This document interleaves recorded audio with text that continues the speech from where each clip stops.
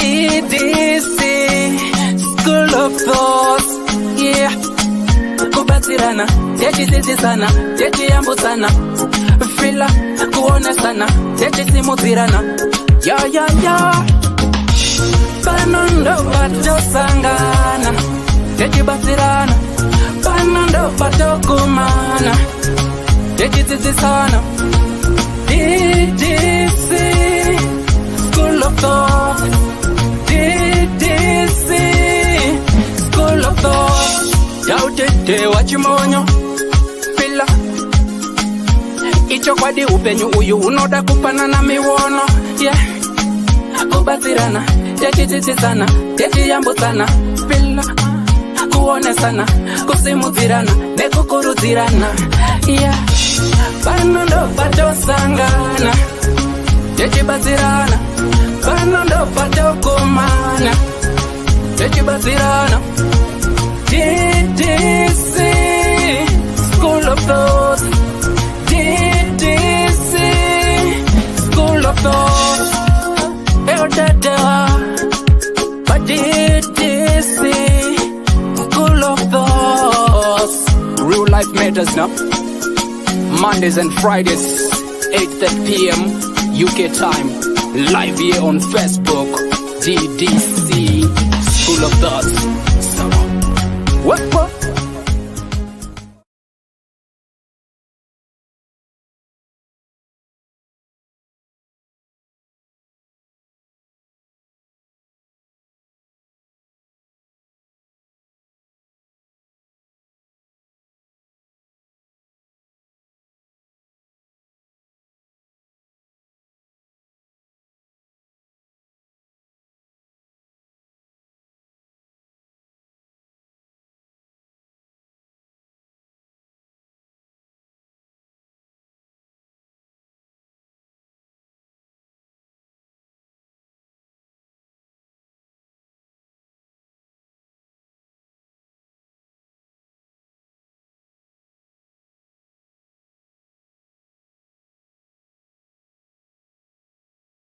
Which is Marabino one time. Ungabe udinga indawo yokuchadela kumbe udinga indawo yemihlangano esikubiza sithi ngama conference space. Ikulu indawo emaGolis Resort. Loba uthanda ukwenza imidlalo enjengokugada escape, ukugada amabhizi kumbe ikanu. Woza uzobona ubuhle bemvelo. Ikhona njalo izipline emaGolis Resort. Kumnandi labantwana asibakhohlwa. Ikhona imjingo emihle emangalisayo emkhulu futhi. Ama virtual reality lama TV amakhulu atholakala ngaphandle. Hawu wakuhle emaGolis Resort.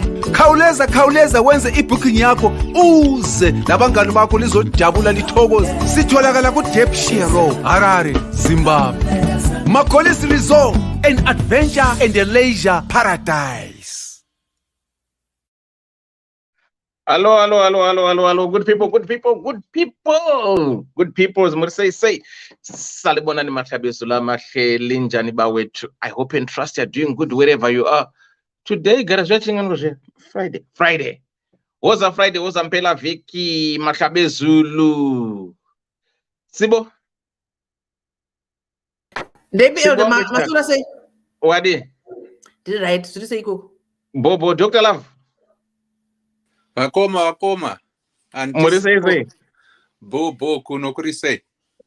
Bo mukoma Russell and WhatsApp kwenye ndakutumira link mamshida link ndakutumira link WhatsApp zuri say good people muruzi gonna say What say Dr. Love what say zonyimi Atri right kuno chando ngisho chathi netsa man but yeah bo kana kuno kuchiri kurova mese asindakazoda mna human blankets kamuri kumbrena chi pana sha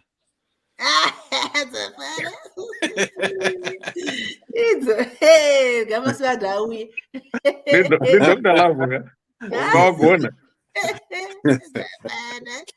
All right, dear. Right.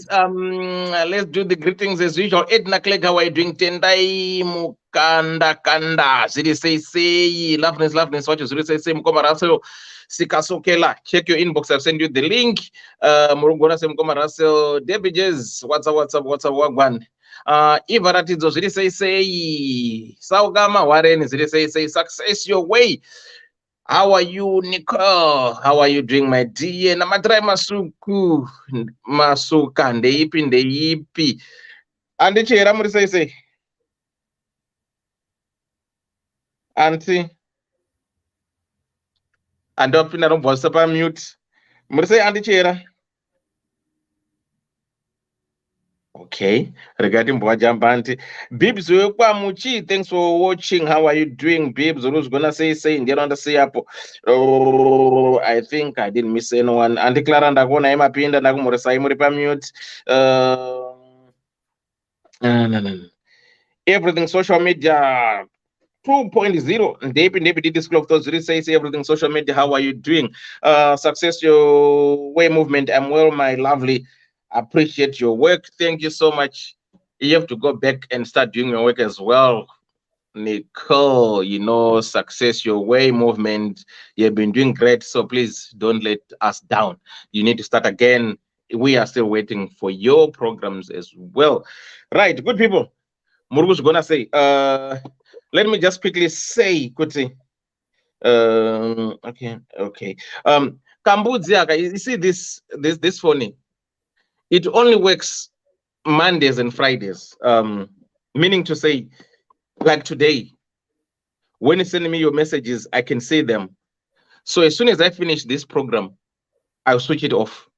Then I'll turn it on Monday. As soon as I finish the Monday programs, it will be off until Friday. So I don't even watch your messages. So if you want to get hold of me, my number is on the Facebook, +44 79 61 80 3546. That's my personal number 24/7. In the WhatsApp phone, don't use this to contact me or send me messages on this. You only send me messages when I'm doing live like this. And when I'm doing live, do not send me messages to that number +44 79 61 80 3546, because I'll be using the phone. So I'll see your messages after the show. Saka, it's not gonna do you any good. So my 24/7 number is this one. Let me put it for you. But when I'm doing lives, don't use that number to up me, because I'm using that phone. Saka, I need to make this clear some of that, because people are not on track. People are looking for me. It's only about 7961 80 3546. Right. That number there, that's my personal number 24/7. That's the one in Facebook. Everywhere you get that number. So with that number, please text me, call me at any given time. But when I'm doing lives Mondays and Fridays, if you text me or call me, I won't be able to answer it or read your messages, because that's the phone that I'll be using. So you'll use this one when I'm doing lives, the other number. Thank you so much, good people. Sonia Smith, how are you doing? Charo Chaki Mkomongo Murugus gonna say, right. Without wasting much of our time. Antima Zodaire. Where's Andiclar? Right. Tonight, our topic is gonna be, maybe I will say sensitive, or it's gonna open maybe healing wounds, or something else, or I don't know, because we're gonna talk with people who've got different perception, different views, who have experienced different things with their siblings, parents, relatives. It's about black tax and toxic parents, or let's specifically say toxic parents. How are these parents toxic?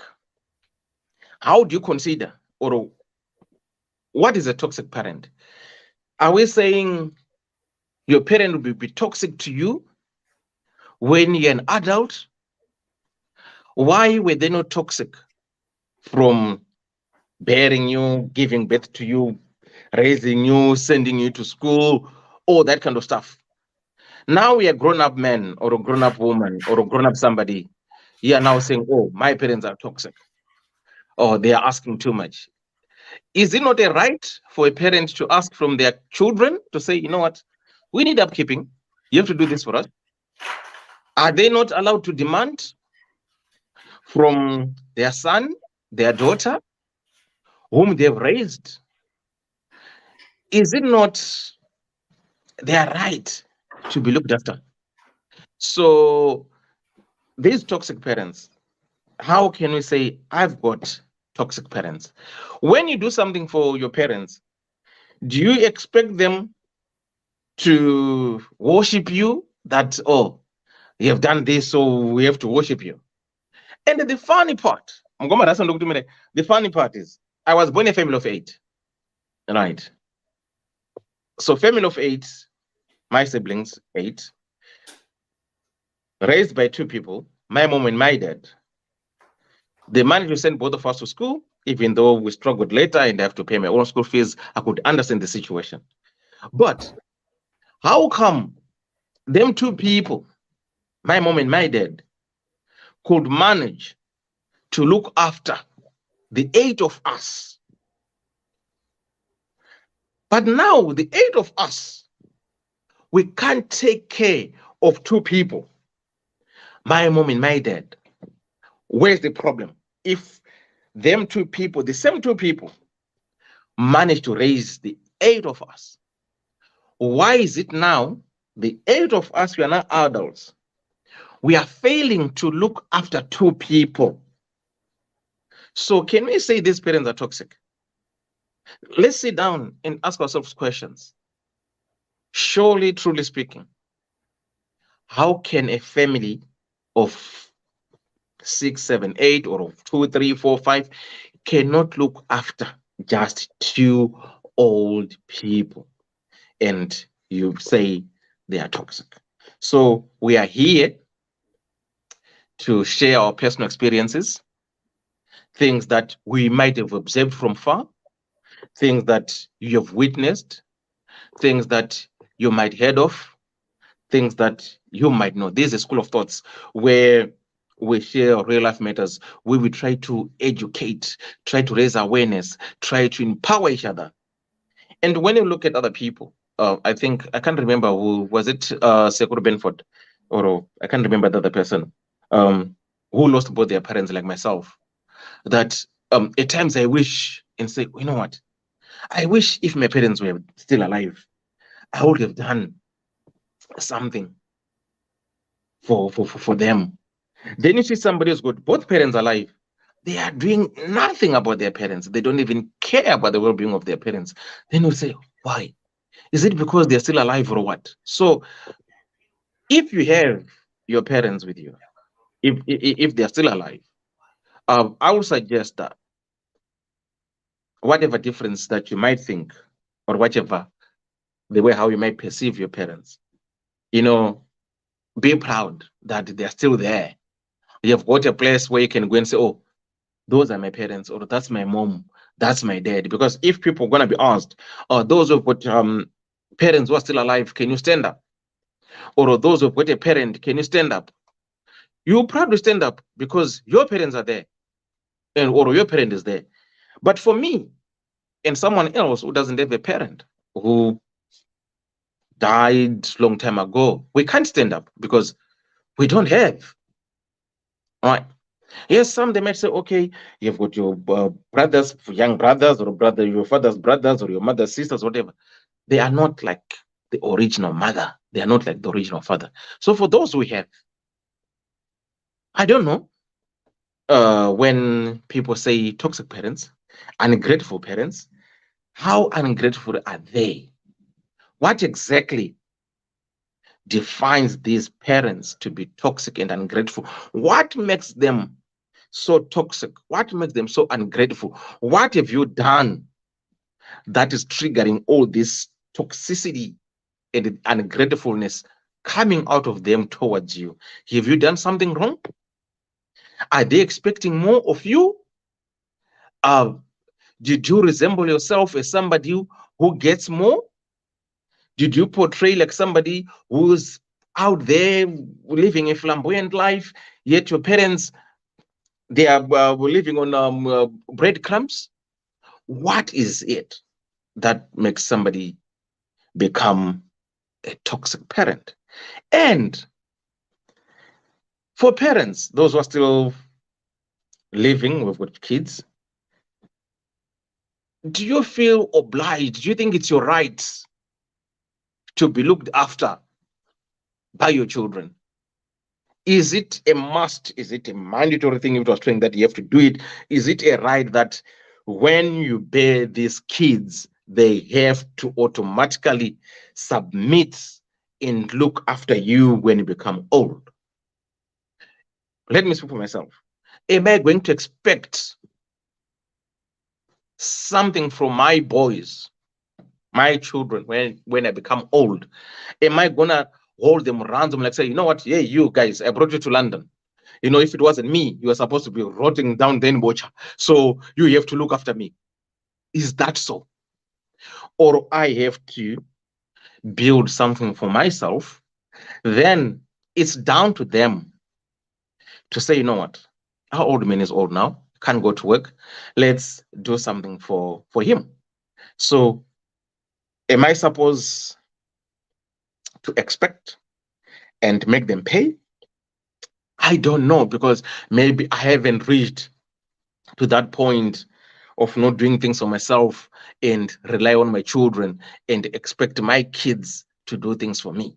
So I cannot talk of things that I have never experienced, but I can talk of things that I am witnessing and seeing,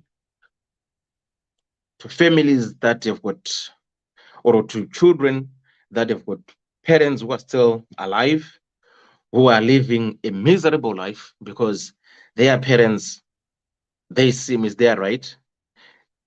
They are very ungrateful, and they are hostile and toxic to these kids. So this is what we want to discuss. And these toxic parents, it's not about you giving them something. It can be the other way around, where they don't like your husband, they don't like your wife, they don't love your children. So that's being toxic. So how do you deal with these kind of relationships with your own siblings, your own relatives, your own parents, when they dislike the other person, that you say, you know what, this is my life partner, this is going to be the husband that I'm going to marry, or this is the wife that I'm going to marry for my life, and these are my children. And you happen to say that there's a division within your family house. How are you going to deal with those kind of relationships? So for those who want to call, you can call up on this number, Cambodia. I'm going to pin the number there. Or if you want to come straight to, or to sit out there on the panel list, you cannot even show your face. You can just come. The link is there. You can add. You can be added. Here, if you don't want to be disclosed your name, you can as well just come and don't show your face like what others do. It's entirely up to you. If you want to phone Pambudzi, our phone, you can call on this number as WhatsApp, so that you can give others chance to speak. So what I'm gonna do is I'm gonna play a video which is not mine, which I got through Facebook, these social media platforms, which I just wanna show you what will you do if you encounter that kind of a situation. So this is the video. It's not my work. I'm gonna put a disclaimer on that. This is not my work, it's someone's work. But I thought that video, we can merge it with what we are talking today. Have a look, make your own decision, and we'll talk about whatever you want to talk about, toxic parents or black text. There we go. Yeah, that's what I feel.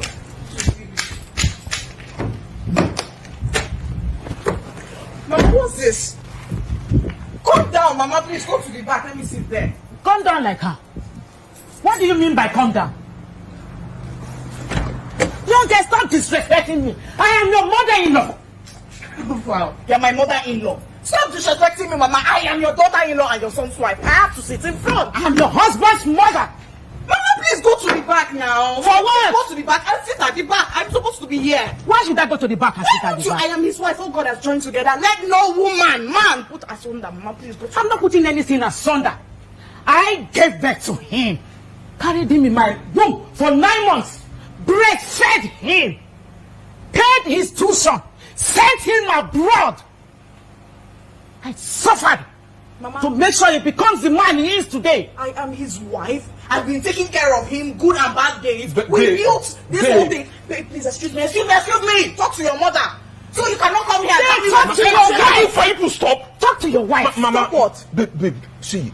Why are you We're supposed to be having this over. Talk to your mother. Okay, Mama, please, can you just go out? Get it now. Exactly, let's go out in peace. How? Babe, this is wrong. This is not happening. Mama, calm down. Please go to the back. Then drag me out. Drag me out. Mama, I will not touch you. Please calm down. Of course you cannot. Okay, fine. Change the first thing that's causing this problem. Babe, check, drive. Look at how you're making it sound. Please, for peace to reign, let me sit at the back. Please. Mama, I'll sit in the front. If my son is sitting at the back, I'm here with him. Please, shift to the other side. Let me sit. What did you say? I'm sitting here with my husband. What did you say? I'm sitting here with my son. Okay, and that automatically makes me your driver. Do I look like a cab woman to you people? My son, shift. Mama, is it that you sit at the front and we go? Or I go back inside? Please, can I have my car keys? I have what car keys? This. Can I have my car keys, my friend? Can I have my car keys? This outing is over. You won't tell me that now. You won't treat me like trash, my what? Your mother should sit in front. Why? What was the meaning of that rubbish? Oh, you are watching her. Hey.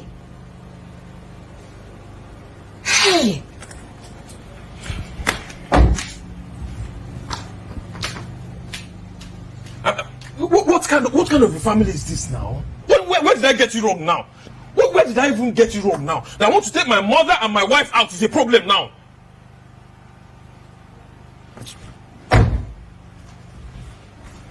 Babe! Mama! They even locked me out. Babe!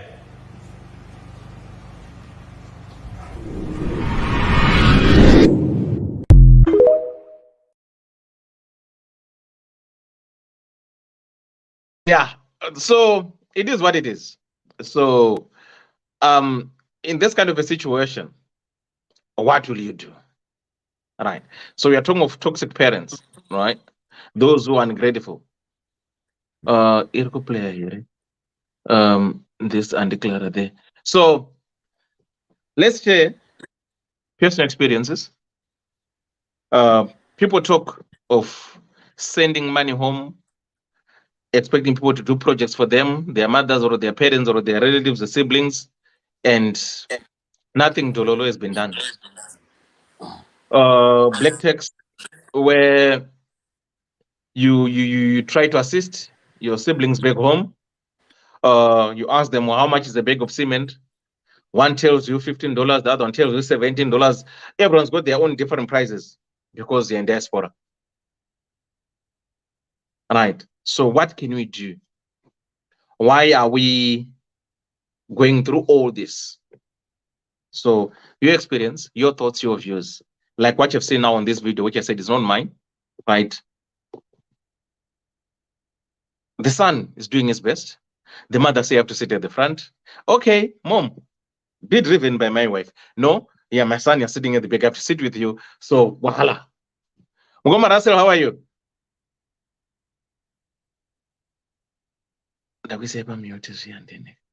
Mugoma Russell, how are you doing? Wagurugo, what do you say?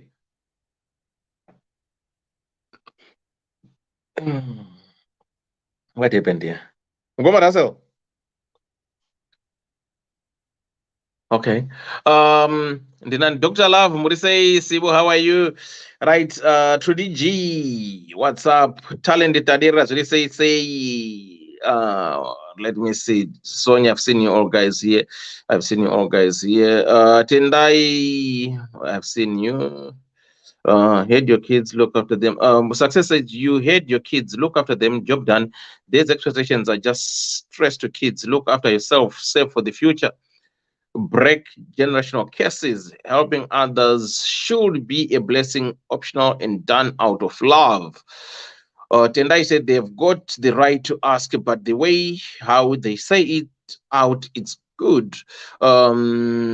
Success say, my mom looked after us with tax job, 5 stubborn kids who drove her crazy. I look after her because I love it and it's in me. But for the future, we have to learn to be self-reliant and sufficient. The world has changed. Tendai said these parents, they don't appreciate what some of their children give them. Success say it is not one's child's job. The more the merrier, the easier. But better do what you love. Help because you can and love to. Don't let anyone break your back or guilt trip you. Right, so I was just reading those comments there. Right, there's the number. If you want to call, there's the number there. Mgomanyasha mafika murise say, Trisha Kumal, how are you doing? Ini Trudiji say, ini ndevati vagare kumberi amwene vangu asikana vato nditi ndigare, no problem. Ivaratidzo say, women and drama. Speli Paulos, how are you doing? Pauline McKay say, Black Text is gonna send some of us to me and of early graves. So that's what you're trying to discuss today about black text toxic parents. What's your thoughts, what your views, what your take on that? Mugoma rasa onde Burundi nzwe imwagurim asinduto randika kan Sibo, can you hear me? Dr. Love, if I'm talking to myself, can you hear me? Yeah, there's a volume there. Dr. Love. Never know where. Asi ndrinde gabana bagan. Mapanelist saninga aningaripa mute. Tritese takakwana. Ayo, but ndugu moresa onesima kanyara mgoma rasa waskutaura. Dr. Love waskutaura. Iyo waskutaura. Ndikatori Sibo. Trace Kumara hanzi avasikunzwa. Right, those want to join in. If you want to join in, you can join in. If you want to call, you can call Bagambudze, whatever. So there we go. What's your take, Sibo? Mugoma raso. Dimunu kunone sanetu yego gomuri sai.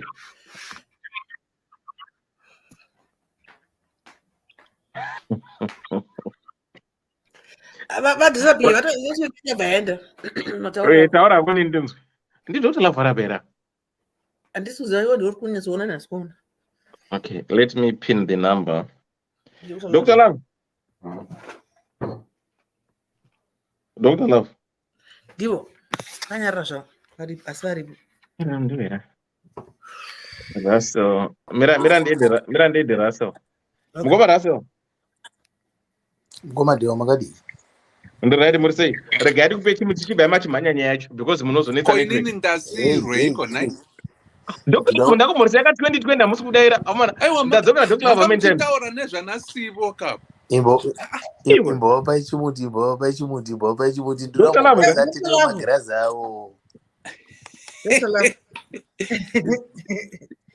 yaiwa chingoenda inacho chimuti mukoma manga matokiwa hatidi kuchinja magia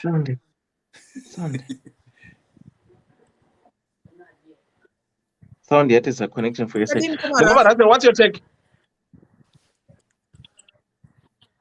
It's wada phone number zirapo it's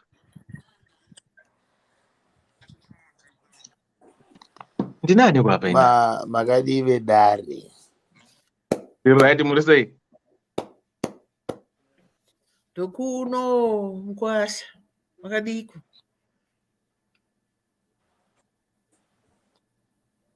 takazombodzwa rozwa ndi une mwana musikana ere ngati wakawanda tinombotanga tambomhoresa zvedu vedare vanhu vemagirazi vakawandisa mugurupu mazuva ano gore 2023 mukomadhewa Sibo ani makawanda mese maane magirazi zvawo enyu aripiko ko enyu aripi akomana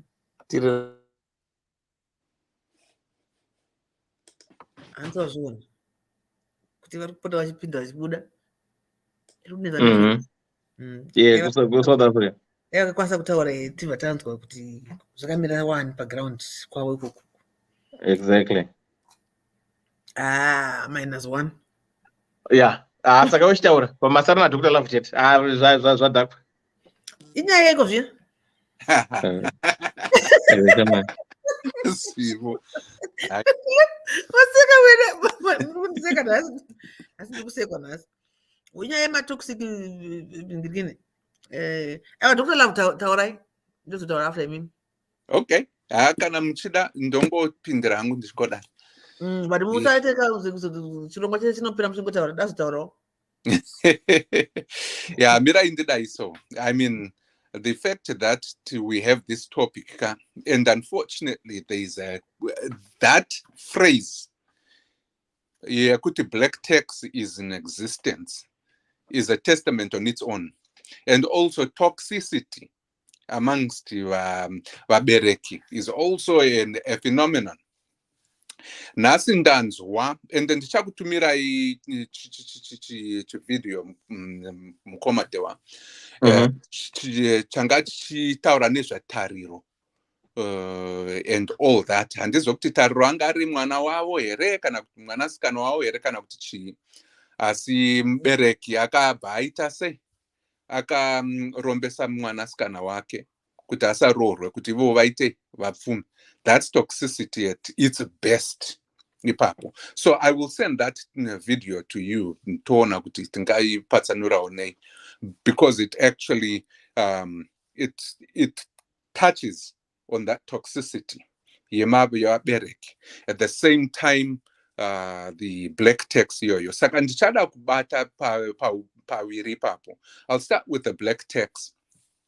It's unfortunate that we have not progressed further than we should be, especially nema variables, nema changes, nema inonzi mix iripo.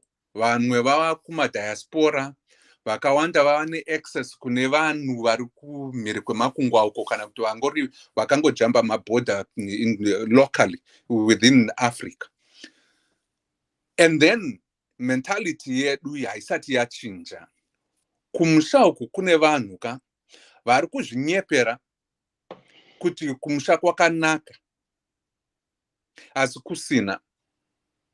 Hatidi kuzvinyepera pano kuti ehe kune vanhu vari kurarama vachitorarama kuti they can spend $1 a day, $5 in a week kuti vaita sei vararame. Asi chokwadi chekudai, so what kind of lifestyle is that? Ndoda kutangira ipapo kuti ngatisanyeperanei kuti kumusha kwakanaka. Africa as a whole haina kunaka. Haisiri iri pachinano chiya chekuti tinoti yakanaka.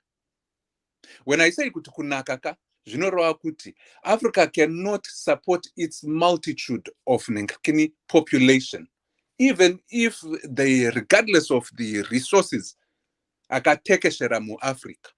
And this kutaura Zimbabwe chete, Africa yose, we have a problem. Because black text and inakumboinzwa only in the Zimbabwean community. Iriko kuma Ghanaian, Somalian, Liberian, Nigerian communities. Tose trim diaspora. Tunenge tine level yakati fanenei nevamwe, but others worse than the other groups. Kanataguda kupinda down to the nitty-gritty. But chirikunetsa ndechekuti Africa, kutiza kwatiri kuita Africa ikoko, be it for opportunities, because we cannot find them in Africa, is actually burdening us isu tabamo kuti tinotarisirwa kunzi titei tiriritire vamwe vari kumba. Haisi mhosva yevanhu vakaenda diaspora kuti vave vachapiwa that burden kuti variritire vanhu kumusha. Haisi mhosva yevanhu vari kumusha kuti vatambudzike zvavari kuita, kuti vasawanewo vasakwanise kuzvichengetedza kana kuti kuzviriritira semazuva ataiziva kuya. Vamwe vanoda kuti Rhodesian era, vamwe vachiti before ISAP, kune vaiziva ISAP. You know, that to me is where we are actually tine chigap. Gap yachona ndeyekuti we need to progress both in our ways we think about life. Tiri kumusha ikoko nevanhu vari kuno mumadiaspora. Todzidzisana kuti how can we best upgrade our software. Tichiri kushandisa software 19 gocha nembe. Isusu tiri muna 21st century. Because the idea inonzi tirere chigondi tireravo has been there. But the aspect yekuti chirere ndigo ogondirera oka, chigondirera oka, it needs to be tweaked just a little bit to upgrade it. Azvireve kuti kana baba namai vakuchengetai murasha vabereki. Aiwa. Zvinonzi naCharles Mungoshi, zindoga mwanangu ziwako akabva. You gotta remember that.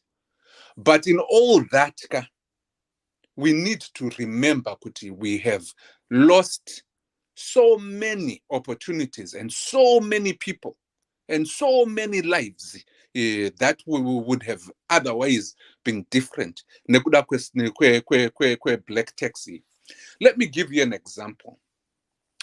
You've got a family of 8, says Rataura Namkoma Dewa, and there were 2 people that could actually kuriritira Murio iri 8 at the during that time, Rhodesian time, early Zimbabwean time, and the futi vachikwanisa kubhadhara ma school fees, dzimwengo vachikwanisa kutorizviriritira, and they were doing subsistence farming, balancing it namdara ari kushanda kudhorobha, and making ends meet that way. Hupenyu hwanga huri nani. Mazuva ano things are worse. They are worse than they were back in that day. And maybe we are glorifying kuti kudhara kwedu kwanga kwakanaka. But no, let's face facts as they are. In 1980, the bread basket, basket consumer basket level, the consumer price index Zimbabwe was higher than the American living standard mazuayayo up until 1983. Higher. I'm telling you, it was living standard Zimbabwe yaito kodzera ichishamisika kukurira yoko America by the standard of the anonzi ma mixtures of industrial private sector confidence, that index. Mazuano Zimbabwe comparative, same government, same one, same nika, same opportunities. It's number Aniko 140 something chakuti. Out of how many countries in the world that actually keep that anonzi ma measurements yayo. Anecdotal evidence. I'm talking about the empirical evidence. Kana mchida compare apples to apples. Zimbabwe yashata. Zvokuti yanga iri Smith in regime yaiti batirira. Rambai mchitaura kudaro. Those are anecdotal. And if you were to count the number of people how many of those would you say were part and parcel of the populace? There were maybe 100, 1,000 people,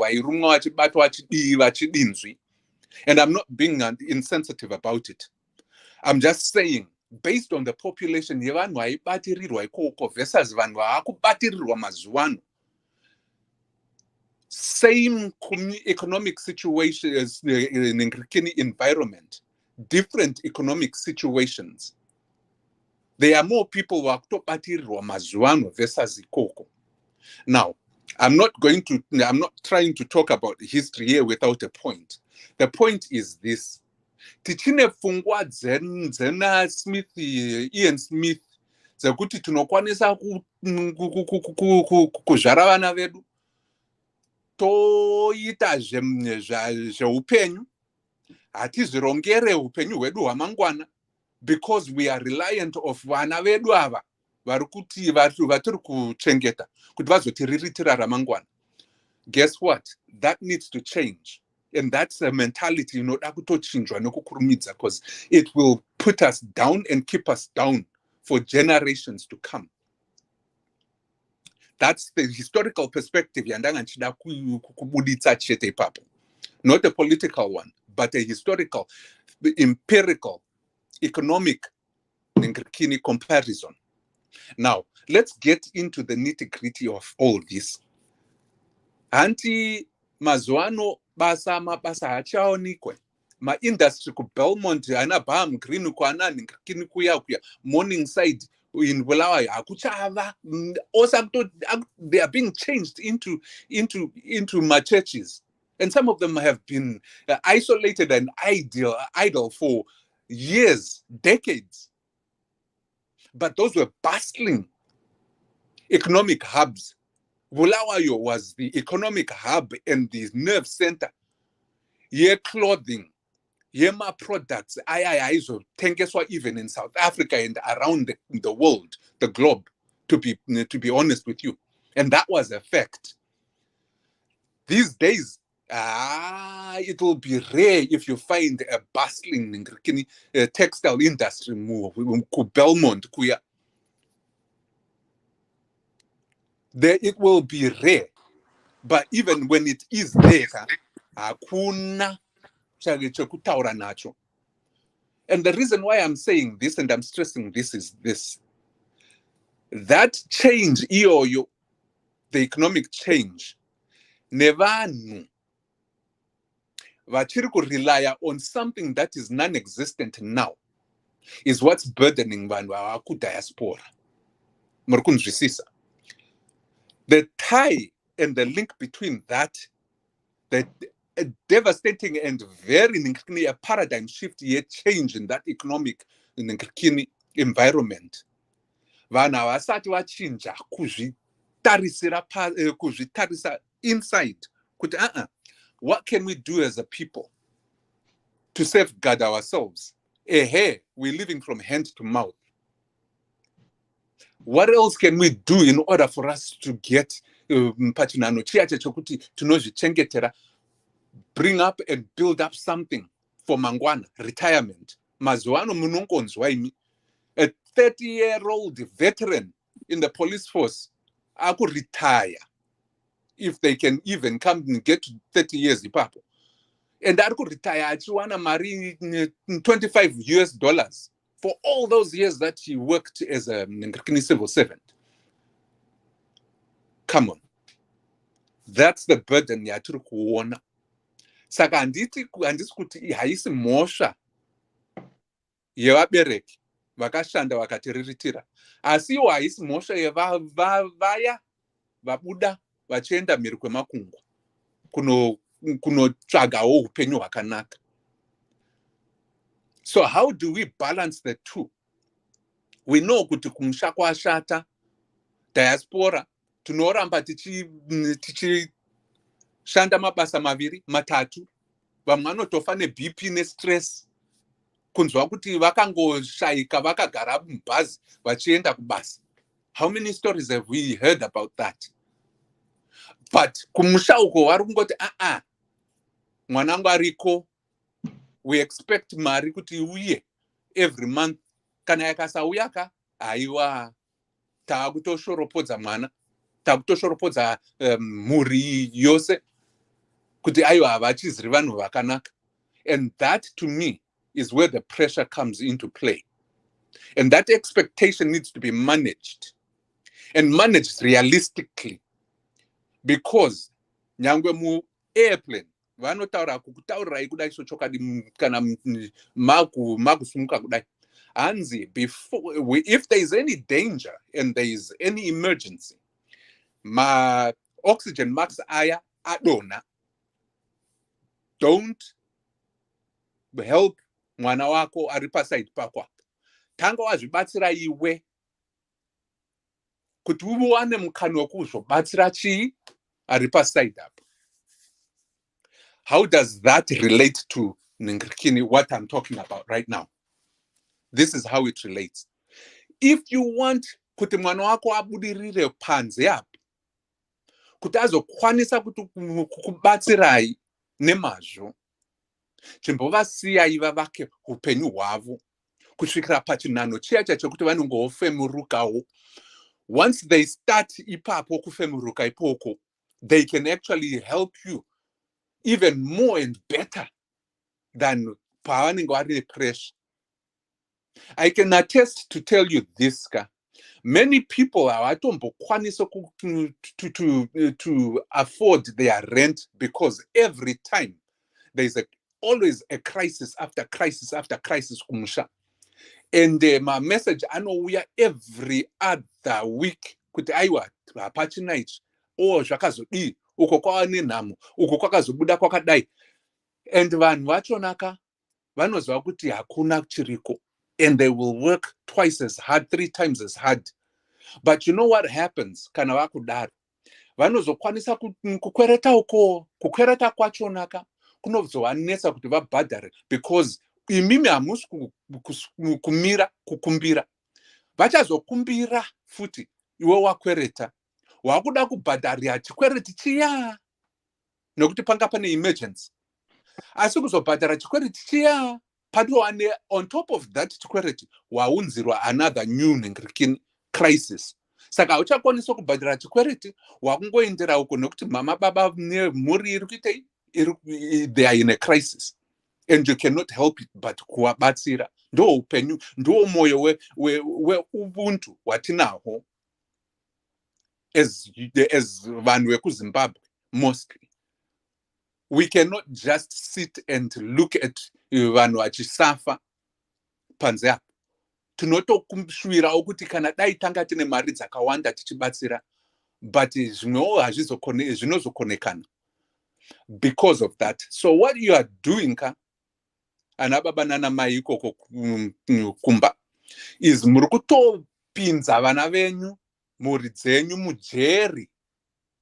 Jeri risingazokwanise kubudika nekukurumidza, because the minute they default on that chikwereti ichocho, be it at a bank, be it with a friend, it is harder to find chimwe chikwereti when a real big crisis comes. That's a fact. Pane credits, anonzi credit history, payment history, zvakadaro. And if you take all that into account, uko uchimanikidzwa kunzi aiwa bhadhara ichi, rent iri kudiwa, chikafu chiri kudiwa, mushonga uri kudiwa, zvose zvakadaro zviri kudiwa. Hausi kubatsira 1, uri kubatsira 2, 3, 4, 5, 10 people and extended family ipapo. The burden becomes insurmountable. And then you find kuti vana venyu ivava vari kudiaspora vozofa unexpectedly. Nema causes a stress, be it diabetes, type 2 diabetes, high blood pressure, chronic disease that come out of just being stressed at a higher level consistently. But isusu kumshauko tinongoti chingoti vari diaspora vano ipapa pavanozvikwanisa, mari inonhongwa munzira. It grows on trees. That mentality ndiyo yandikuda kukutaridzai kuti we need to change that. The gap yekuti taikwanisa kuzviita pane vana 8 vanhu vaviri. And these days with the economic situation and also the environmental factors dzachinja, ngatichinjeiwo maonero edu, mafungiro edu, nemaitiro edu. And then I hope at that point in time we might be able to come to a middle ground yekuti munhu anokwanisa kubatsira nepaanogona, asingapinzwe munhamo inenge ichizomuurayisa, because a lot of us kuno, that's where we are. Hamusanyepero henyu kunzi vashoma vanozvikwanisa, vakawanda, they live from hand to mouth, not because they want to, but because vari kuitira kuti mhuri yavo iri back home ive ichabatsirikana, because we don't want to see them hurting.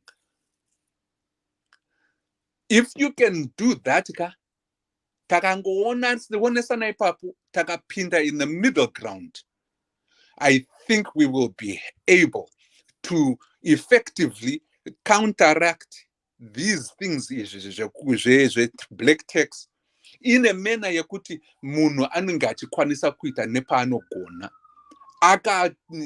freely too, because that's where my blessings paanobva awanda ipapo, kwete zvekugunun'una uchiti ndakuzokumbira ani kuti ndijoinidza apa uko ndakufonerwa nebhenki yangu kuti mari haina kupinda nekuti pane ma-NSF, ma-non-sufficient funds aya, uko uri kuti munhu haachagoni kuitei kuenda kubasa nekuti akurwara. What happens then? It becomes a situation of a disaster. Mwana wako afa, mwana wako haachakwanise kushanda, imimi maakuitei kumba kuZimbabwe. Hanti munenge matorasa zvose. You cannot kill the goose that lays the golden egg and expect to get golden eggs every day. Let's find a middle ground. And this kuti musabatsire vanhu kumba uko kumusha. There is a real need for it. What we need to do is to come to an agreement, the middle ground, and look for my services and opportunities kumba ikoko ekuti tinokwanisa kuzvibatsira. And I'll give you my examples achona.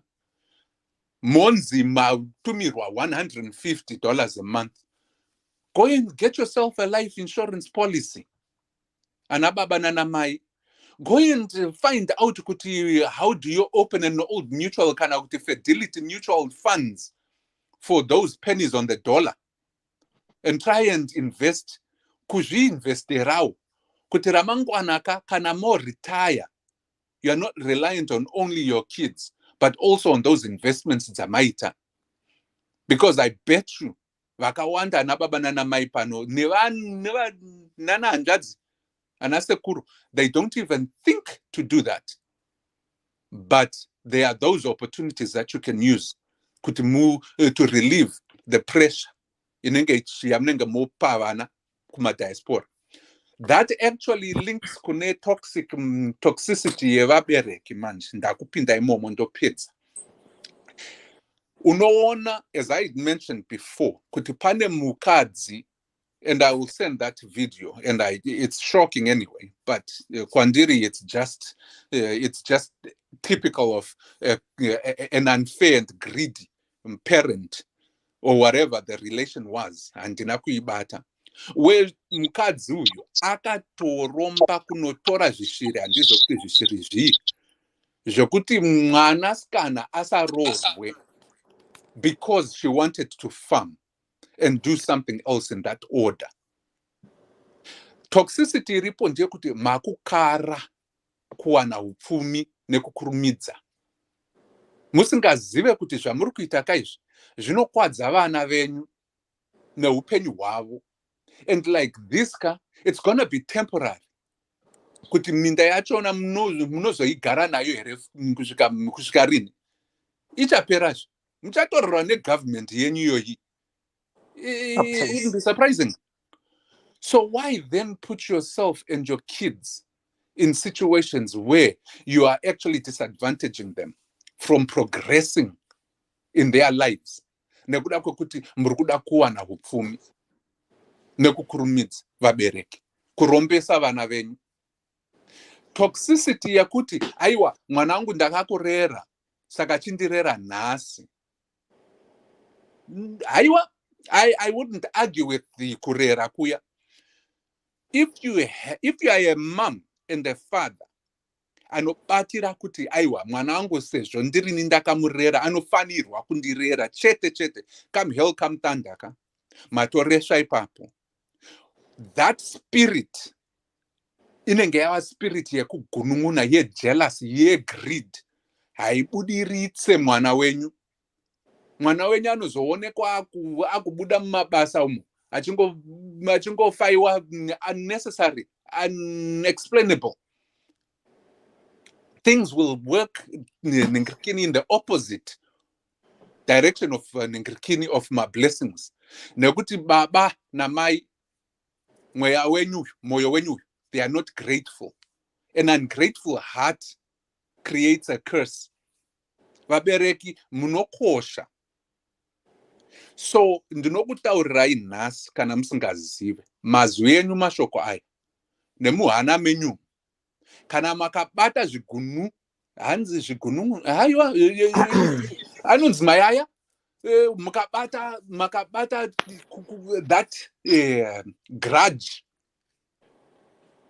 mumoyo menyu mukabata that grudge mumoyo menyu imomo, you are basically killing your offsprings, because power yamunayoka nyangwe na Mwari akati honor your parents and your life will be extended. Zvisi zvekunyepa izvo. Nyangwe chivanhu chedu chinoti kudzai vabereki kuti upenyu hwenyu huitei hukunakirei. Vanga vasingarevese kuti ndizvekutamba izvo, ndizvechokwadi. Because when you say bad things, nyangwe kuti chimwana ichi hachitombobatsira hachina nebasa rose, that's a curse that you are calling upon your own kid. Uyu bharanziri harichazive kumusha, tarirai rangoti zizi ikoko kwariri. That's a curse. That is toxic. It will spoil your kid's future. If you don't believe me, rambai muchizviita muona kuti vana venyu vari kubudirira here. If you are honest with yourselves, kuona kuti vari kubudirira here to that level yavanokwanisa kubudirira muchivataurira zvimatakanyanya zvakadaro. So let's have a grateful heart. And when you have that grateful heart, kuti nyangwe iri dhora iroro ramatumirwa muchiomberawo muchiti ndatenda aniwo hamenowo zvamunotenda muchiita, that grateful heart inoperekedza mwana kuti avanewo makomborero akawanda, not only in biblical terms, nyangwe muchivanhu ichocho chatinombonzwa. It will do that because makati koshera vabereki.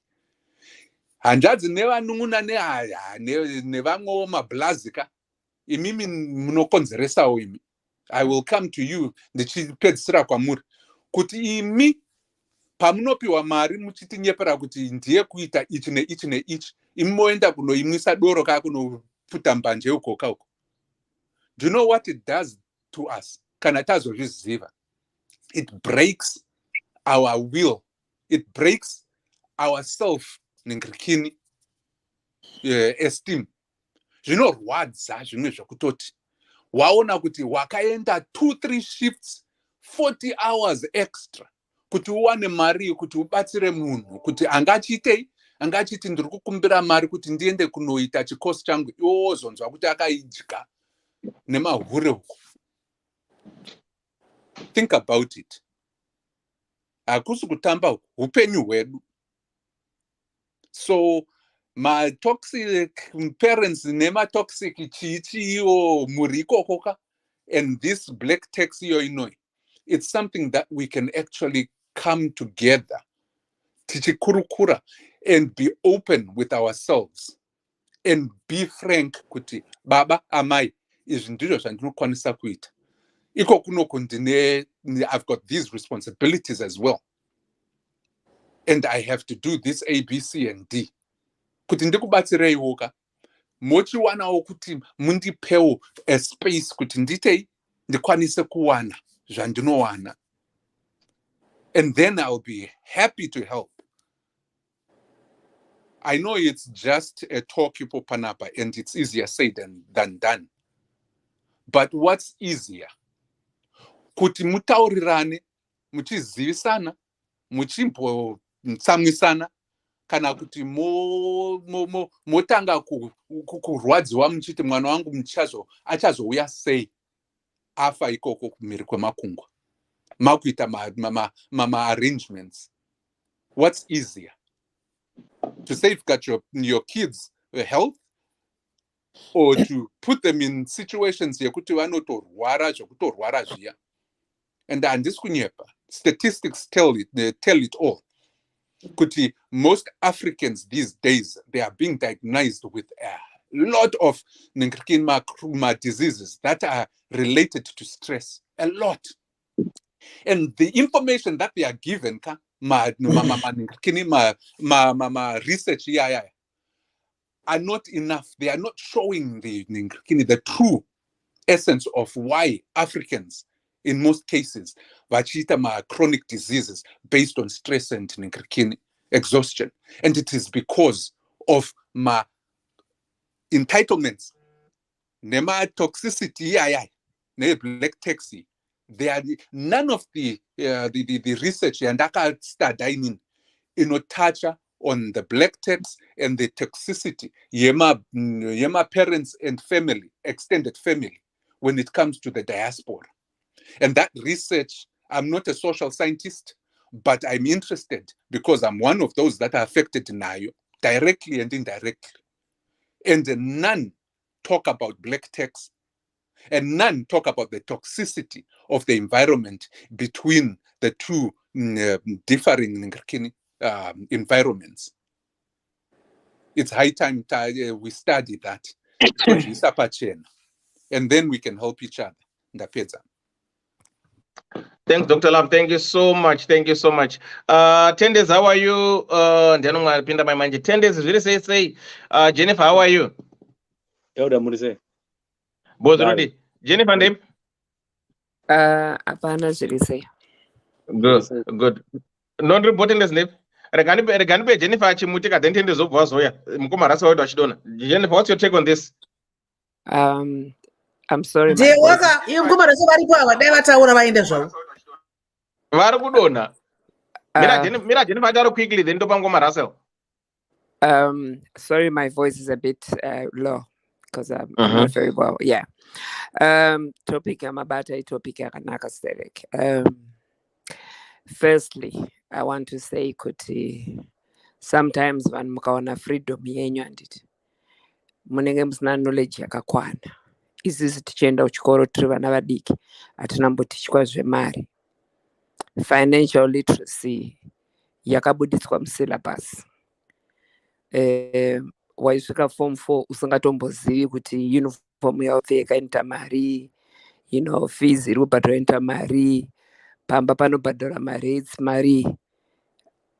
Those were things you didn't know. Waitozozviziva wakuenda kubasa wakuloja. That's when you start thinking kuti what are things like. So when you don't have a system kuti from young or kutichwa value yemari, pamberi apo chero kuti value yemari yacho hauzvizivi because hauna that knowledge. Saka kumba, we need to start now having those conversations where vana are taught about money vari vana vadiki. Because when you start teaching them vari vana vadiki, kumberi zvinoenda mberi. So you'd find kuti ana baba vedu vakanoshanda mumatowns, vakatanga kugara mumatowns, they managed to have homes, and vana vakakurira muhome imomo. The little they had, everybody could have because of what was there at that time. When ana baba vedu got old, vaya vana vati vainzi aiwa iwo handidi kuti uite basa remaoko remadhaka, ndira kuti usenza muoffice.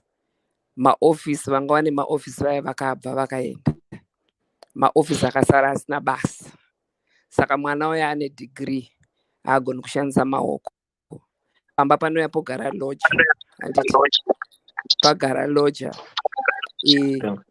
Vanhu vanenge vachingokollecta maresources eloja havasi kutomboziva kuti imba ine chikwereti here, imba inoda kubhadharwa mvura here, simple things like that. And panogona kuita mubereki anongoti musiyei John adye mari yemuloja, but havasi kueducata John uya kuti mangwana zvinogona kuzonetsa. Then pamba ipapo poita munhu wana anobva oya kudiaspora. Abva kudiaspora anenge achiziva nhamo yevabereki. But iwewo kana usvika kudiaspora, isusu patakasvika dewa takauya tichiti tikuita 6 months tiri kusvikogadzira mari very fast tichidzokera kumba. Hatina kuziva kuti tiri kuuya kunyika ine system, ine vanhu vakatodzidza finance dzavo, vanotoziva kuti pound rinosenza so so saka takatanga kusvika takauya isusu tine Mutiba handiti tikasenza mabasa 7 tikakanganwa kuti we are human beings, nyama inoneta handiti.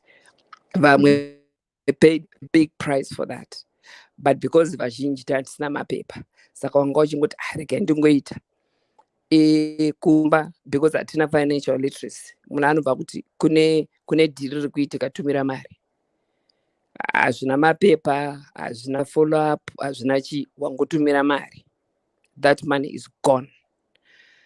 Vari kumba kuya now, if you have now a recipient ari greedy handiti asina mumwe munhu at heart achatanga kumisuse mari. But I want to correct the other caller kuti pane vamwe vanhu vari kumba who have created my relationship nemunhu ari kudiaspora on the ground nemunhu ari kuno, and they've actually built zvinhu zviri amazing zvokuti ukaenda mudzimba dzavo unotorohwa nevanhu kuti some people are actually functioning. But vanhu vakakurumbidza kuona kuti this system we need to learn about money, tofanira kudzidza nezvemari. You would find kuti vamwe vanhu vane musika. I know a woman in Kadoma ane musika, haana kana hama iri kudiaspora, haana kana mbobuda kunze, but the things she does nemari yake nemusika wake, it's amazing because she has understood kuti mari circulates, mari inosevwa sei, and what do you do nemari. Most children vakasiwa matowns nana baba vavo, vamwe havasina maparents, vamwe anawo. They don't pay rent because my parents have bought these properties. But because atina kuudzwa value yema properties, you'd find kuti vanhu vanogara mumba vasingabhadhari rent, vanongobatira marents. Marents acho kaatarisa ukaudzwa price imari shoma compared kuno kwekuti uri kubhadhara gas bill, electric bill, council tax, rent. Those things are non-existent. Kumba, the most people pays water and rates. That's it. Nema gets avanita zvokujusa, and half the time pamagets anenga asiko saka they are not being used as much. And the gas they don't use as much. Mimba nongoshandisa gas tank route. Unogona top up gas tank rako $20. Otobika the whole month. So you'd find kuti because of that lack of education, isusu kunoku we tried to fill in a void. Inini personally, I had to take my mother to come and live here. So when my mom lived with me for 4 years here, she understood and she said, zvatinoita mwanangu zvezvokumbira mari ndazonzwisisa kana ari mumawaniro amunoita mari aya. No. And when she went home, she started educating other people.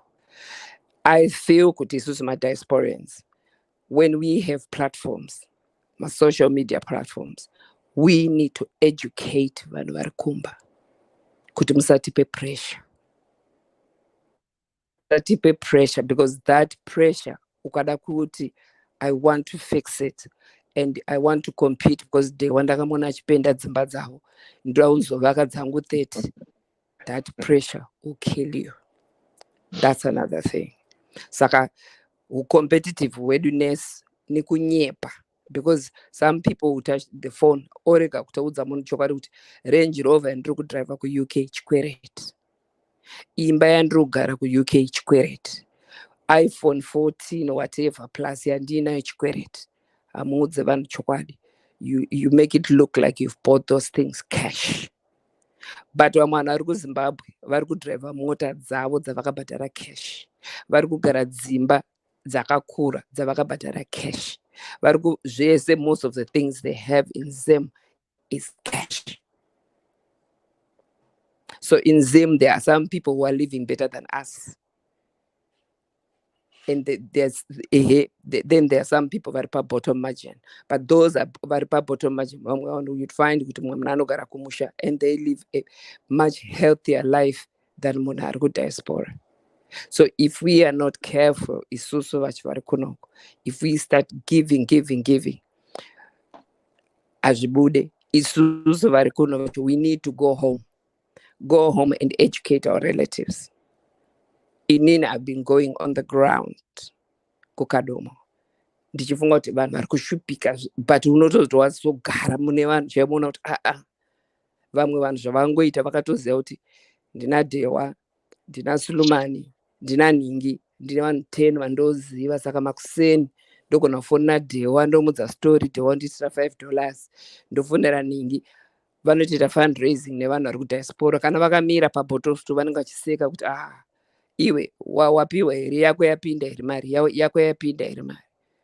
There's a culture of people who have done that, who are doing that, especially the young ones, because vanoziva kuti it's an easy way. Because now munhu kana ndikaziva kuti ndogona kufonera Ningi mukoma Ningi ndongomuti zvinhu hazvina kumira mushe anondimirira. But iwewe uri kudiaspora ukataurira munhu kuti no, you have to think of something.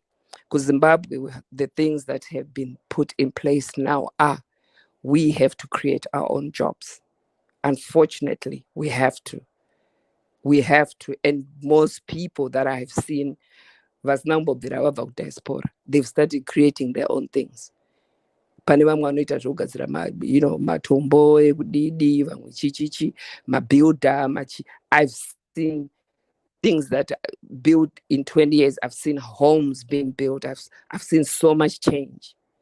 But kweitowo vamwe vanhu vanenge vachingoti zvakaipa ngomukangogara zvakaipa, and they phone diaspora. All I'm saying is, people in diaspora, you need to go home. And when you go home, don't stay with just your relatives. Imboenda muchitenderera muchitaura nevanhu. And try and educate people kuti chero vanhu pakanzi pafiwa, right, pano hama dzakawanda, vanhu vakuenda onzi Ningi ndiye aripo, vape mari yekudzokesa ibhazi. You need to say no. Muone kuti vanhu navadzokere kwavanenge vabva. But isusu, I think we do the patch therapy kuti pakanzi hapana chakati takutobudisa mari, imbomira nemari yako momwe umboona kuti kana panzi hapana chakati vanhu vari kufa here nenzara. Zimbabwe ine vanhu vakawanda, millions and millions of people. If things were that hard, Zimbabwe ungadai kuna vanhu too. So Dewa, anyway, like I said, I'm not feeling well. That's what I just needed to throw kuti guys, especially with diaspora, don't put yourselves under pressure. Diaspora is even harder than Zimbabwe, because Zimbabwe you can live comfortably in $100 or $200. You can do that in diaspora. So, and sadly, we live two lives. It's either you choose one life, but if you want to live both lives, you have to put rules. If you know you are not sending money unnecessarily, you need to tell people, no, I'm not sending money. People will hate you, but they would learn to accept, you know what, look, we need to make plan B.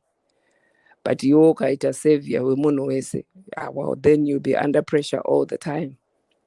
And it's good to visit Zimbabwe and see what's happening. Then you can understand that world. Because ukangogara uchingonzwa zvekunzwa usina kuona what's on the ground there, where you know what I'm talking about. When you go to Zim and you actually now go msupermarket zvinotarisa uchienda papi kutozoona kuti because nezvawadzidzwa kunoku nefinance auna understanda kunoku wakutotanga kutoita kabudget kako kutoona kuti ndogona kutenga mubare kwakachipa, ndogona kuita zvakati, wakutolena that because of that, And I feel kuti vana vanoda kutichwa that financial knowledge when they're very, very young, and appreciate zvinhu zvatiinazvo kuZimbabwe. We've got land. Vanhu vakagara kumusha vabhadhare rent. But people don't stay there. Everyone wants to stay town, unfortunately. And kana tagara kutaura kuti hakukompita kuti mining vanobva kuti ndine wangu ari kudiaspora dauti atonditumira mari. My parents are coaxed to lie, to say hawks things and stuff. Some people genuinely need the money. Some people just hawks because an opportunity has been created. And it's time for diaspora to say, no. We are not feeding into those schemes anymore. Anyway, Dewa, thank you for giving me this chance. Thank you so much. Thank you so much. Thank you so much, Jennifer. All right, Mugoma Russell. Mugoma Russell. Muguru wangu. Murisei. Tiri wadi magadi yenyu. Taura itinzwi. Right, nyama taura yakanaka chaizvo, inovava. Ndotanga ndibata sei. vanhu vari kudiaspora teseka tine manyemwe anonzi manyemwe chaiwo chaiwo, manyemwe chaiwo asingaiti. Handimanzwa ndadzokorera manyemwe akawanda ka. Ndezvekuti pakanzi paita problem yakati kondoti aiwa mirai ndiri kusota ndoigadzirisa.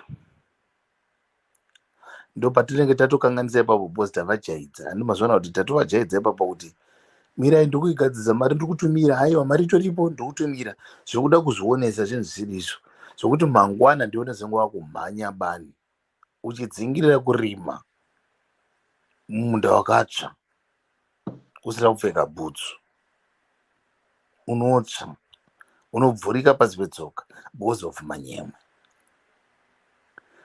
This is what is contributed to a lot of us people vanokudiaspora kuita sei tirware nezviro zvatisingazive because we are overworking kuda kuimpressa vanhu nekuda kwamanyemwe. Naivo vanhu vari kumusha wangoziva chete kuti iwe wabvuma pekutanga kuti upenyu tikangomuti chakati hatina anomhanya. Unenge watochikwama ka kuitwa wariti kana kuti wabhande nebhurugwa usiiwe ungonzi 2 minutes mwanangu chakati handina, mwanangu chakati handina, iwe ubva watumidzira aiwa mukoma chakati handina. Munhu ari kutomutumidzira mari yekuti anzwa kuvaviwa, ari kuda kunosvuta zvisvutwa, ari kuda kunoputa mutoriro, ari kuda kunomwa kari hameno inonzi chii zvavari kumwa mazuva ano zvisingazivikanwa. We have to learn to contribute and stop zvinhu zvokuti no, I can't ndokwanisa kukupa mari yakati at a certain time because I have my own things that I need to do. Ndokuri kuitika maproblems atina kuti we need to impress, toda kufadza Satan because when they only sucking hapana chavari kumbozwa kuti mari iyo uri kuiwana sei because wedira kuti diaspora anzi ane mari. Andombokunyatsopanzwisa ngoma divavavo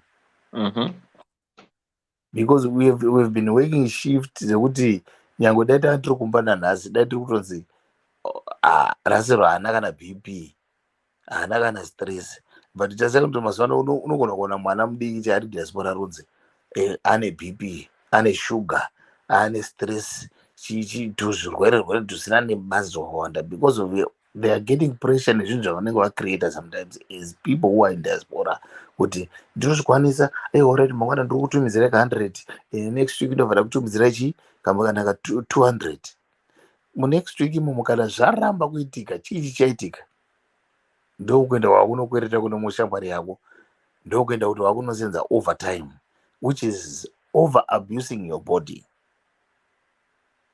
and that is going to affect you again back. Utanga kurwara anzi munhu azongofira mumba apa ariwo manyemwe atechitaura yakuda kuti ndonzi ndini ndapedza ngoma kuti vanhu tichada kutaura zvakawanda. Thanks Mukoma Russell, thank you so much. 10 days, what's up?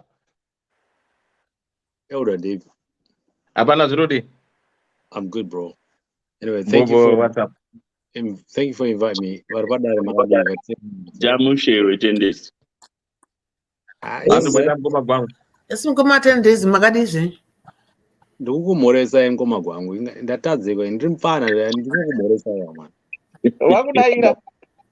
Ndachamusha. Kana kuti ndiri mushe ndiri mushe kudhara. Alright, taura ndikozotaura. Ndopanotangira black tax papapa. Ndiri kuona hunhu hwevanhu vakuru ndo huri kutambudza kuZimbabwe. Ivava vanenge vanaganga. Ani muri kuona? Vangona vapara vapinda vanenge vakuda kungoda kucontrola. Nepavasingakwanisa kucontrola havatomboda kuona kuti anyway mukoma wangu ndikutamba naye.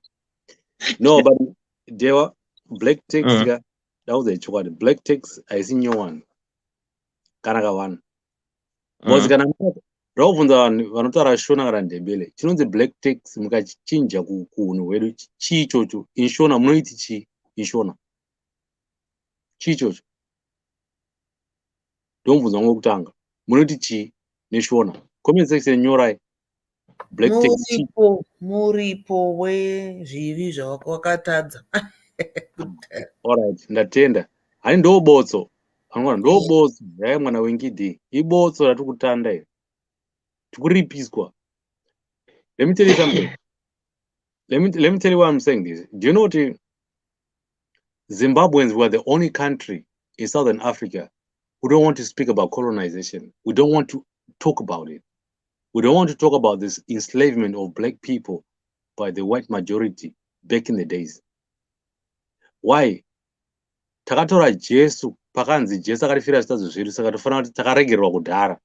Saka murungu wewa munopiwa mapikicha muchiiswa mumba menyu muchidzi ndiye Jesu. Haasiriye. Makabatwa meso ngemagirazi agwangwa. Muri hamudzidze. You claim that you've got degrees, you are nurses, you are doctors and this and this. But the problem we have is this, is knowledge. Do you know the Indofara Managara Musha? I don't have business over my bills. I like that idea. I thought I'm coming up. It's beautiful. Why? You have the right to do what you want. Right now, we're gonna have a world forum. Right, kuti sungirira ma chips unge ma SIM card mupfungwa kuti control zvatofana kudya zvada kuita and mabanks ada kutisungirira futi another chimwe SIM card kuti vacontrole bank account yangu. Vari kuona ndatenga makondomu, ndatenga muriwo, ndatenga chibage, zvese vada kuona. But isusu maZimbabweans, the moment you know something about someone, ndiwakufamba nenyaya yese wakuti ndiri kuziva zvese. Famba nesipika yemakuhwa yakataura naTatelicious. The reason why we are suffering from black tax, guys, is this. Vana vari kudiaspora hamuna mhosva. Takavaya kuswa dzimba dzeku next door. Takatengeswa zvinhu zvasinga exist in Zimbabwe. Do you remember my days ekunzi kwainzi $1 trillion in Zimbabwe? Kuborodhewo imba yaita 10,000 pounds. Unondotaura 5,000 pounds watenga kana dheni kuborodhewo kumadheodhewo. Kwaityisa kwere. Pakauya US dollar, vanhu vakapepuka vakati shit, no way did we know. Ani muri kunzwa, muri kukanganwa history. Mbare kwekwe kumbare unzi tuda 90,000 pounds. Pamatavi paya pane flat risina kana maintenance for the past 40 years. Doronzi tuda 90,000 US dollars. But you need 90,000 US dollars when kumusha kwenyu unovaka ruzeva dzimba nyowani and people will pay you $10 a month. You make that money in 40 years or more. Problem yatinayo kwa takavimbiswa necolonization kuti kana tikakudai so munofana kudai so. Neslavery tikakudai so munofana kudai so. The truth is Zimbabweans, we are the most toxic people amongst ourselves. Day one ane program yakadai so. MaZimbabweans ari ku ngakungoputanga opuputwa kana maititi kukusero. Pale pane 10,000 people. Makuhwa nenoise ndo zvatinoda. But muri kuchema vakadzi kuti hanzi hakuna varume kuZimbabwe. Saka isu tiri imbwa here tinouya pachikudzidzisai kuti vana venyu vaone varume chaivo chaivo. Hamutile. Saka black tax yamuda kutaura ikai. Ini hangu it doesn't exist because mukadzi anoda mari kupfuura vending machine. Mukadzi wemazuva anaya. Ene chimwe chamuda kuti ndikuudze vana mai vedu vana mbuya vedu chaivo chaivo. Mari was not the problem. Problem ingari nyaya kuti vana vangu vari kupi. Unzwa? Vana vangu vadya here, vanoziva baba vavo here. Tinashe Mugabe zvine zvaaspenda ma-thousands kuprova kuti vakadzi muri kuhura. But hamudi kuudzwa izvozvo. Handiti, muri kuchengetesa vana vasiri vedu. Handiti, then you come here and start complaining about black tax kuti imimi tikupa mari dzacho. Mukunyebera nababa venyu. Mukuita namai venyu kwazari baba venyu havakudei. Munopa amai venyu mari, muchengeta hama dzenyu.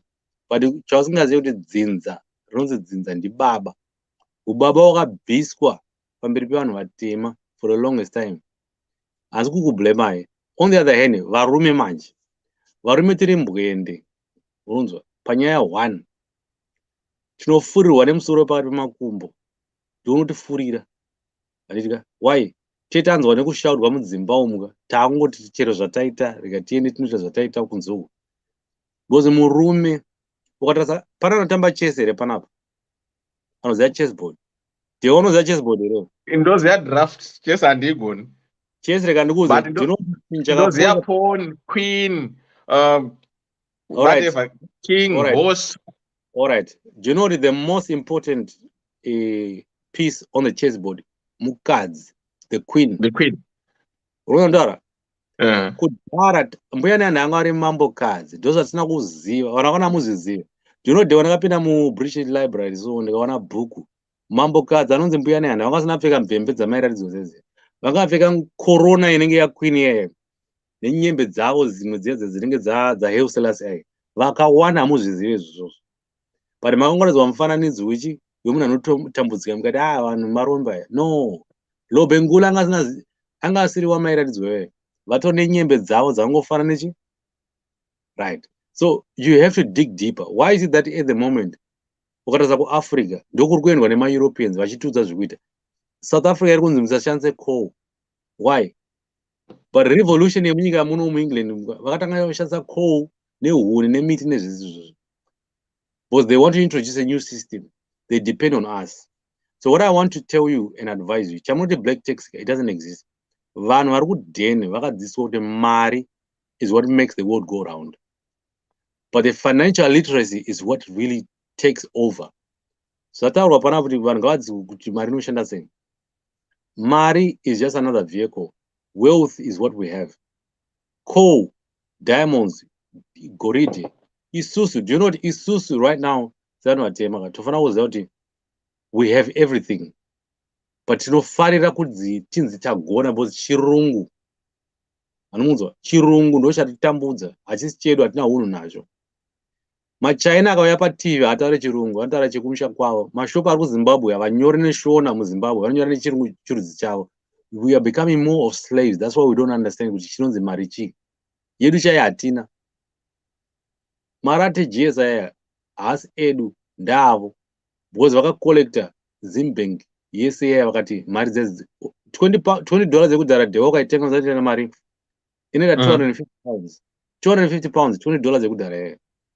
In any what I will say to finish my point is, guys, let's not lie to ourselves kuti hatizive chinonzi mari.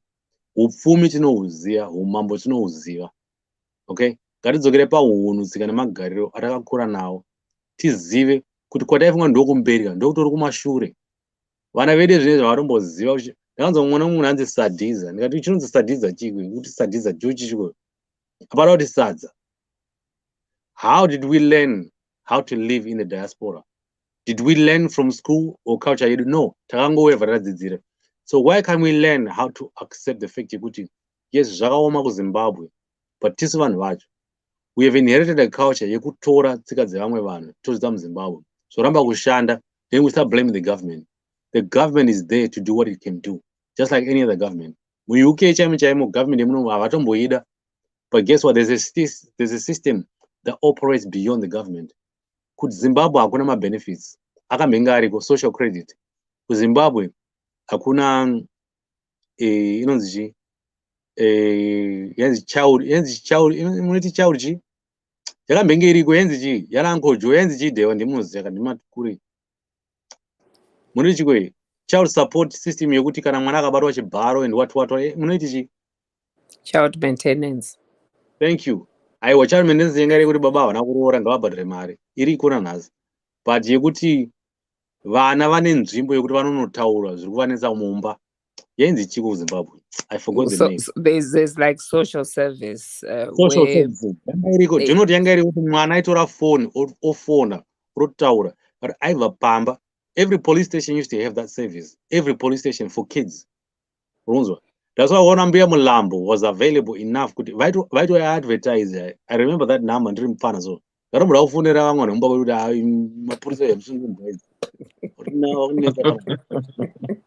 You know, but because unenge uchinzi aiwa tora vabereki pane munhu ataura point yandafarira hanzi obey your parents, but kumberi kwacho hanzi do not provoke your kids. A lot of parents in Zimbabwe are toxic because they provoke their children. You are provoking your children to a point where you feel disrespected, yet you don't even respect your child. Unotuka mwana wako hanzi ndiso wakafanana baba vako musoro bhangu yeye mhepo dzokumusha kwenyu. Uri kungangurwa mwana akatarisa ari mwana mukomana unoda kuti akurespekte chi? Baba muri kuuya mumba nevakadzi vakasiyana siyana, unoda kuti mwana musikana akurespekte chi? There's nothing for you to be respected for because uri stupid. Uri stupid. hausi kuziva zvauri kuita uchida wakabatira bitterness une urwere huri mauri toda psychology kuti akubatsire kuti ugone kuziva kuti chinonzi mwana chii. The environment we all grew up was toxic, and I know in Zimbabwe. Chirungu chacho. Why can't we change our behaviors? Black tax is all about money, nothing else. Culture ishande. Pane vana vanenge vari 5 vakazara mumba 1. Ukatumira mari yakawanda kana nyanga wamwe asingakude vanotanga kukuda. Ukatumira mari yakawanda uri mwana musikana unonzi ndiwe munhu kwaye. Kana ukatumira mari shoma uri mwana mukomana uri rombe. That's why vanoti kwaroorwa bamudiki kana vaine bhegi kupfuura bamukuru ndo vanotemeswa huni kumusha kwakaroorwa. That's just how it works. And hazvirambike unondongotema huni dzaipo zauna mari unonzi uri rombe. But paanga asati aroorwa munin'ina ndiwanzi baba makadi zvenyu ye what. So what I'm saying is vakadzi, you have the power. I've been asking a lot of women kuti chinonzi mukadzi chi hapana kwanisa kupindura. Why? Being a female and being a woman are 2 different things. Ladies, I'm asking you for this. Zvamwari ndaikumbirawo dzurai mwoyo yenyu munamate musunungure mwoyo yenyu mugone kutaura chokwadi kuti kuna vamwe vakadzi vari toxic, kuna vamwe vakadzi vasingatsiuriki vasingagadzirisiki, kuna namai vakakutadzirai imi vakadzi vasiri kukwanisa kukubatsirai. Ndosaka misha imi musiri kutadza kuibati because mashoko avakataura akakudzimbai. So chisunungurai mwoyo yenyu kuti vana vedu vatenge kugadzirisa paroti black tax background. Imagine takakolonizwa nemaBritish tugara munyika mavo. Don't you think it would have been easier kuti tese tikabatana vari kunoku nevari kumusha zvezvi zvifamba bo? But competition yataurwa panapa ndeyekuti ini ndikavaka imba yangu nhamo yekunext door hairambirwe sadza kunyepa zvokuti nhamo yekunext door hairambirwe sadza zacho is exactly the most toxic situation that we have. Guys, anokubatsirawo muzive mupenyu. I've learned that. I learned so much here. I've been coming here almost every other day here and there. But vakoma vangu vanhu vekuti vakandadza urume wandasingazivi kuti ndinawo. Why? I found a place where I can come and speak of certain things. Hanzvadzi dzangu panapa vamwe vakadzi mukandiratidzawo. So we have a social system that can work. Social media is a new anatete anabamkuru anamai anababa. Black tax is toxic when it's only one-sided. Vanhu vakawanda makatipedzera kusatumire mari kumusha because makavakiswa dzimba dzekunext door mukachirwa mari nehama dzenyu. Vari kuramba vari munhamo. Do you know kuti munhu ari kuZimbabwe ukamuudza kuti ngatidaiso anoramba? But azoya kuno akatanga kuona outside Zimbabwe. Some people have never been kuKariba Dam. Some people have never been kumasvingo. Ukampa mari kuti aende kumasvingo anoramba. Anoramba. Kunoona mutare inonzi Christmas pasi anoramba. Anoramba. Ada Harare Garden. Padhuze ndizvo panokwira kukombi woenda kuHarare Garden. Ndo paanoda. A lot of people don't even know what Zimbabwe is like. Why? We've inherited the American system. Do you know my Americans chacho kwavaza kuti I'm from Africa? Vanotanga kuuza kuti umba dzemadhaka. What. Chichi. Because vakafeedwa information based on movies more than what we are. Saka vakazokona iwewe uchibudirira uri muAmerica uri muAfrica vanoti uri kuba. Government iri kukufavhera because of their social system. So thank you, Dewa. Ndopa wangu mukana kuti vataure. Ndozotaura hangu later on. Thanks, Dennis. Thank you so much. Thanks so much. For those who are just joining us, people asking what's the topic for tonight. We are talking of black tax and the toxic parents, siblings, relatives. What's your experience about these toxic relationships? Being it your parents, your siblings, or your own people that you trust. And black man tax, how often or how much are you paying these people when they deceive you? Unonzwa kunzi chinichi chiri kuita $5 icho chinoita zvacho dora. Unonzwa kunzi sekuru wamedza bhidha. Unonzwa kunzi no mwana akamedza jongwe raipa next door parodiwa mari. You know, people come up with so many different stories. Ndakachikoka gomba risikwanisa kana kufamba munhu ari zvake kubawa. So these are the black texts that you're talking about. But for how long are we going to go through this? And for those who have experienced, those who have gone through it, what's your experience? What can you share? And again, is it an obligation that if one becomes a parent, they're entitled to be looked after by their children? And that question leads us again to say, how come if 2 parents, mother and father, could raise 8 kids on their own, what is making these 8 children who are now adults like myself can't look after those 2 people, the mother and the father? Where's the problem? Isu sevana trikutadza nei to look after baba na mai vakati reza tiri 8. But you stay 8 of good jobs, diaspora, diaspora, but we are failing to raise 2 chembere. What's wrong with us? Is being a parent an entitlement that once you get old, your kids have to look after they have to look after you? And you as a child, do you feel obliged to say that you have to look after your parents? Is this thing gonna be thrown on you? Is it gonna be said, okay, come what may, you have to look after your parents? So this is what you're trying to talk about. This is what you're talking about black text and the toxic parents. So if you've got something that you want to say, or if you've got your views which are different, then you can come in and share your opinions. But no, I didn't apply want to know, I cannot do without Mberekong comes first. So a lot that goes within our circles of family members. Some want we don't want this murora wamoto wadi mkwasha uyu wamtu anatendes kuzanonze kana anga ari mkwasha baba munini wasina mari kana baba mukuru wasina mari baba munini mari still board diaspora ndina baba mukuru wangu wasingaendi kana basa ri kureserva ndononzi imi ende motema unuku siedi wagari because ndine mari. So where is this moral? Or what's going on with us? Are we respecting people because they put money? Are we throwing our values, culture because somebody is poor? So this is what you're trying to talk about and try to make people understand. Because last time we had people who said, oh, you know what? This black taxi guy, yakanyanya kuma Zimbabweans, let's talk about it. So that's what you are talking about today. Vanhu vakasajisa kuti no ndatiite thing because pakaita argument ngati no inini handimani kuzochengeta mubereki kana mubereki wangu atokura zvatokwana ngakati no inini wangu ndewangu, you know, I have got my own family now, saka I have to look after my family, my father and mother, that's their own funeral. So that's what you're trying to talk about. Sibo, Lisa, how are you? Mukoma gwangu muri sei? Tasina kumuri sei? True, right, true sei.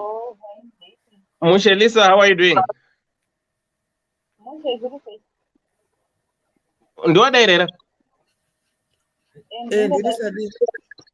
aronzika kure kure eka because ngoma nika bapa Claude ndiani kwatanga kuya ndaida ngoti bharu ndibve kumbira isibo sekuru Benford muri sei? Sorry, sekuru Benford ndeivi. Alright, I gaga gandu.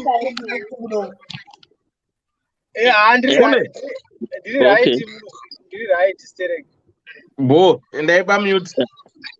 This I am mute in the drive. All right. The guy in the good day. Nyaya black tax mazvokuda mavanga enyoro. Vanhu vari kumusha. Tisu takavajaidza, and they've got no one to blame but ourselves. Munhu ndikaona ndikakutumira mari diki ukatamba chitsotsi, never ever think kuti ndichazokupa 5,000 inowakanditamba pa $5. Ndochidzidzo vanhu vanoda kutsemurigwa chokwadi. Problem maZimbabweans tinowanza chifata maningi, chifata chacho chefeki futi.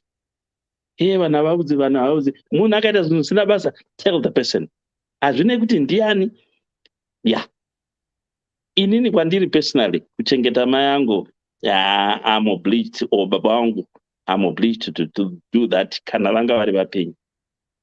Iwe Jumba Musanduku wandabatsira naidzo mari dzamasvinga ehunitsi, wonditaurira kuti ungatengera zvinhu zvomuchereti. Uye ndinokuudza kuti unewaitira svina mupani. Hauoni futi chinhu kubva kwendiri. Because kupa zvabva pasi pomwoyo wangu. Kwete kuti iwe wandipusha. vanhu vazhinji vakahigwa mari asi vanhu hatidzidzi, ende ukatarisa hazvisi zvotarisa kana politics. Ukatarisa dzimwe mbanje dzetinoita tinodzokorora ipapa, tinoita sebima rinoti paravhimiwa ipapo rikadzingwa nembwa, mangwana unosvika uchirivhima pasemu gwenzi rero ndopaunondoriwanira. Sekuru vangu vakati harinetsi bima, usauya nembwa, uya pawakarimutsa nezuro, fura nomuseve, because rinozvitemba speed kuti rinomhanya, rinoziva kuti rinosiya mbwa. Pawakarimutsa nezuro ndoponoreva. Ndo zvatakangoita isu vanhu vakuZimbabwe. Ugoona kublowa matrumpets edu kwai takadzidza muchivhagwa zvomunoitiwa zvetinoitiwa izvi. Ada kana inini kukubatsira kuda kwangu, asi ndonge uchibatsirika. Munhu imbofunga even tichiri kumusha, munhu unogara kuBorodale wotarisa bhajeti yembwa yake newe unoroja mukatangwena kuMbare, kana kuti une stendi iri une mba iri kuMbare, une uchiti haiwa iyi mari iyi vanokwanisa kuikwanisa kurekera vakangomirira kupambwa yaiwo chikafu, vanokwanisa kundibatsira kuti ndiextende imba. Iwe as long as wakura wava adult, shamwari warumugwa, izvi zvokuzoti kwai nhai zvino zvakazoti ningi unofanira kundiitira zvakati, I am sorry. Ndichazokudza kuseri wedhewa mashoko andakaudza mumwe munhu ataura zvisina basa, zvokuti kana kwava kuri kuti mai vake vapenyu wainda parinda ravo akandotaura kuti nhai zvandataurigwa nomudhara uyu ndizvo here. Inini usambofa wakaita zvinhu ina handina tame kuvanzira munhu, especially ndaswera ndichishupika nhaidzorekera dzimwe chemberedzo muno dzinee dzichikuabhusa rechana uchiipukuta kumabheki kwayo, munhu wokutaurira weti.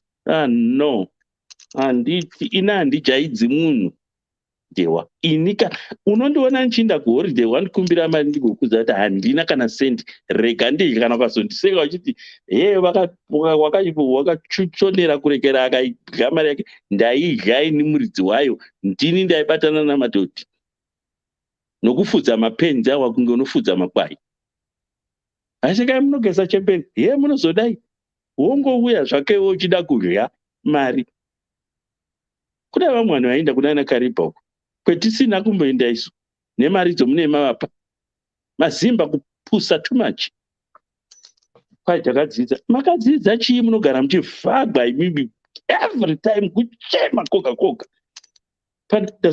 Pano ndazonzai act, wova bold kutaurira munhu, kutsemurira chokwadi chinotsemugwa sechokwadi, ende munhu haaiti manangazira.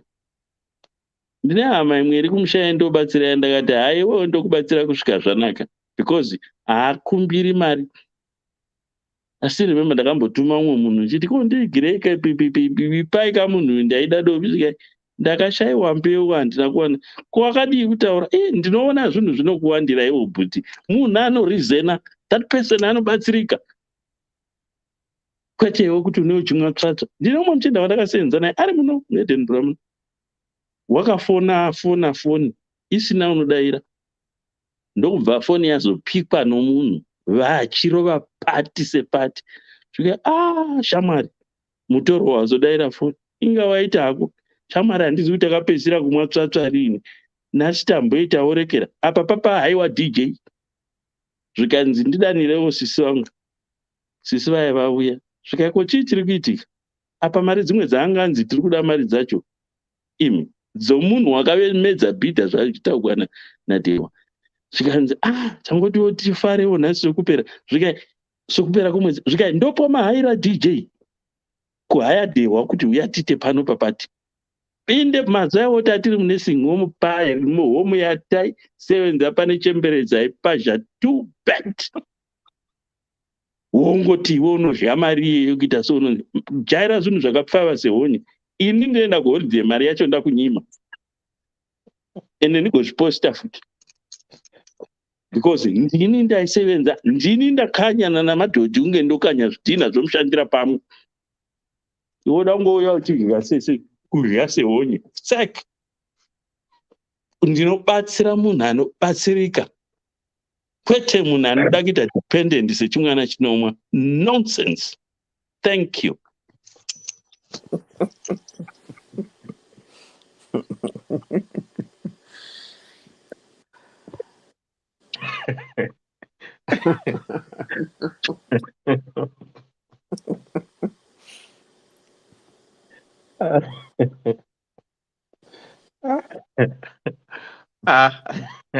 Sibo.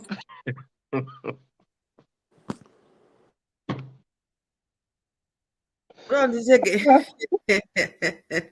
Anzi chiko na mtiko. Vapenga nei.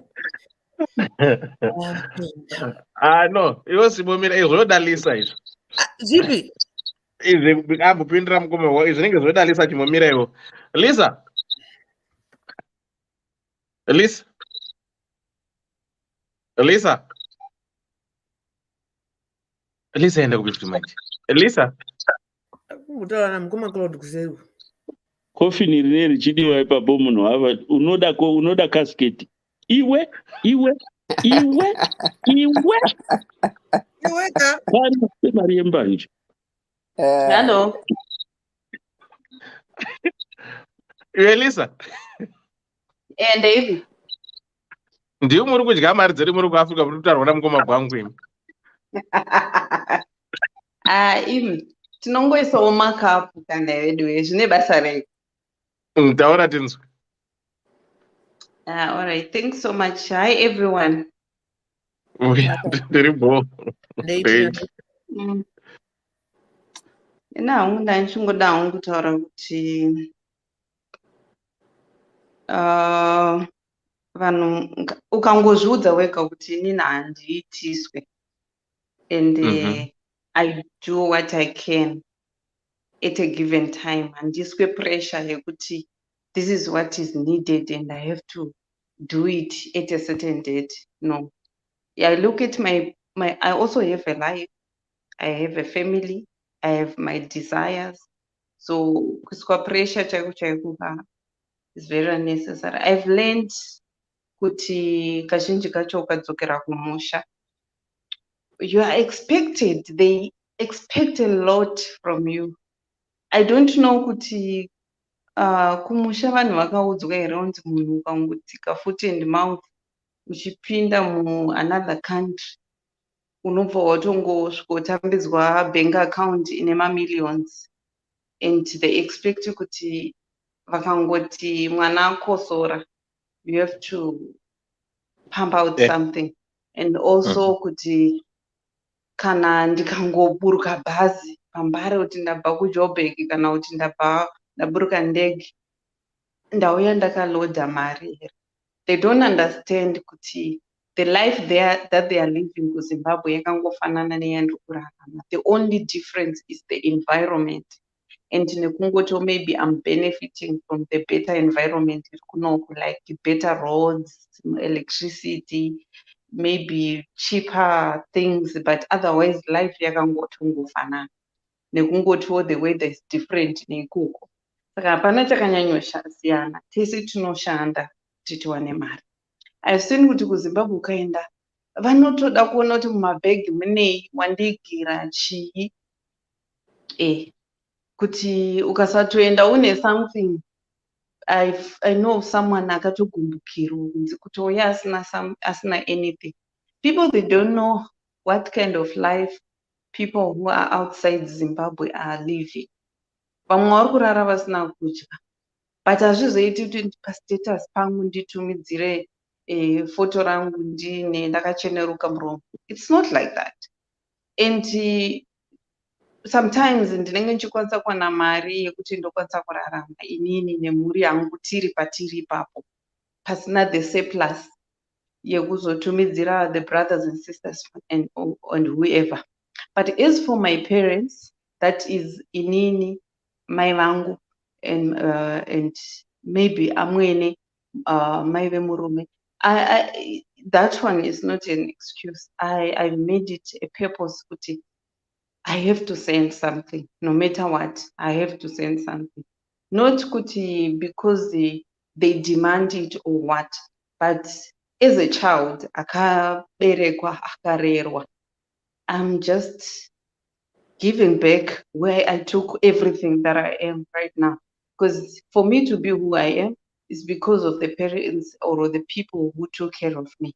So I'm not paying them for taking care of me, but I'm appreciating them for taking care of me. Because if it wasn't for the school fees that they were paying for me, they could have had a better life. You see, I take it for example, the money that I'm paying for my school, for the school fees here right now.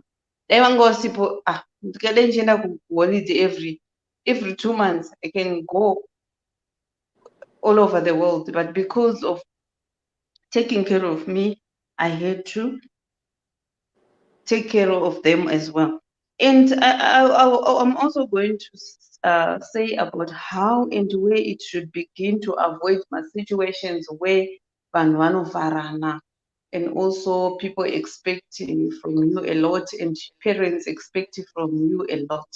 I think it should start right now in your family, especially tiri panapa tiri kuzviziva and tiri kupa mapoints. Kuti mumba medu imomo mune vana vako iwewe, what are you teaching them about money, about investment? At what age, when should you start investing for your children? And when should you start teaching your children about investing for the future? Because isusu vacho maparents isu tisi tinotanga living from hand to mouth. Tikaona mari toda kufadza vanhu stereke before we plan for our children, before we plan for ourselves. Vamwe vedu hatisati tombotanga kuplana for retirement. Where are you going to live? Kana over 70, over 80, because people are working as far as 75 years these years. Where are you going to stay? And who are you going to stay with? And do you even have the money to take care of you? Kanawapa retirement pacho. When are you going to start if you haven't started? It starts with us. Kana isusu tadziza kuti this is what I should do. Lisa should plan for when I'm 75. What am I planning for myself? Then I can impart it into my children. Kuti vanangu, zvamunoona upenyu huzvazvosvika pakati. Varungu, you see why other nationals their lives are better. It's because they plan for 4 generations to come. Anoplanira vana vake, oplanira nevazukuru vake also, and so forth and so forth. Some of us were running business, but your child what business are you running? Or basa rauri kuita usatotombogarawo naye pasi kumuratidza kuti muudza kuti this is what I'm doing. Opening their minds, you know. Let's include our children on the plans that we do for our lives, for our future. Varatidze vaonesei kuti this is what we have, and zvakashandwa sei, and life doesn't come cheap, it's expensive. I'm always telling my children, if I take you to school, because don't give your children fish, but teach them to give them a fishing rod so that they fish for themselves. I'm always telling them, we are taking you to school so that you go and learn and have a better life for yourself and a better foundation. I'm not expecting much from you. You're not working for me. When you're working, you are working for your life and your children's life. Saka ukaita unyope right now. Andidi mwana anozoti when the other siblings ane mari wakutanga kufamba uchitaura kuti anovhaira nemari yake, kana kuti wakutoendera a sibling kun'anga, kuti kana kuti wakutomu kuti ane zvikwambo iye munhu akazvienderawo chikuru, iwe waitamba. Because at the end of the day ukatamba uchazoda kutanga kutaura kuti munoda nhingi kupfuura nhingi nekuti akadzidza kana kuti nekuti ane mari. But you were given the same opportunity of going to Basa and everything. If we teach our children, let's work hard. Kana siri good at school, teach them, encourage them in whatever they can do, so that they also have a life yakafana navazofana nevese zvavo zvavo. But even our relatives, let's not kuvajaidza kungovapa mari all the time. Find out what business can you help them to do? What can you help them to do? Give them $200. Let them go and start a business instead of giving them 200 every month. You see kuti ukavapa kana let's say $500, let them start a business. Wotoudza munhu fair kuti shamwari, I can't give you money every month, but what I can do is I can give you money to go and start a business.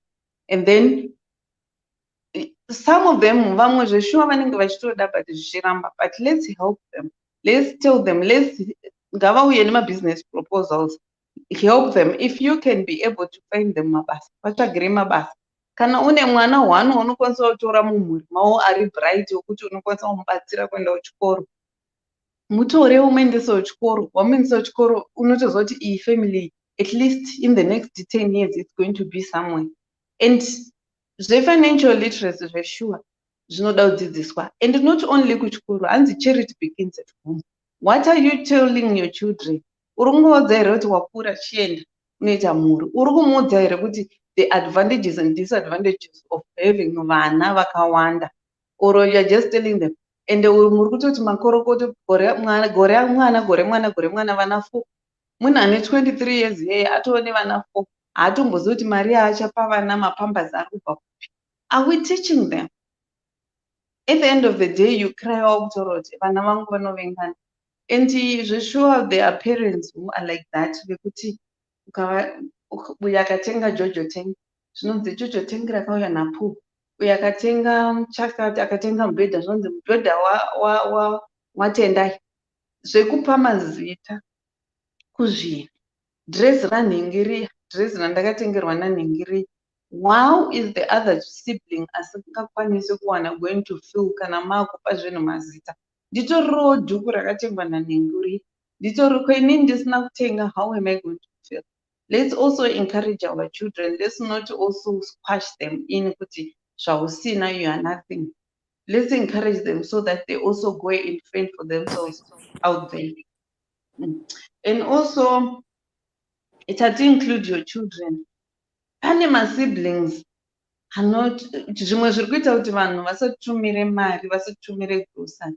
Pane siblings, parents wofuti tine problem yekuti unomupa mari $50 uchifunga kuti maybe inopedza mwedzi, utonzwa kuti mari iye uchingomupa akatora akanova, ari kutochengeta mhuri yeimwe sibling yacho haina zvairi kutoita, haana kana chaari kuita, akangogara ari kungotenderera nenyika. And you see kuti imwe sibling inotonoita shopping mumba meparent, kutoti uchingotumira grocery iye anenge atosvika netroli yake kuda kutonotorawo kuti aende naro kumba kwake. That is making other siblings not to buy groceries anymore, because unozoenda kumba kwesibling, hachisi chinhu chandakatenga here chamunhu. It's not nice. It's not good. I'm not saying don't share, but zvimwe zvacho zvinozonyanya zvekuti they spoil the other sibling to the point yokuti hachatodi kutsvaga basa, anongoziva kuti ndinonotora kwana mama. But inini kunoku ndiri kutostruglawo kuti mai vangu vawane chokuti vadye nevana. And like I say, please, let's prepare for old age. Ndozvinozoita kuti vanhu vaite bitterness yekuda kutanga kuexpecta from our children kuti haanonditumira, ari kuteini, but ndakamuendesa kuchikoro and all those things. And we forget kuti munhuwo akatoroora kana kuti akaroorwa ane family nevana vari kutoendawo kuchikoro. The same situation that I am going through right now, zvema fees and everything, ndozvichatongoitwawo through nevana vangu. Saka I should understand it. Saka as I am Lisa right now, as I am taking my children to school, I also have to have an investment plan. I also have to have an after old age plan yekuti kana ndapedza pano life yangu yemuno muBotswana yapera, where am I going? Kana ndiri kuenda kunogara kumusha kwaMutare, ndiri kunogara pai, ndakavaka here kwaMutare kwacho, ndichange ndichiita sei, ndichigara nani, ndine kamari here, ndine project ipi yandichange ndichirana.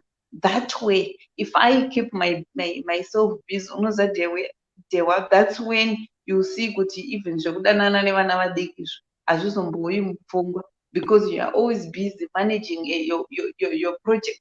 You are busy managing your life. You are busy with running around. ndinenge ndine my resources angu ekuti I don't expect from anyone. I can choose when to go to massage. I can choose where to go for a holiday. I see tuchembero unoziva, like when I go kugym, notoona tumwe tunouya kugym. You know, imagine those are people vakaplana life yavo. Vanotouya kugym vachiswima, ugotasa mota dzavanenge vachidriva out there. Vanhu vakaplana life yavo, but notoona kuti ari kutongouya just for therapy. That is the life we should plan for. Kwete life yekuti hanzi John anazo, kana John azonditumira mari, well, it's a blessing. Do not let it come as a surprise. Not kuti you expect every month kuti John afa notonditumira mari.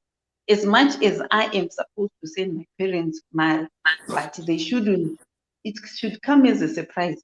Not kuti ndikasatumira vakutotora phone kuona kuti. I like my mother. She understands when I'm not able to send her money. Because I'm a mason, no, I understand. Don't bother yourself. It's just to right. I've never heard my mother calling me Mara is Kupana. Can I say us now so to me? Instead, one out of one, are you okay? Does what to me a bag rich bag? Does what when I used to stay with Zimbabwe? Even if you have, but I also have to give you something. Nina would, you know what? I plan to be Kambuya Kanesweg. Kekuti vana vangu vazukuru vangu kana vachiuya kuholiday vanofanirwa kutoti ndozoti all travel costs are planned for. Vazukuru vangu ngavauye kuholiday. Kana vakuenda, I give them send away gifts. This is what I pray for. Not kuti vazukuru ngavauye with the plan yekuti vauye negrocery. Vakudzokera uno mupasha auya uzotora vana vake otoroti ambuya mari. No, I want them to come and enjoy a holiday. Vakuenda vakudzoti vazukuru vangu makuenda. This is Maria holiday. Uchivapowo tumari, you know, uchisawo mari pasi pepillow, tooth fairy. Noti chembere nokuda kungo expect every month and everyone. No, I think that's all for now. Kambuya kesweg. Uri kunzwa kambuya kesweg ataura kambuya kesweg. Aiwa. I salute. Ndichapana mubvunzo wachada kubvunza yawakatacha last week, but ndezvezvezvi zvemafamily zvezvi ndichakubvunza hangu. Right, Sibo, warakuti ndakandiwa ndipese kuri Benford. Benford vari kudrive vangaita accident. What's up? Ndikavateerera chete. Shamwari, unoziva chii? Tikuta nezvoiziya? Shamwari. Yes, wati kudi? Taura tinzwe. Vanhu unoziva kuti vanhu vataura, munhu wese ataura mamoins. Ataura mamoins, munhu wese ataura zvichemo zvake kutiko. Zvichemo zvinowanikwa nezvinofanirwa kunge chiita tadzidza tikutodzidza. Unoziva kuti one lesson it brings a lot of topics in it. Ichiita touch masides ese kuti tinobva taonesana tinobva tatodzidza nesu tisina kudzidza tobva tatodzidza. Zvataurwa namukoma Dr. Love pekutanga uzondati vatomhanya nemasports vapedza masports ese vabata maangles ese tichataura nezvei. Kwauya mukoma Russell vakabata futi 10 days akabata zvazokwidza pazoya mukoma gwangu wazoya vakadira madhaka vakatuka vakaita hasha zvinoenderana neizvozvo kwatiri kutaura uko. Lisa ataura futi pane point pane imwe nditanga ndikumasoro ndichienda kumberi pane zvaapedzera kutaura point yataura kuti hanzi you need to teach vana kuti zvemari responsibilities kana kuti mabasa nekuudzawo vana kana kuti isusu kukura tichiudzana kuti vana investment kuita vana imari. Saka kana usinawo mari yacho uchingoti hanzi vana ndevamwari, hapana chinhu chiri chamwari, chinhu zvese ndezvamwari. We don't speak like that. That's not a language we talk about. We don't talk like that. It's known already. Igara uziva kuti mwana ariko, igara uziva. Saka tinga pese mwari zvakati mwari akatipa pfungwa dzekufunga. Saka ukasasasa pfungwa dzako waikona kubhema mari yeye kuti nai mwari mati ndoita seiko. Mandoita seiko kudiko akakupa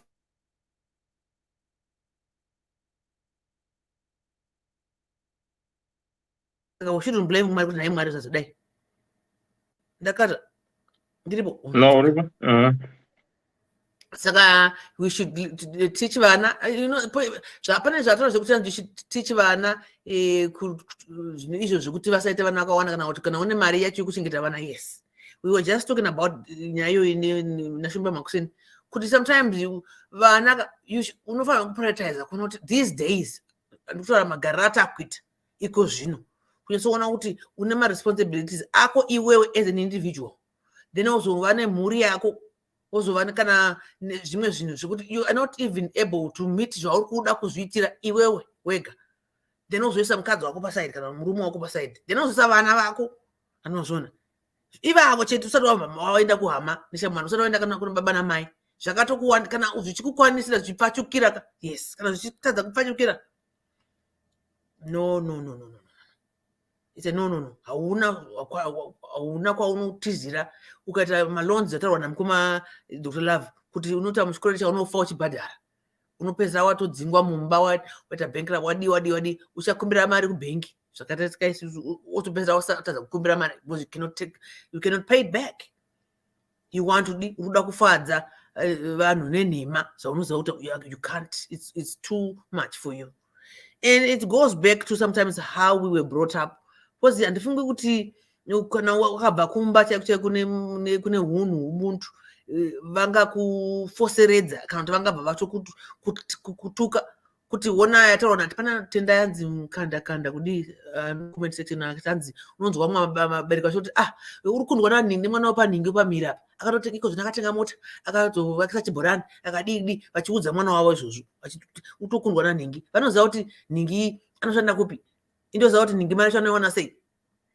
You see, vanoda kutora nezvaningi izvo vanozviziva sei zvanhingi vasingazive zvangu inini mwana wavo. Ona saka maparents to be blamed a little bit for trying to compare things that ungangokombea zvako nemasiblings emba mako kuti nikojona akadai iwe nokuti unoziva zvekunext door wazviziva sei zvaunoda kukombea inini kuti sibo tendayo panext door akazodai ko iwe utadza nei, takatosiyana handiti. Saka the way we were brought up also zvinogavhena the way we are living today. And zveshuwa hauzi muromo wekuti pane munhu atira kuti anzi munhu ngazvichengete, zvinodaro zvazvo, but mai vako here nababa vako unoziva pane timwe tuslang twatinotaura tusingapetene to our parents zvekuti munhu ngazvichengete izvo, that is very rude. Haudze baba vako izvozvo kuti baba zvichengetei ndiri kuzvichengeta inini kana kuti munhu ngazvichengete. That's not the way to say it. But you probably be meaning it that way, but you can't say it like that. Zvamataura mese kuti munogara nawo pasi watsanangurira kuti zvakadai zvakamira so. Ende dzimwe dzenguva unotoziva vamwe vanhu vari kutosapotwa nemaparents avo vari kuZimbabwe, anotumirwa mari yekuti agare zvakanaka kuno kumhiri kwacho, nokuti akatovaudza kuti zviri kundiremera kuno.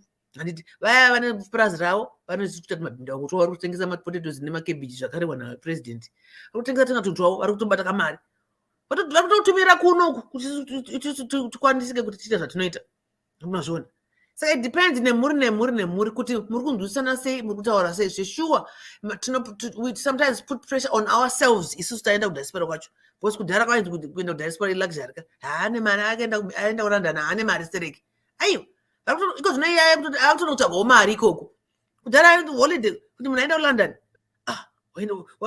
hapana wainotsvagei kulondon kana wanga wasingaendi kuholiday uri kuZimbabwe, wati ungaenda kuholiday zvekuti ndikutotsvaga magreen pashes kana kuti kuchikoro. Isusu vana hama dzedu dzakaenda kuCambridge vaitoinga chikoro kwete kuti vari kuinga kuzotsvaga kugara zvakanaka. But iko zvinezvi munhu wese unoda kutokwira ndege, vamwe vasikatombozii kuti vanosvika kupi, vanosvika sei, vachigara pasi pemabridge vachidii vachirohwa nemvura vachikumbira chikafu zvekuti havatombodi kuti zvizikamwe kumba, nokuti vanoziva kuti ndinogona kustressa mama nababa. Handi people do that. They don't want people to know, not because they're ashamed. They might be, yes, but they don't want to give heart attack na baba kumusha kuti ati mwana wangu ari kutambura kwakaenda uko. Nokuti vanoziva kuti inini kwedu mama vanga atambobvumi, vanototi mudzonga wanangu tidye kasadza kadiki kakao musuwa one tese imbaise inokwana. You see, that's how some of us were brought up. Kuti nhamo inenge iripo, but ndedu tese totodya chikafu. Kasadza kabikwa ikako munhu wese anopakurirwa kamugwaku tokwana tese. handiti munhu akatambudzika ndakauya kunongo ndikarwara ini 2000 ndikarwara 2000 tiko unozi 2004-5 sikanzi mama dzoka kada mota fail mota kuita ndodzoka zvangu but kuno there's best hospital's best medicine the doctors are readily available and they want avandidzingi ndatadza kuwirira nechikafu kuno zvinhu zvaindinhuwira ndaigara ndichirutsa ndisingambodyi ndandichingonwa fanta ndoenda imwa fanta nemabhanzi ndo zvinhu zvandakatolereta zvimwe zvese izvi before I knew African stores ndaiti ndikagodya so kuonda kuti akastiki mabondo because I could not eat kugara padrip naenda drip kana madzoka ndikada I'm not coming back andozvona zvese kuti ndikuchona kuti mwana wangu akutamba makutokunzwira tsitsi iwe but iwe uda kuti ndigarike ndikubetserei mimi saka yes ndisandambobvunza mubvunzo kuti this black tax is it mandatory, is it compulsory? I don't know kuti pane munhu andikwanisa kundipindura here. I don't know whether it's compulsory. I don't think it is. Well, excuse me, I gotta take this call. Real very important. Okay. Sekuru Benford andi babs mursei Sekuru Benford ne kule bobo sebere padhuze ne mic kuri sei bo madi ndakateerera zvangu ndindafuna kutaura ndima kutaura tadzoka muma Benford musati matanga rega ndipedzise iwe siwewe dzikama mani ndinonyora vanhu punishment. So I had to take that important that call was very important. 2 minutes 15 seconds vandapedza because it was important. But anyway, ndataura kuti maisabata makona ese hapana wrong hapana right. I think this is really right depending on the angle you're taking it. Saka ndabvunza kuti this black tax is it compulsory, is it mandatory? I don't know hangu. Is it mandatory naiwedewa ifaniro here? No, it depends. Say. Good. That's why it's an open debate. What happens to me might not imply to you. Saka, you take it your own way. Then you will meet in between. TMI batopedza mapindura mubvunzo wangu. Saka ndofunga ndaanswer kudhara kuti depend neko wakabva your family, the way you were brought up. Because sure kuna vamwe vakatocheka ukama nevabereki wavo haatambodi kunzwa nezvamai vake nebaba vake variko. Asi vanhu vacho vapenya ndodzo munhu achiti mai yangu na baba vangu vakafa but variko. I don't know kuti anenge achichitaurira izvozvo. Ende utodzwa vana mai nababa yavo ikoko anenge achiti akaenda Joni hatimbozivi kuti mupenyu here kana akadi akatodisappear akatosiyana nemhuri. Tisingazivi kuti anenge atambudzika here kwaanenge ari. This hazvina mugoni izvi because it's an individual thing kuti ndataura nalesa kuti pane panotoona kuti it's a must ndofanira kutumira mai vangu sent kana dhora ndotumira wamwene it's a must because chakati tine mareasons akasiyana siyana. Ndozvona pane vamwe tinotenga kuti it's a must but hatina totoda kuti tivatumira hatina mufunge nditoshaya ndoita sandina kana mari unomuudza mubereki wako anozozwisisa. Ndataura kuti unovaudza vanova kutokufonera uri right here aiwa ndi right kwete kuti titumire mari haina kuzosvika mari iyai makati unless kana wakataudza ndakatumira mari yorega kusvika ndipanoti mari iyai makati makatumira haina kusvika vanenge vaida kukonfirmawo but kwete kuti komwedzi wapera kanhai mari iyai ichauya rini aikaka ndokutumirai mari panenge ndaiwana ndikaitumirawo imi muchangonera kungokupai nhamba dzekuti nhamba iyi yekumanigram kana western union nemi motopembera kuti mwanangu waita basa tauiona $100 dzawatumira handiti depending neumwe nekuti communication yenyu nevabereki vako nekugara kwako because yes of course sisu tava maparentsiwo tava vana mai vana nhingiwo saka zvatinoda kuti tiitika taizvoonawo kuna navabereki vedu vachitiitira isusu toda kuti vana vedu vazvionewo tichivaitira kuti vagwitirawo vana vavo generation zvataurwa kuti kana pane family business it has to to grow. You need to teach your kids kuti ndoita basa rakadai tinoita zvehuku pano so that if something happens to you they can carry it over. That's one good thing about vanhu vechirungu avo vanodzidzisa vana vavo kuchengeta family money. Then it becomes business. It becomes from generation to generation to generation. I don't know why isusu vanhu vatema especially kuZimbabwe vakawanda vacho hatisi kuzvikwanisa handisi kuti tese hatisi kuzvikwanisa. Unoona zvishopu anoita business akaenda ndara chibaka ngofa zvakabva zvatofa ende anga zvinenge zvakunzi zvikwambo. Iye zvikwambo maZimbabwe tinokupai machampion kutowana maworld cup chaiyo year after year. Ndimi mune gold yacho, gold cup yezvikwambo iko zvinoita kuti zvinonzi kunge munhu asina chikwambo haasi kurarama. Young kids at 30 at 20 akunoromba for what? Ndozvona kuti we are going backwards or we are going down from where we were before. Very much so. Nezvimwe zvinhu zvisina basa, fast money, enda kubasa. Pane munhu anyora ndiyatozokuresponda zvangu kuTikTok uko. Hanzi COVID yakauraya millions and millions yevanhu but hakuna mabasa. Sei kusina mabasa vanhu vakafa? Hakuna mabasa nekuti pakaita COVID vamwe mabusinessmen kana varidzi vemabusiness mabusiness akavhara. Saka kwaishanda vanhu ikoko. Saka zvakabva zvavharana. That's a simple answer. Yes, 50 million or 50 billion or whatever, 500 billion vanhu vakafa neCOVID. But kumabasa hakuna sei. Hakuna because makamani akavhara, vanhu vavo vakafa futi ngari mabusiness people, then everything closed down, shut down. That's common sense. You don't have to go to Kruger's kunotenga pfungwa dzekuziva kuti ndozvakaitika. Saka people, please, vabereki nesu vana, ngatitokumbira kuti tigarisane pasi nehama dzedu. Kuti musaona takadai so, ini ndinotori nomhuri yangu yandatowa nayo in a nice way. It depends on how you tell them, because sometimes urikutanga uri kubrega kana kunge uri kutuka kushaudha mai. Kuti no, muri pa number 1 mufunge, but kana ndazviona ndinoda kuti ndibhadhare imba ndokuti ndoba ndogara. Ndobhadhara mota ndokuti ndouya ndodrive kuti ndiende kubasa.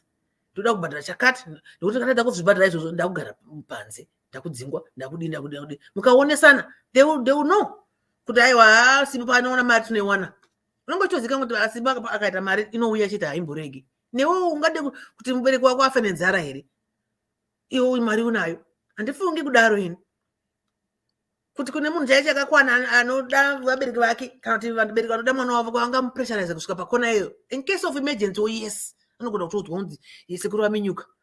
Mbudzi yakabayiwa nenhingirikini yakamedza tsono. Emergencies zviri genuinely kwete zvekunyeperwa zvekunzi kuti ukande mari uchiyo yautosina. Unoziva unotokoreta mari kuti ubhadhare uvape mari just because kwaita nemone matambudziko. Saka people, ngatisashandisane yatirwa naLisa kana kuti mine mukoma gwangu kana kuti tigova tichivengana mumhuri, because mari inokonzeresa kuvengana. Mari inokonzeresa. Kana izvozvo zvataurwa nadho kuti tiri 8 tirikuradza kuchengeta mai sei kana tirikuradza kuchengeta baba namai tiri 8 kudaro.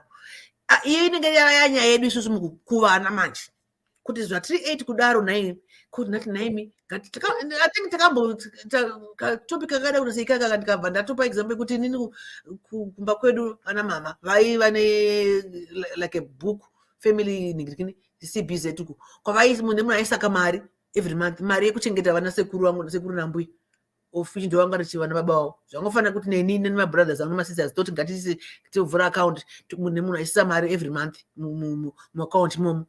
Tongoti $20 mumwe kana 5 oisa. That money then ndio inochengeta maparents edu. They used to do that.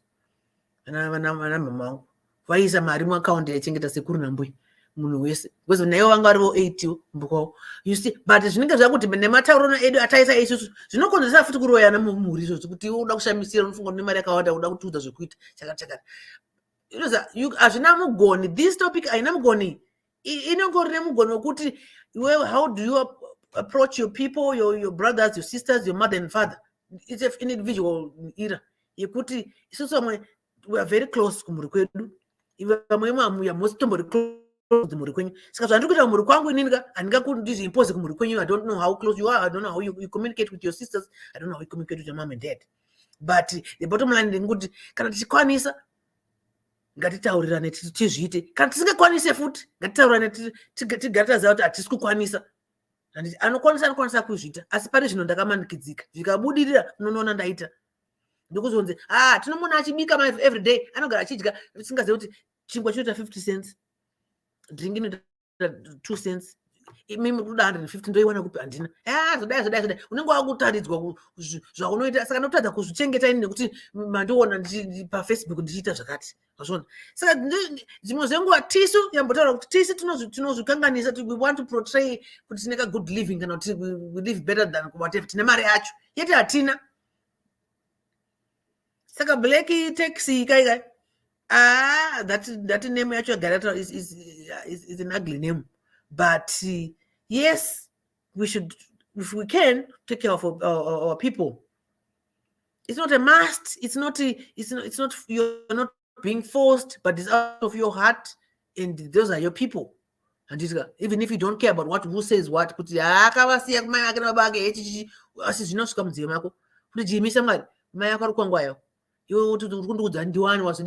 no, sometimes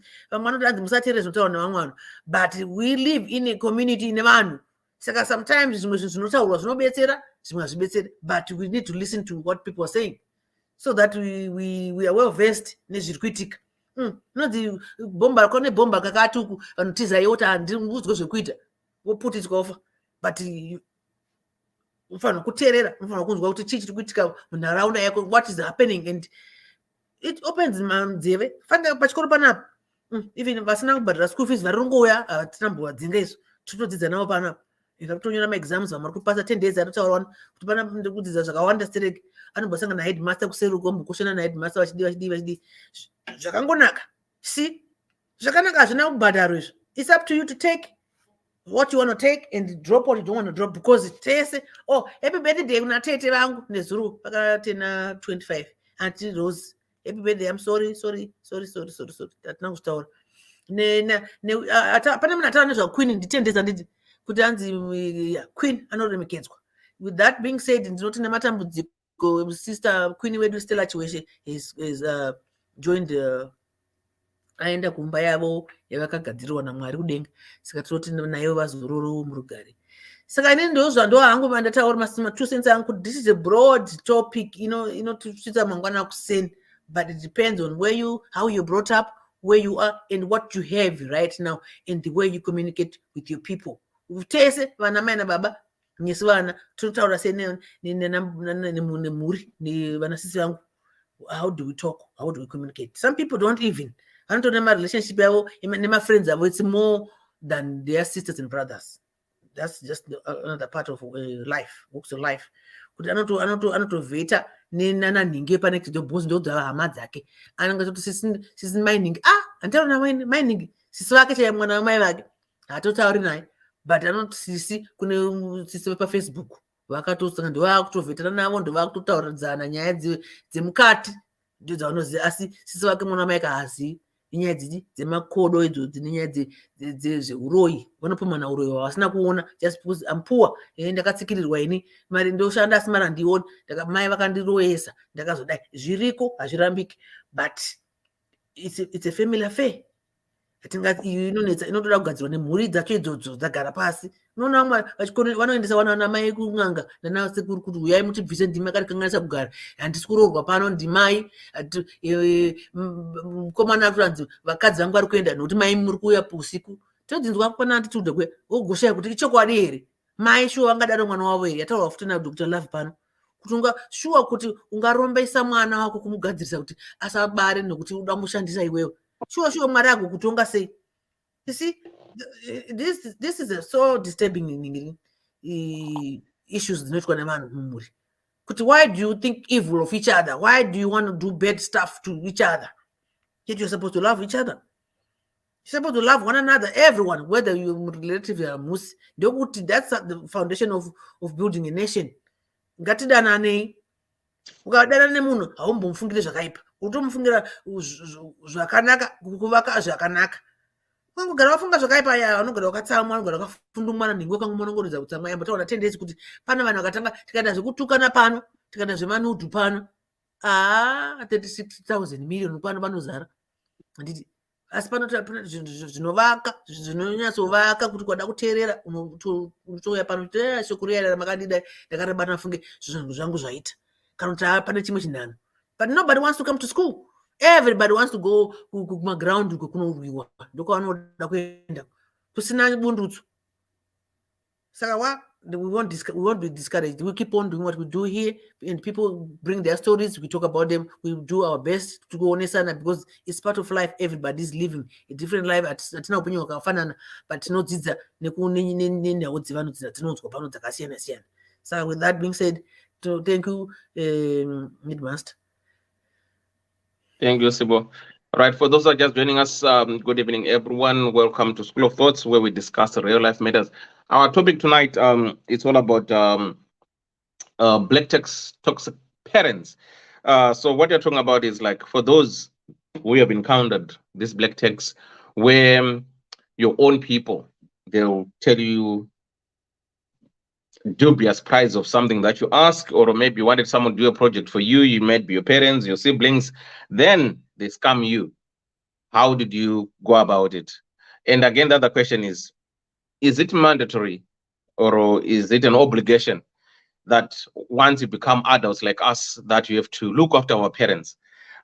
Is it a must that every child have to look after their parents? In somebody comment section, that was Maria Atanzi. Ngative nefiga yekutumira vabereki irreasonable kuitira kuti vasazotaura zvekumedza mabhidha. Right, to say kune vabereki vanoda mari every month.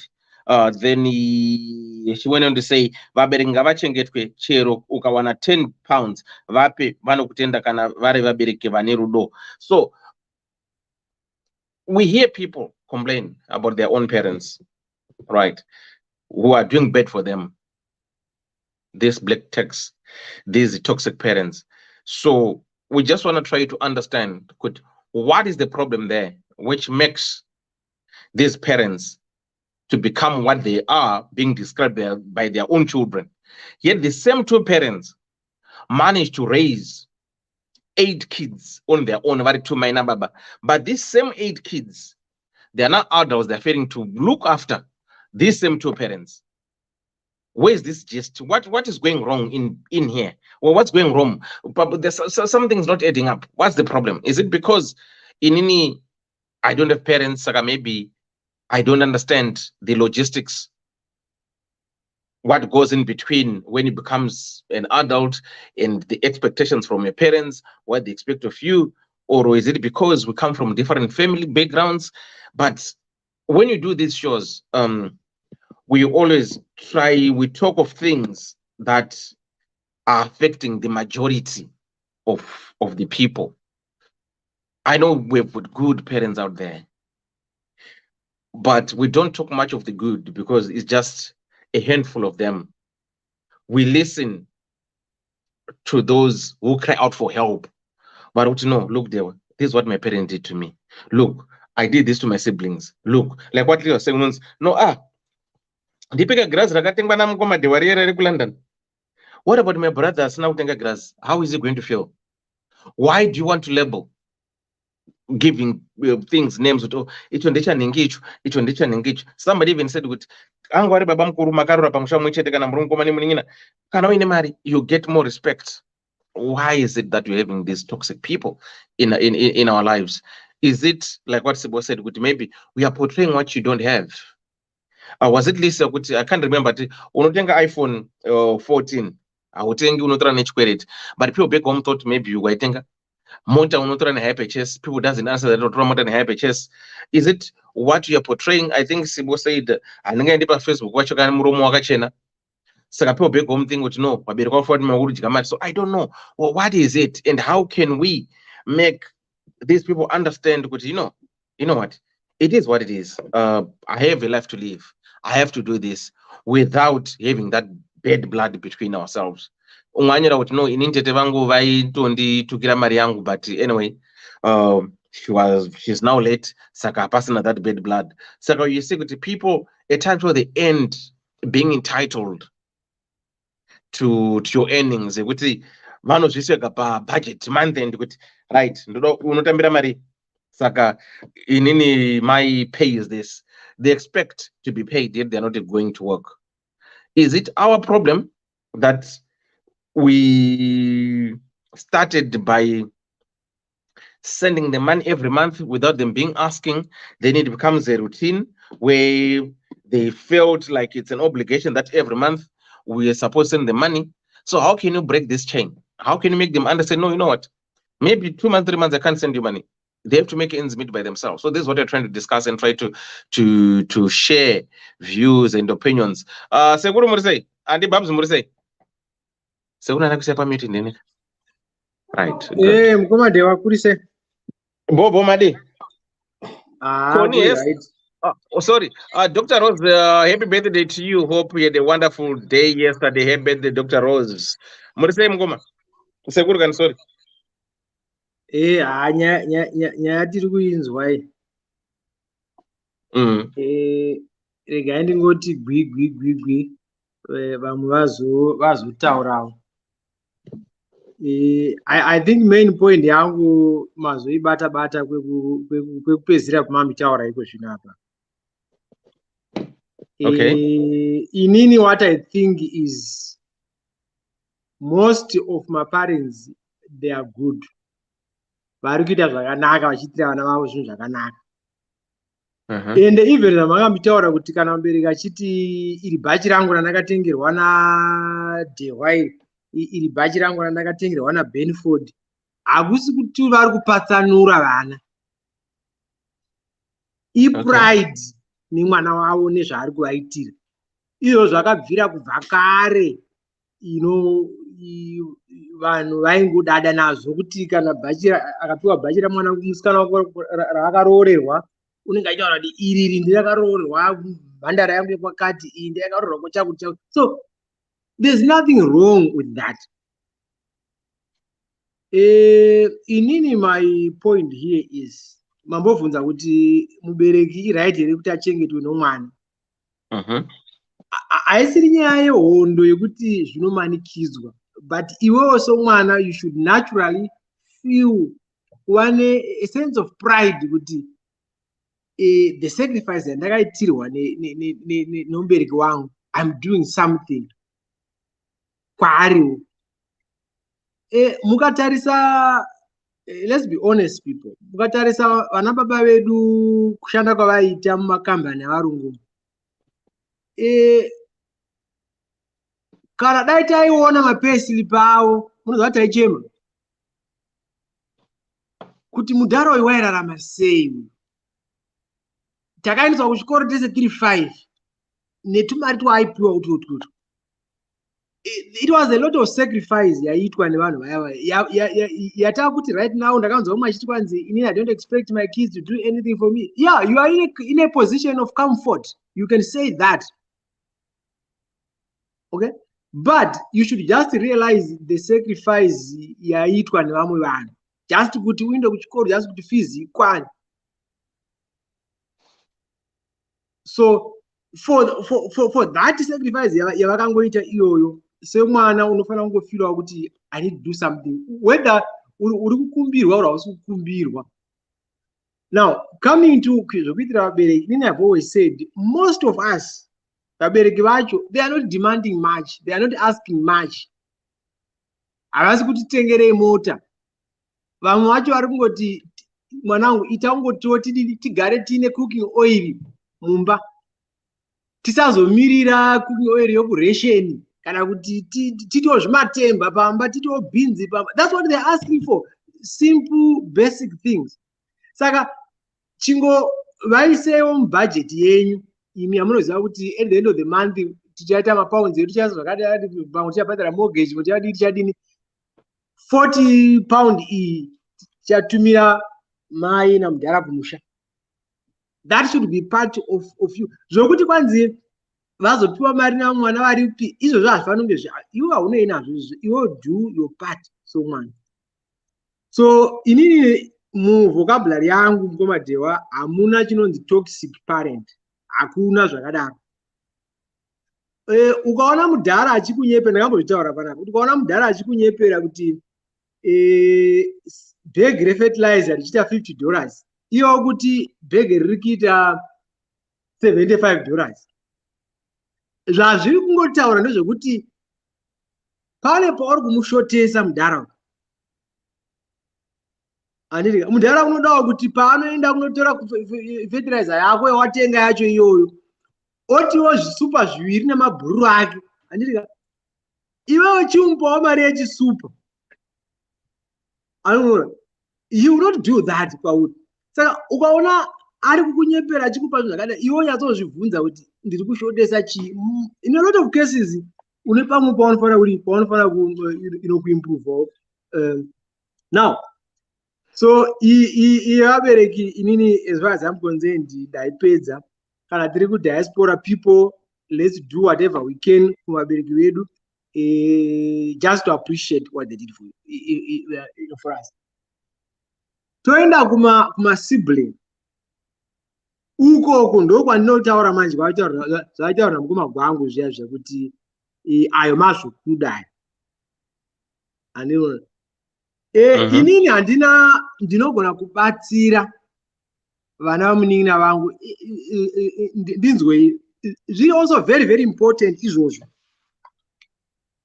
kuti iwewe ukaona uchi some of us we pride kuti ndine charity organization yakati, every year I give £2, 2,000 pounds to this organization. One second. Right, guys. Active Star Party has started 4 minutes just to send your stars for free. If you can, please do likewise.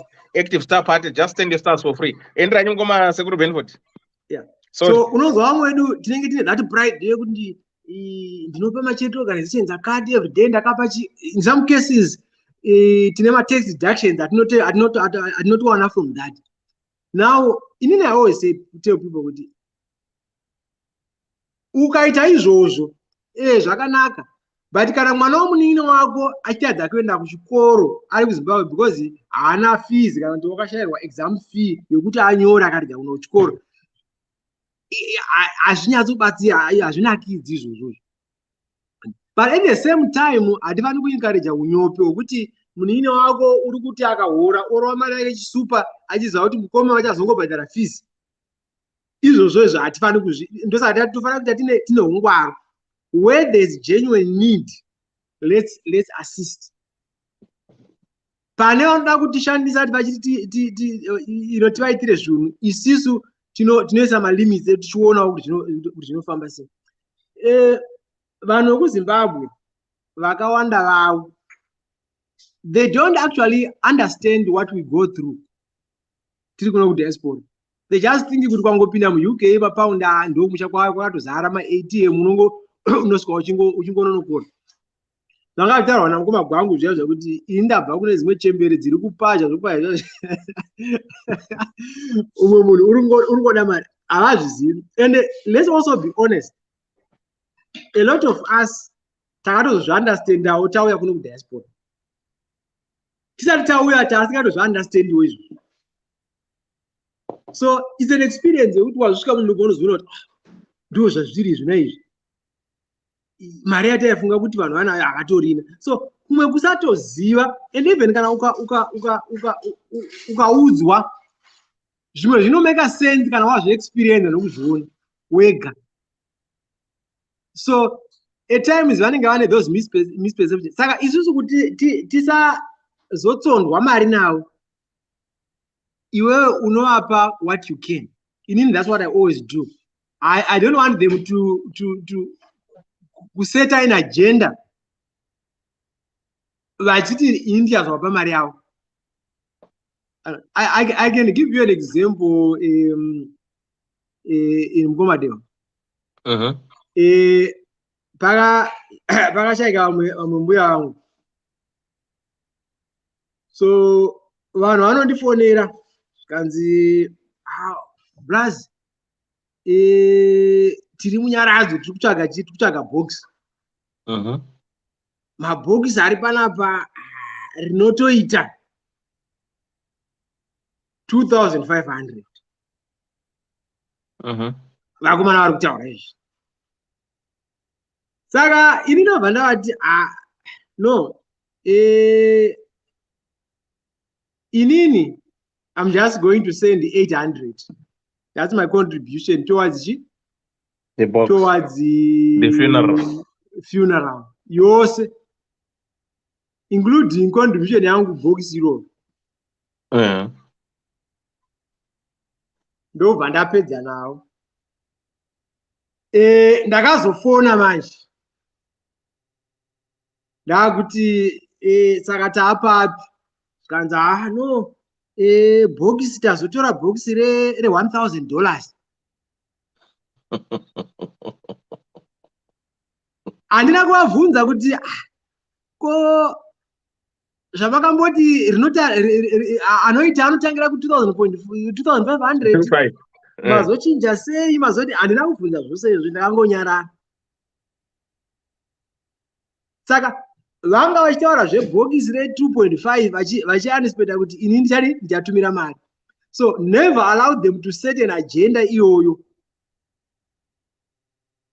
Kana ikuti vanhu vanoronga pati yavo bhajeta chakuti okudza kuti zvinhu zviripa. No, never allow them to do that. Ivo kana vane zvavari kuronga kana zviri important zviri zvomusha, ivo vanongotaura kuti ini contribution yangu the rest moona zvokuita kana whatever. They will sort themselves out. Ivo vanogadzirisana ende zvinoita. So that's the other point. Ngatisashandiswa nawo. Lastly, when we are on this show to provide them solutions, I always want to say something practical. That's why Dr. Lava, let's teach our parents how to invest. I don't know because shanda kubi. Kana zvishanda kuno kuma Western world azvishandi kuti ungati muzimudhara kuZimbabwe indaono investa kuchi iye achiya mari yesuper. Unoona kuti anoinvesta chi? Even isu vacho tiri kuno mudiaspora vacho tagara izvi. How many of us, let's be honest, how many of us vanozwisisa zvekuti kune mastocks anoda kuinvestwa mari unodini? We don't understand that. So we can't be prescribing things like that realistically kuvanhu vari kumusha kuti baba vazive kuti vachengete mari kuti kana vakura vakwegura vazodii.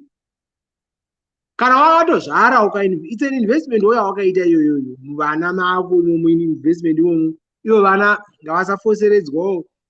Kana wabudirirawo, it's okay, give back. So those are my main points. Okay. Hans Nahida, no one is obliged to look after their parents or relatives. The problem nowadays is that people have become too materialistic. Whereas nowadays, for most people to prove you care, you have to give them money. Yeah, whatever. Okay, thanks, Seguru. Andy Babs.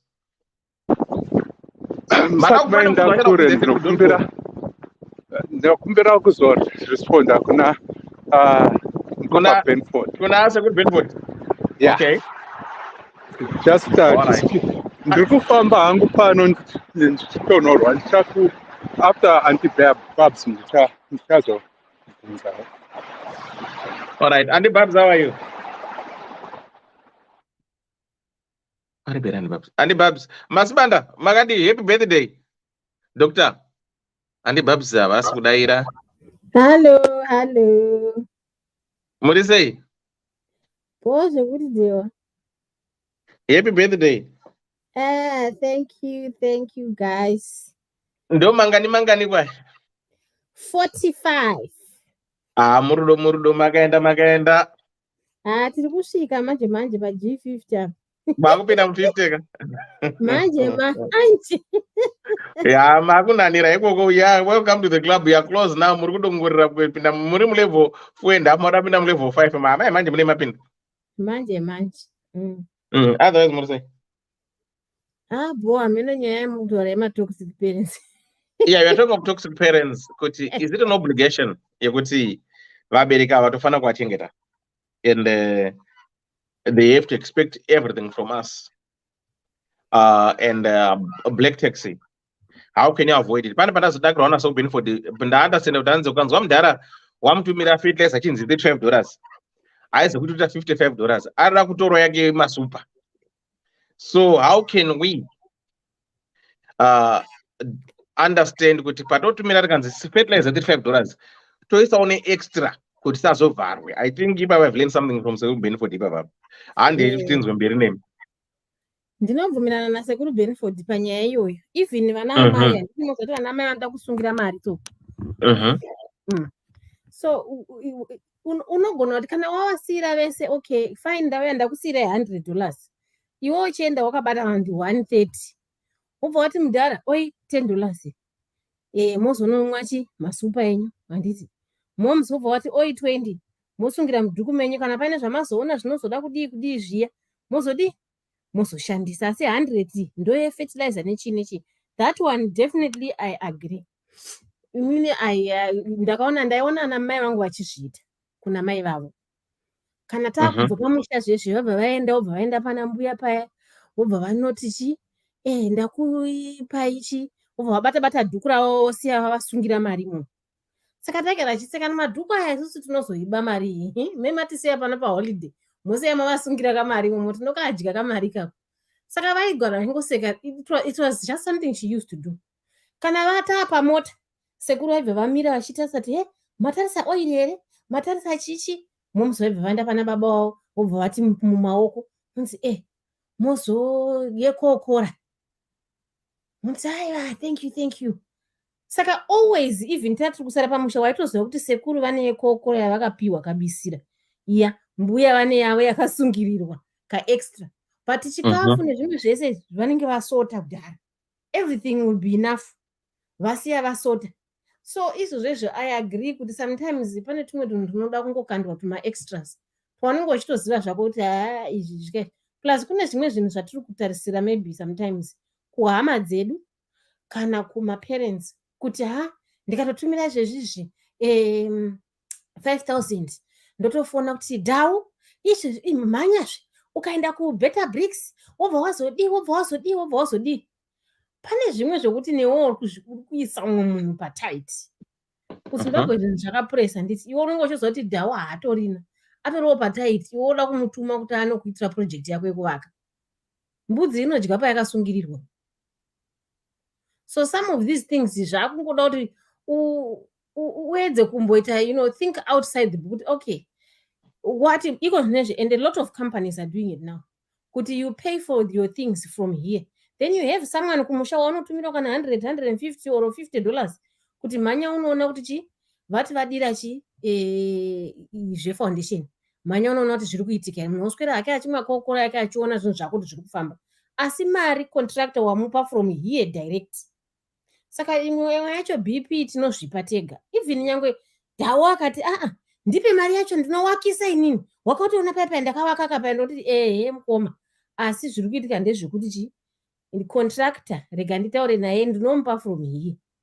Zvinewo nemamwewo ma-repercussions azvo nemamwe ma-problems azvinazvo but sometimes you save maybe your relationship nehanzvadzi yako nesister yako namai vako nemubereki mukanetsana zvako nacontractor I think zviri nani pane kuti unetsane nebrother yako kana nesister yako. Those are more important relationships. So sometimes ngatifungei kuti zvimwe zvinhu zvatakuda kuitisa vanhu zvazvoda kutopa vanhu pressure kana kuti ngatiite birthday party ite birthday party ramama chembere zvairi kutena 80 years mumba macho mauta ngamiitwe birthday party wotumira mari woda kuronga wotona pamwe matiles ari kukwadabuka zvimwe zvinhu zvinombomira mushi zvinhu zvatinoita kunoko kudiaspora handi izvezvi zvikwadhau tichienda kunojamba maspika tichiita mabirthday party. There are things that we do here that don't really apply in Zimbabwe.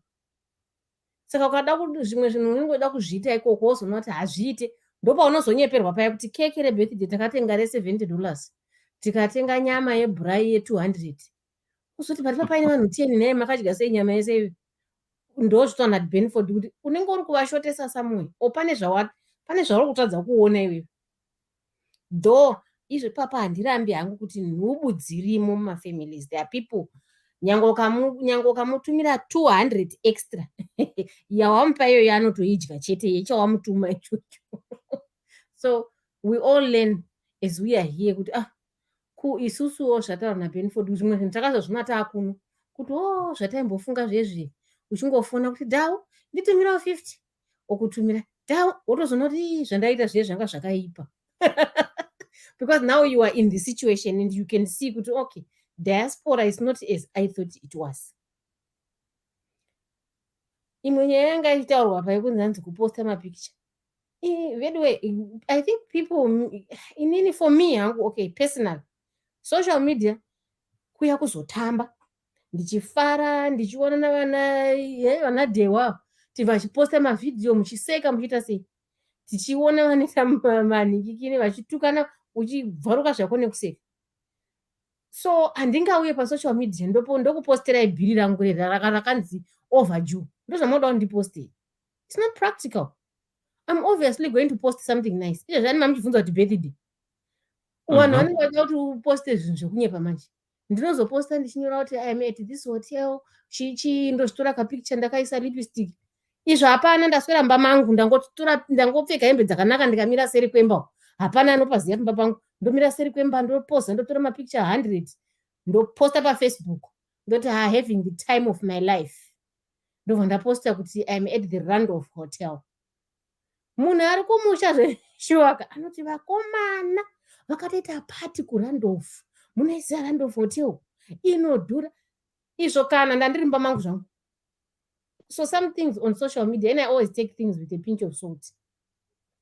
Ndakutozviziva. I've seen my friends posting. Mumwe munhu akanyora paChristmas, one of my friends said, Kruger National Park iri kunakidza. Kwakuisa picture kudhara asati atombo paFacebook. Ndikati picture yabvaiswa ine chekure kure, mwana tomuti kuri seko kuSouth Africa, kuKruger. Zvakanzi kwaaniko naiwe izvezvizvi, ndakatogara zvangu pagutu. Ndikutobva unochera mvura iyi. Ndikati izvo. Saka zvawaposta kuti uri kuKruger, akati mamuchida kundiposte kuti kudiko. Handiti vana nhingi vai vaposte vari kuDubai, ane vamwe vanhu vake vanomupa pressure. Saka you see kuti even ari kuZimbabwe wacho ari kutonyepawo. Handi munoona. Inini ndiri kunoku ndiri kupostawo nhema dzanguwo ndinonotora mapikicha emaperfume aDewa kana vhidhiyo yaDewa yemaperfume iye. Ndobva ndabvisa voice rake ndoisa kamusic ndotoposta kuti hey, birthday gifts. Vanoona ana Creed wonzi vakomana. Vazi impinga. Dhoku vakatengerwa Creed nechi ukaona maperfume awo. Izvo kana maperfume aDewa. So people should, we should, I don't know, pa social media, don't take things. Sure, ukapinda unoenda pa filling station pa social media. Kuti munhu ane chikwereti changu asi ari kujamba maspika kwaDewa. Pamwe angodaidzwa akatopikwa hatorina kana sendi. Saka weekend yese chapera ari kufara zvakaenda kupati. Angozi naDewa chiuya undibatsirawo kupukuta uchisungirirawo mabharuma. Hapana asi mapikicha anotora ikoko unofunga kuti pati yacho ndeyake. So people should just learn kuti aiwa zvesocial media isai paside kana zvemastatus. Hapana pandichaposta ndakatsamwa, pandakatukwa kana kuti dheira ndazi nabosi wangu tichadi kuona pana. There's no such thing. People don't post things like that. We don't. Saka mitiregedzei. Tinotora mapikicha tiri seri kwemba uko. Imoita pressure yenhema uko. Ndinozvitora there's another post yandakamboposta vanhu vakandiseka. Ndaitopinda muchechi. Then vandaona Benz yakanaka yeredhisodhiwa. Vandati kumwana wangu wanditora ndiri ipapa. Yakarira unoziva Benz iyoyo kuti wewe. Sure. Akazonototsvagwa munhu akabuda muchechi. Ndikati I'm so sorry funge ndachizvitora hangu picture ndiri pamota yako. Yabva yaita noise. Akati no it's okay. So ndakatozoposta nditosekesa vanhu ndikati guys nyaya yekuda kutora mapikicha nezvinhu zvevanhu kai. Nhasi ndaita 30 minutes ndiri panze pechechi because I wanted a nice picture on a Benz yemuridzi. Nechandanga ndiri kuita pachi unochishaya. So but dai isina kurira. Handiti mapikicha yawaenda yangoposta kuti Sunday, Sunday settings. Vanhu kutoti mai akatenga Benz. Izvo isi yake. So anyway, zvekuposta izvi musazviteedzera. Plus, so iye taxi yemaparents, I've seen there are also parents vanotodemand. I have a friend of mine. Maparents ake vanhu vatori nemari dzavo. Vatori nemari dzavo vanotogara muimba yedouble story borodhiwo. Vatori netunhu twavo. Kuti vatori necottage kuseri uri kunzwa. Inotogara maroja. Itori neseparate entrance. Iyo vari mudouble story. Iye ari kuno kudiaspora. Saka ende ivo the people vane mari dzavo vari exposed vanoenda kumaholiday kunana Dubai. Havasi vanhu vanoshaya. So now izvezvi vakatanga ngomuti zvinhu zviri kuoma kuno kuHarare. Zvinhu zvakapresa. Dai uchimboningirikini. motoona kuti muchaita sei because tatosvika retirement ka todii tikati vari kuti todi vari kuda kuedza akauya achichema kwandiri akati nai vari kunditi vari kuedza kuti chiko ndikati vari kuedza kuti vatumire mari iwo uri kunuko achibva ati nai Rose ukatarisa vabereki vangu neni ini nditori murombo asi vari kutoda kutoti ndini ndivatumire mari every month for what vanhu vekuti vatori nemota 2 chi iye anotofamba netsoka kunuka haasi atombooni mota they don't understand. Maybe they don't understand Zaiwa. They have enough exposure. They lived in the US for a while. Saka zvekuita madiasporans, they know the experience. It is not like that. Hakuna mari pakainonongwa. Ndikati saka why are they like so? Ndakatozoona kuti aiwa vabereki vacho I don't understand her parents. Imwe time vakambomuta hanzi tatosara negurusari re3 days. Ndobva handituma kuti mhanya unodii ndichiri kuZimbabwe. Vandamhanya paya ndikaunganidza zvandakaunganidza nditumira mari vandamhanya paya negrosari yenhau ndasvika vavhura paya ndotopinda mbamaoko ingazvisi zvakaringana everything is good ndikashaya kuti saka vabereki ava vamhanyisa mwana shuwa ari kufawo vakati tasara nechikafu che3 days friza yavo pananda akuisa machikeni yakazara kuti ndikati why are they like saka ndopa ndakatanga kuzomubvunza kuti vabereki vako indava iwo time iyoyo I could not even tell her ndakatozomuudza ndaakuno ndikati do you remember paya pawakambonzi havasina chikafu ndikamhanya nechikafu nditi ndabhadhara I think yaive inonzi chiko shopi yanga yakuita zvemaonline grocery food world ndikanzi ndikatipo paye ndakasvika chikafu ndobva atoti ufunge ndo zvavatori I don't know why they are like that. Kukanzi kune muchato tonzi nditumire heti iri mubox. I want a blue fascinator and boots dzakazodii. Ndikati but why havadi kuti udevelope? Amen. So ivavo izvozvo ndo I think it's in their mind kuti vanofana kudya mari yemwana wavo somehow. I don't know. I don't get it. I don't understand them. On the other side, husband yake ane vabereki vari kumusha. Vanenge vachingoti chibhadhara itengai pedzisai stand yenyu mutange kuvaka zvekuti tumira mari kuno kumusha tine mombe tine zvinhu zvedu we are okay musanyanya kubva mati every month. So she was like shuwa ndionero mumba mangu naiwe nemurume anotogara achiseka kuti kwenyuko tikasatumira mari ambuya vanoswera vakunditextira saka tinongotumira dhiya hazvisisinei vangu havanei nazvo havana zvibasa nezvakawanda tinongovatumira zvakafanana whatever but even akaskipa mumwedzi kwana amwene vake they don't complain. They actually want them to develop. Kati contrast yacho, these are people who have money but they want kujuruja mari yemwana wavo nemukwasha or whatever. Vasina mari varikoti vanhu vakai imba yenyu kustendi kwenyu taenda kuzvikwazara masora igadzirisai zvinhu zvenyu tangai kuvaka guys vari kutopusha vana for good things. I don't know. Human nature I don't understand and I don't know. My parents sezvotaura na Benford unovaticha sei? How do you teach them? How do you teach them? Mwana hangu achiti unojaidza mubereki nokuti ndiwo unopota uchimudii but they are your parents. Unodii? Kuna mwana vasina moyo wakadaro haazvikwanisaki anenge achitozoti mudhara ndikasatomutengera kiridhiya pakapedza 3 months ndakufonerwa kuti ndakufamba ndichinohapwa muno kurumidza kunditengera. Kune vabereki vari muno chaimo vanoda kudya mari dzevana vavo muno muUK mavanotozoti mari inoshandwa sei kana vachitoziva basa remwana wavo vari kutoziva kuti mwedzi uri kupera ari kutambira mari yakati but they will demand things from them.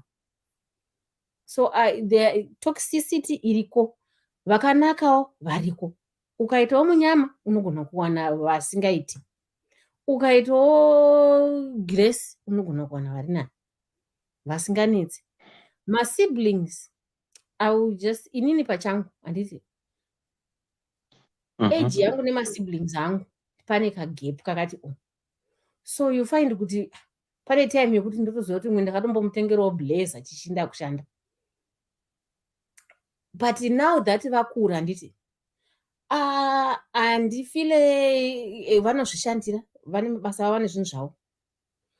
Now inini we always discuss this. No. Maproblems anozowanzitika mumafamilies ekuti let's say vabereki vafa vese iwewe doubt Jehovha wati ndakutosiya paform 4 ipapo patokwana A level yandaida kuti handichaiti ndakuchichengetawo naRozi nanani vesa kuti vaende kuchikoro vaite form 4. Then as they are coming up, iwewe ukaramba uri mumodi yekuvachengeta unopinda patight, because pamwe atori wepakati achatanga kuita imba, achatanga kuita zvimwe zvinotanga kuzvidevelopa, iwe unogona kutanga kuzoita godo kuti inini havachandioni manje, but kuti vatosumukira I had to sacrifice my whole life kuti ndivachengete because baba namai vanga vafa, ende kudhara vanhu vaizvara vana hobho mune muri 8. Saka unenge uchitonzi kana kumba kwacho unotonzi kumba kwedu kumba kwadhauti kumabvuku ndokukozi havana vabereki. So it's very hard kuti ubude mumodhi iyoyo. Ukaramba uri mumodhi iyoyo yekuti vana vanoda kuchengetwa kana kuda kuona upenyu hwavo, iwewe unosara kumashure. Ende chinobhowa ndechekuti vanozokuseka futi iwewe wacho kuti munhu shuwa akasvika 50 asina kana chii. Uzomuudza kuti shamwari prime time yangu ndandiri kupinza iwewe chikoro kuuniversity. Izvezvi kuZimbabwe kwakubhadharwa kuuniversity, kwakubhadharwa kubva mwana ari kucreche kusvika asvike kuuniversity. Saka if you have a sibling wauri kuchengeta, anotanga basa obva wati at least ndazorora. Pauri kuti uzorore iye pamwe atone mota, pamwe 2-3 years down the line atonemba, iwewo ndopawakuchitangawo kuda kutanga kusevha, otanga kuseka manje kuti mukomadhawa vanenge vasina kurongeka vaya, havana kana imba, havana kana chii vaive. But kuti uzomuudza kuti shamwari inini I had to sacrifice time yandanga ndiri kufanira kunge ndiri kutenga imba yacho ndiwe imba yacho iwe ufamba. I invested in a person and but haufaniri kuzoti chindipa undichengete, but at some point unofanira kungosvika papoint yekuzoti ndamucrossesa the boundary. Kana wati O level, make a decision not guys ndiri kusvitsai mese paO level, after that munozvionera kana kuti paA level or pauniversity depending nekuwana kwako. Then after that indoda yazibonera munhu ngaachizvisumukira azviendere, otherwise unoramba uri mumodhi yekuchengeta. Ende umwe anogona kutoramba ari mwana futi achida kuramba achichengetwa, akanetsana nemukadzi ouya kumba kwako, mukadzi wacho akatukwa nemurume wake, unomuona auya baba mukuru dhau ndatukwa, ogara 2 weeks achidya kumba, unopedzisira watoti vana ava vakure. It's because maybe waramba iwo uri muattitude yekumuita mwana. Anyway, ndozvana chida kutaura zvangu. Hameno zviri kunyorwawo mucomment section. Pana hanzi naElla hanzi that person should block her parents. Unobabhloka sei ne? Pafonika kuti sokumbirwe iwe amataura kuti iyeyo kuti firi jenga yazara kuti taku I should block the parents. Zvazvinoita guys, some things are easier said than done. Ungangobhloka mai yako ngobabhloka kana kuvablutika. Imwe zvimwe zvinhu zvakaoma zvaanotogona kutoita izvo ndozvongoti once in a while vanongoti handitorina izvezvi takabva kutenga zvidhina hatina kana sendi, vobhoekana havo asi anenge angovaudza kuti handina, and they move on with building and doing what they want to do. Asi zvekuvabhloka haizvo because remember there's also a relationship even after all this toxicity. Uchiri kuda kunzi namai nababa kana vari vapenyu zvinodii? Imwe yandakaona futi iri kunetsa mazuva ano kuZimbabwe yekuti people havachatauri vese, yamataura yekuti unotsvaga contractor then you ask the contractor to do everything for you. It's not sitting well with most of the family members. Kuti wanofila kuti iwewe you are trusting somebody who is not them, you know. Ndopa unozonzwa kuti munhu anozongonzi aita mysterious death. You come across a lot of these things happening nowadays. Kuti anokura hasi munhu wekure, anokura hama yako because anenge aita godo kuti because wakapa contractor munhu asitomborikana wepamba, then they see munhu achiya nezvidhina achiya nemotikari autanga kutovaka, you know. So I don't know how to navigate this because zviri kukonzera a lot of divisions kuti madzimba macho futi imomo, as much as you are trying kuti okay ukada kuchiita project yacho hapana chinobuda, then you find somebody who's going to do it for you. vanokuengera futi izvozvo. Saka unobva wachiya kuti how best can one go about this, because at the end of the day zvakana mukoma gwangu ndikaupa $5 iwe ukatadza kuita zvine musoro ne$5 handingazokupi 5,000 undoza unondivhara. Like what you've said kuti unoyambutsa vana vamai vako vese handitika wakainvesta in them, but kana vazofamba pamberi apo hauna kugara kuLondon 20 hapana chakaita, but they tend to forget all these years you've been doing things for them. Marikuona indakutaura nhomba kuti kudai pasina imimi, because ini maperents angu afa 30 years ago, ndikadai pasina imimi ndikaenda ndakatenga Jubilee Line. Dr. Rosa ndikunyeperi moza Jubilee Line muLondon. I should have bought a Jubilee Line. But I don't regret about it. But pari pekunosona kuti kudai kwangu uri kunzi havandikumbiri, but pane paunofila kuti I can't let them go through this, you know. I have to do something. But also not if then ndandiri by myself ndakatenga Jubilee Line. Saka kuti munhu uzomuudza manje kuti look handina imba inini, why is because ndiyada kuti imi muyambuke mudai, so at times others they don't appreciate that. Anditi kuzvicommunicate izvozvo kuti utsanangurirana kuti ipapa vanhu vanonga kuti hai don't owe anyone an explanation hachi, but honestly zvimwe zvinhu zvinonetsa kuvocalize, but sometimes you get to a point where you say that kuti aiwaka imimi muri for imimi ndimi imba yacho imimi makamira ndimi mota yacho imimi motikari yacho imimi because mari yacho yese yaiperera kwamuri.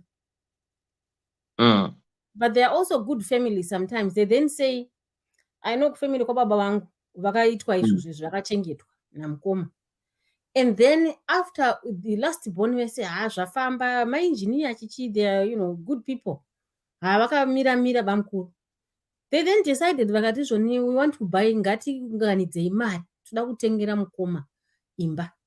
Vakavatengera imba siblings vakati toda kutenda because you were there to protect us from vana baba munini vana tete, you know, kana mafirwa nevabereki and you took care of us, mukatikudza zvakanaka, hapana kana akamitisiwa kana ngoita chichino. He was a true father. Vakomana vakaita mushe, vasikana vakaita mushe, they are all well to do people zvakanakisisawo. So they were like aiwa we can do it. Vakaita fund yavo private, vakanyarara vachibvunza tunyaya zvekungobvunza kuti mukoma dai mine mukamba mungada kugara kupi chichichi akusvika chi vakazosepuraizwa nemba. And he was so happy akati maita henyu but sure makunditengera, and paunoona kuti sure there are people wokuti they are selfless havazvifungi, vakatoti mazotengera inini dai matanga zvena uyu wekupedzisira asati ane umba yakewo matanga naiye, vakati aiwa ike anozvionera uyu anozvionera injiniya angatadza kuzozvitengera here, imimi taida kutanga nemi first. Wow. So there are families who then appreciate, yes. Asi toxic people vashaikwidewa vashaikwi, I don't know tingavadi. But what makes parents what makes us now, we are parents sitting here and discussing about our own parents, about our own children, right? Are we not going to lead in the same slippery slope of thinking like our own parents that we are discussing today when we become anasekuru? Atizoitwe mafungiro ekuti our kids have to look after us. Are we going to break this cycle or not? Let me give you an example. So the other day I was talking to my son. Chitaya mwana ari sei chichi kamuzukuru kangu what zviri kufamba sei, akati no pane application ndakaisa and he was going through something, ndikati zvichafamba mwanangu, zvikanzi izvezvi ndaitofunga kuti project yangu yadai zvakabudirira, ndaida kusurprise, I wanted to do something for me. Ndikati aiwa inini ndiri kuda kutokuposha kuti ita chakati nechakati zvokuti do something iko zvinezvi I am okay, ndiri kuda kuti nimusumuke, kana muda kundifadza ndoda kuona imi masumuka. Akabva azondifonera akati mamuchedza kuti isusu tozoti vabereki vanoda kuchengetwa nekungotengerwa tuma nice. Ndikati aiwa mwanangu, nice iyo yechidhina, nice iyo yepaipi yeplumbing mumba mako, I want you to start your project. Itai izvozvo. That will make me much more happier kuona uchikinura kupinda mumba mako than kuti undiitire manaice. Because right now I'm still able to take care of myself. So whilst ndichine nguva yekuti ndogona kuzvifambira ndichiita chii, iwewe chitosumukawo uchimhanya. Kana ndazosvikawo stage yekuti maybe ndichagoniwo, aiwa munozozviona. But right now I'm more happier. That's the stage. Okay, that's the stage that I'm asking now. Do you think you and me, that's up at that stage, you can't do it for ourselves? Are we going to expect these kids to do for us or not? This is where the $1 million question is. Are we going to break this chain or we are not going to? So in with a couple of friends, this is what we discussed in my time. We are trying to do something. So there is a group of women they discussed this at a party. But guys, let's us do something for ourselves so that when we get to a stage where we can't do it for ourselves, at least it's a burden to our children. So they started a fund now to invest in properties and other things. But by the time we get to 60, 65 chi, unenge wakunzwa kuneta uzogona kushanda. Ndopo vanostanga kunetsa vana kuti nditumire mari. Because wakuda ku maintain a lifestyle yawanga wakajaira iyi. So these are things that we have to think about. Right now I'm 45. I need to start planning for my 65. So that by the time I ndosvika 60, mwana ari kusumukawo kana achizenga andibatsirawo somehow, yeah, it's fine, but at least let me also be comfortable inini pachangu kuzvichengeta. Ko kana dai ndisina vana alright, ko kana dai ndisina kupuhwa hangu zvipo zvevana, ndaida kuzodii nda 65 kunetsa mwana wana wemunin'ina. So vabereki vedu vaingozvisiya vaingoti vana vachazondichengeta. But isusu, I think we are a generation where we can actually try and do it. At least chivaoneka neka income kako kanozviwira every month, kuti kana ukazvitsvagirawo neseidi kana maid kana chii, unogona kuti mama vanozvichengeta but tinozoedhawo kagrocery kachiyo ka something. Pane kungogara uchingoti ndozozviona kana ndisingachagoni kushanda vachandichengeta. It's an old mindset. Ndingapindira here ipapo. Sorry George, taurako. Sorry, and happy birthday. Makore awedzerwe. Thanks George. But sorry, and kukata, because this is where I was trying to come from. Tichida kuzopindura ninkrikini jataura namkoma Benford, because perspective is what is ninkrikini is needed, and context. In Kananchitauraka, I speak ne context rewired, and I try and narrow it closer to the home gate, kind of to goal. But maybe avanakundi kunyatso kundi nzwisisa pekutanga ne historical fact and all that pandatanga. This is where I wanted to tell you, Mkoma Dewa, Auntie Rose, you have kids, right? Those kids have kids already in some cases. Vakura. Kana ndoti vabereki. Handisi kure vabereki wangu inini vakura. Nduku ita in generality. Munu ane mwana atokura akuzvishandira. That's the Nkrikini context where I was coming from. Ndikati ini, in that case, from that age, given that context and definition, tunokwanisa kuti tibatsirane, tinzwisisane, tidzidzisane my investment vehicles kutora my life insurance Koma dewa, mavunza the correct question. Kuti, would we end up being like our parents that are older? Ndikati, that's where I went. Pamango andina kuzokwanisa ku expagoreta kuti within a context, but kuna vanhu vakafunda, extrapolate from that. Anyway, this is what I was trying to say. Kana moda kuti ndiende ndidzikisa pasi. If you are a parent, izvezvi vane vana vakuzvishandira, kana kuti vakutoda kutozvishandira, the best way to safeguard and to build this to cut this tax, the black tax and the toxicity is to start reconfiguring your mindset and picking up on those ma investments yayo. Handisi kuti moenda kuna sekuru wenyu kana manga muna vabereki wenyu vakura vari kubocha monovataura kuti ndoachiita ma-investment. No, naturally no. Vabereki tisu, and we are at that point yekuti tinotova nevana vakutoita sei, vakutoda kutopinda that level yekushanda. And will we be taxing them the same way vabereki vedu isu are doing right now? And that's the context. And the other thing chandinoda kutaura is what I missed to say, and specifically was that money is one of the highest causing reason for my divorce anywhere in the world. Beyond infidelity, maybe somewhere there, but money, finances. So when you stress your son, your daughter, akarora, you are probably putting them in a situation which is unattainable. Zokwanisa kukonzeresa kuti vanhu varambani nekuda kwemari because of that stress. So let's not try and rationalize this tichingoti hakuna zvakadai kana kuti zvakadaro. Maybe in your life experience, as you experience it imimoga, that's it.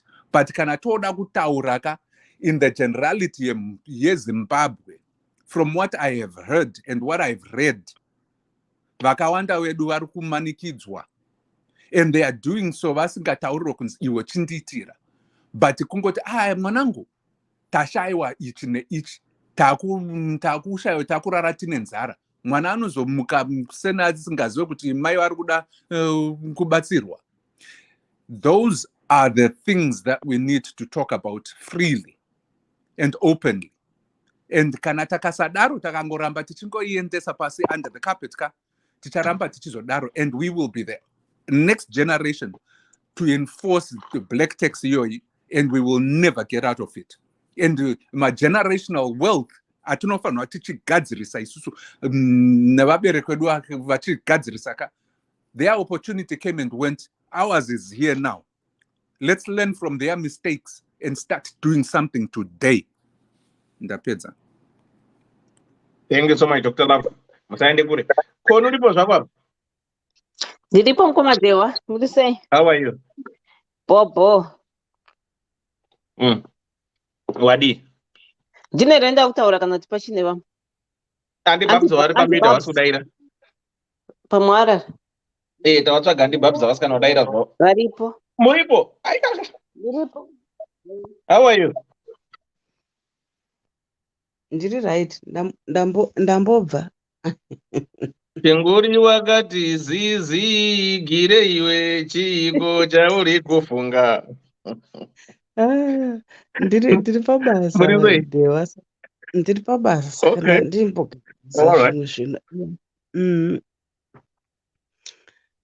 Zvimwe zvacho handina zvimwe ndachizvinzwa zvimwe, but ndachifungofunga pane bvunzo wabvunzwa ndokutangira ipapo wokuti hanzi mati black tax is it mandatory ndozvamataurani.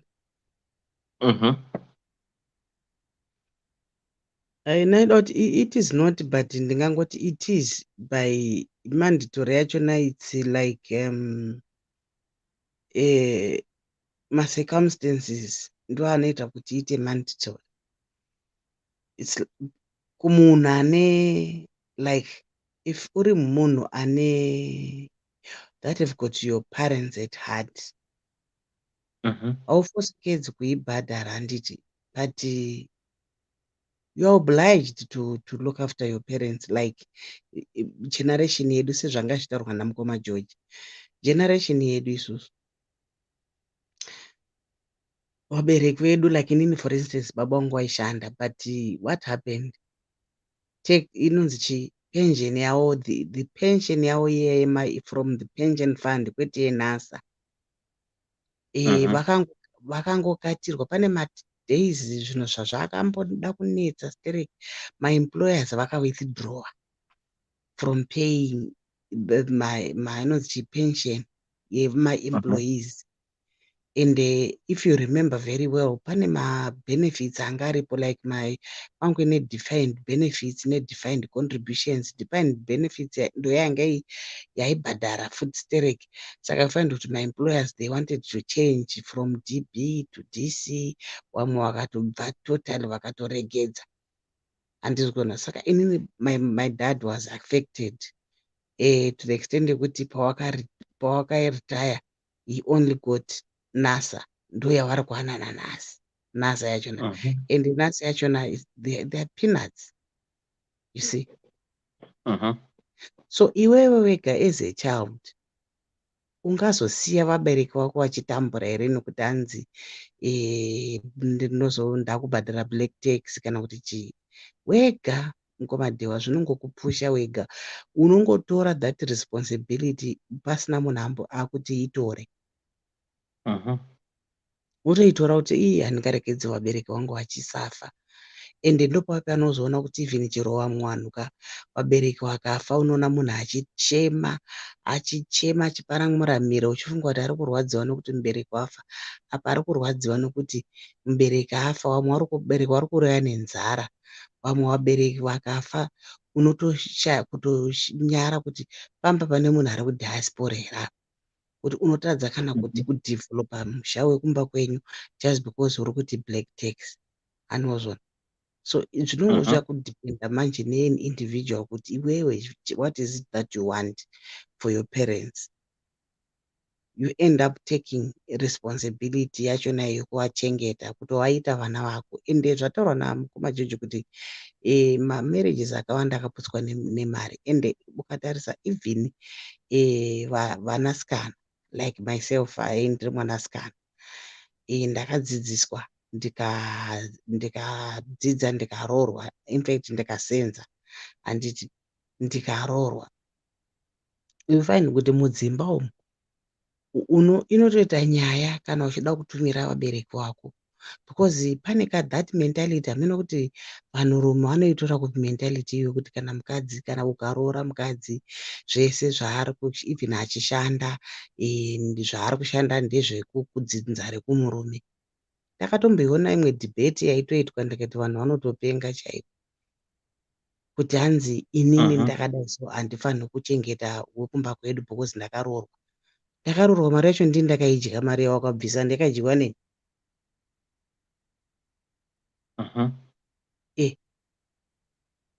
Vazhinji vakadzi vakawanda vakatotadza even now varikutadza kuchengeta vabereki vavo because of marriage. Vamwe vakadhifaya marriage dzakaputsika.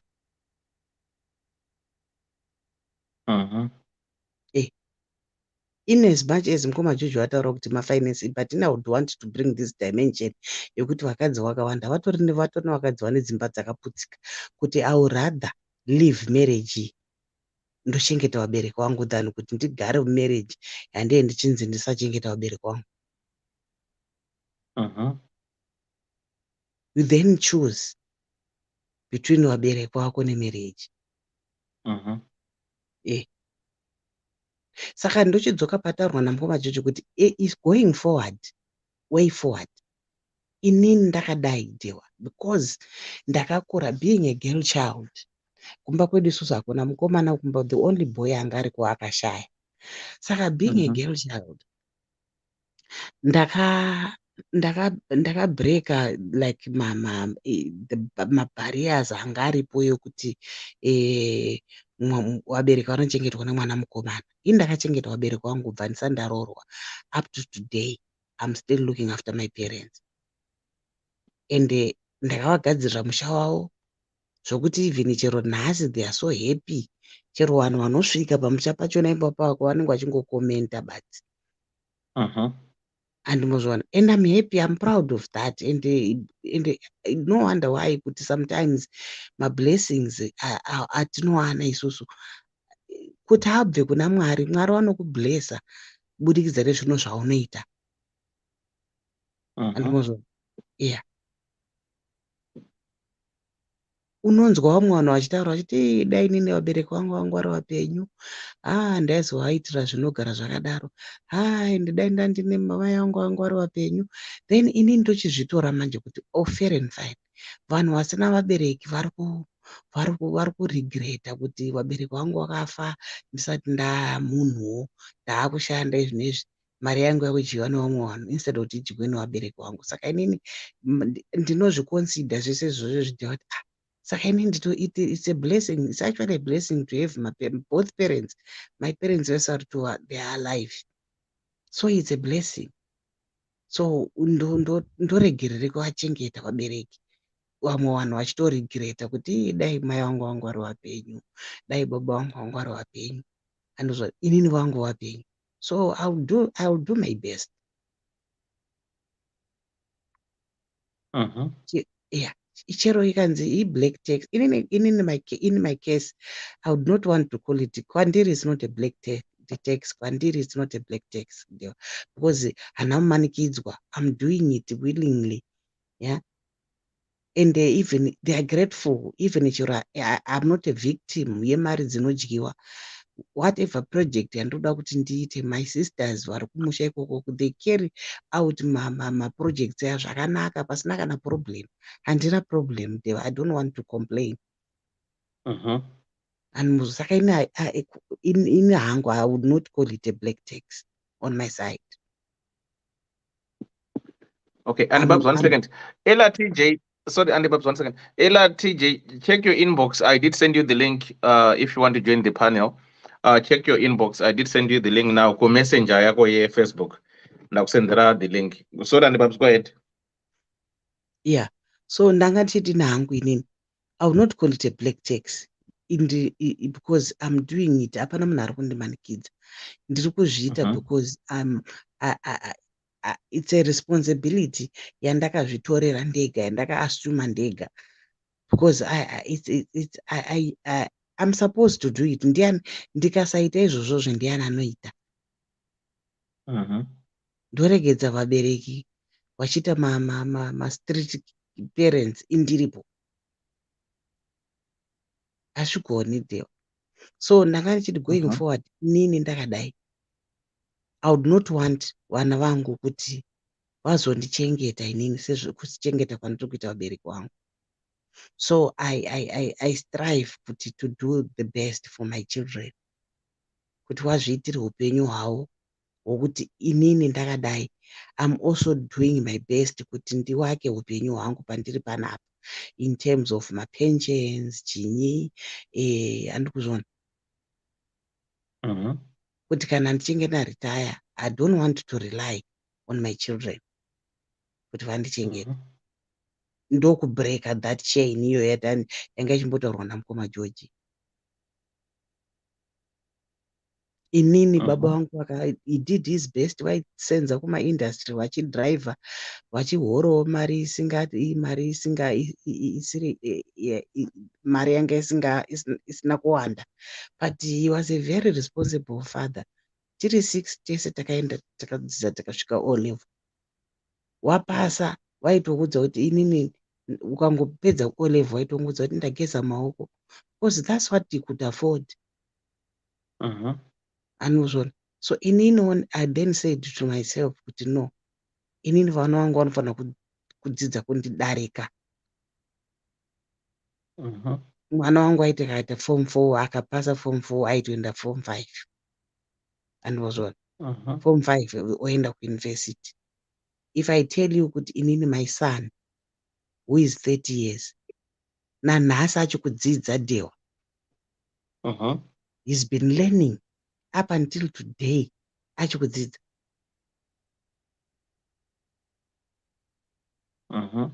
But ndikutozviona kuti zvitori right kuti ari kutobuilda future yake. Anozvona, which is good. Yeah. Form 4 achipedza form 4 achienda form 5, form 6 achienda kuuniversity, first degree rake civil engineering, second masters in civil engineering. Now he's doing a PhD in civil engineering. And my second girl ndizvozvo akaitawo akaita dhigiri rake. Third born handiri kuzamawo kuti aite haana kuzoitawo bright fanike wamwawo, but she's getting there. So do you think kuti ndaita kudaro vana vangu vachazoita basa rekuchengetwa nevana vavo here? Hakuna, they will never, even chero inini handina kana sendi remwana wangu randichadaini. Instead ndee ndichitovapa vazukuru ava, kana ndichigara nevazukuru vanenge vachitodya mari dzagogo kwete kuti inini ndidye mari dzevanhangu. This is what I'm doing currently. Ndewa kuti zvandiri kuita kunana vabereki vangu vana vangu vasazozviite kwandiri. Yeah.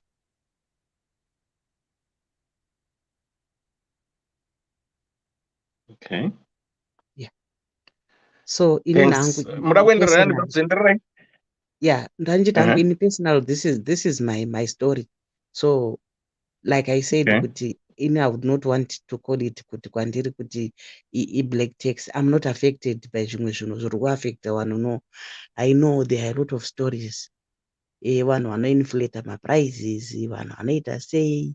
I have a lot of people vakajutwa their own relatives kuti munhu achivakirwa project unoti load yezvidhina ichienda kuproject, load yezvidhina ichienda kumba kwake, load yesendi ichienda kuproject, load yesendi kumba kwake.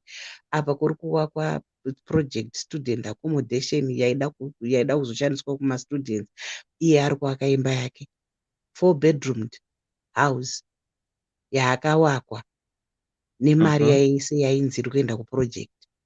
Munhu your own brother achikuita izvozvo. Kuvaka imba kupedza kuti very beautiful house.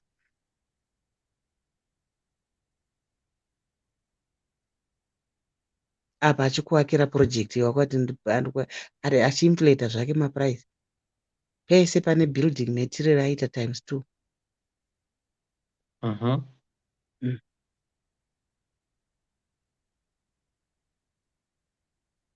Yeah, pakaipa. Yeah. So zvinongodependa kuti waitawo lucky rakaita sei. Inini hangu I count, I would not, kwandiri I would not want to call it lucky. I'm blessed. That's good. Yeah. I think ndapedza. Thanks, Andy Babs. Thanks, Andy Babs. For those who are just joining us, how are you? Mukoma Munyamurisei Koni, how are you? Mukoma Munyamurisei Koni, Dave. Makadiniko veDDC aiwa tinofara hedu aiwa tatakateerera inyaya inonakidza zvikurusa. Thank you very much. Rambai makateerera Mukoma 2 minutes Koni ataure. Right, thanks guys for the stars that you're sending. For those who are just joining us, we're talking about black tax and toxic parents. Your experience. What is black tax to you? When we say toxic parents, how toxic are these parents? So this is what we're trying to talk and discuss and find out. Why is it like that with the people that we care for, the people that we love? Right, Connie? Okay. Shiria bvuta reke. Yeah, inozongofa futi. Inongofa zveshu. Inangu komadhiwa ndangopindana kuti ndipindure mibvunzo yamambobvunza ndapinda pakati. Pane yamambobvunza kuti how come kuti maparents edu achigona isusu andika kuti makazvarwa muri 8 but pa8 hwedu taakuzvitadza sei kuchengeta vanhu 2. Saka ndobva ndoda kupindura on a personal experience yangu kuti maparents ekudhara nditika I don't know kuti hatingamboti economy dzasiyana but vaigona planning zvakanyanya ukaona. And also it didn't, okay, for my family handiti mai vangu nababa vangu vanga vasina mabills ekubhadhara. Chatoziva chavaibhadhara wazesa, zvimwe zvese zvacho zvemahara. Saka tikazochikompare nesusu everything we are paying for, zvinototi salary yako ka hapana chinosara. Ukada kuti ma school fees, oti insurance, oti rent, oti magetsi, oti mvura. Zvakawandisa kana. Nemafoni. You know, saka life yekudhara was much easier. You would find kuti vana babaka aigona kuendesa vana kuchikoro. Pachosara ine mari, otenga mombe. Madanga ekumamisha uko aigara akazara. But right now, generation yedu hatisi kuzvigona because salary dzacho dzakatoshota already patiri kutopinda maoko medu. Saka this is where I find my differences are. Then tozouya pakuchengeta maparents avo. Ini hangu. Ini hangu ndochema hangu ini. Baba wangu akatisira nhamo because my dad is late. Mai wangu ka. Jesu. Inhambo yega yega. Mai vavo islay queen pachake wekumasimu inonzi G70 slay queen. Language of money vanenzwisisa. Nyangu vaka like baba wangu handiti pavakafa. Pension inopuwa mai vangu ka. It's enough kuti vadye vega. Vachitopone maneighbor. But vanokudza kuti haikwani. Vana vopuwa mari futi. Still haikwani. It's for her it's never enough. Chinozorwadza manje. Though inhangu ka ndakazongoti it is what it is. Inoenda kuchechi. Hamene kuti pana amboitauro yekuchechi. Inda kuitanga hangu. Inoenda kuchechi ndapota hangu. Inorwadza. Because zvinozati dzachembereka idzi hadzina expense. Kukangodaidzwa kunzi inhangu like my mother. I will not mention zita ravo because ndikazotogumbura vanhu vari kuchechi kwavo. Vanokwaya nditika. Kukanzi kuri kusonwa every event inosonwa uniform nyowani. Unonzwa mai angu achiti pane vanhu kava vari mumakwaya vasingagoni kuafodha uniform yacho. Zvonzi ndipei mazita ndokusonerai. But vari kukanganwa kuti mari iyoyo haisi yavo yemuhomwe mavo. Vari kupiwawo nevana. Saka ipapo takapatadza. Takazongotiwo gava chingoito zvavanoita. Anything. Mheno zvodai wozati pamwe vanomboti maparents vadi vakafa chichi. Vangu ka ndaitomboti torai.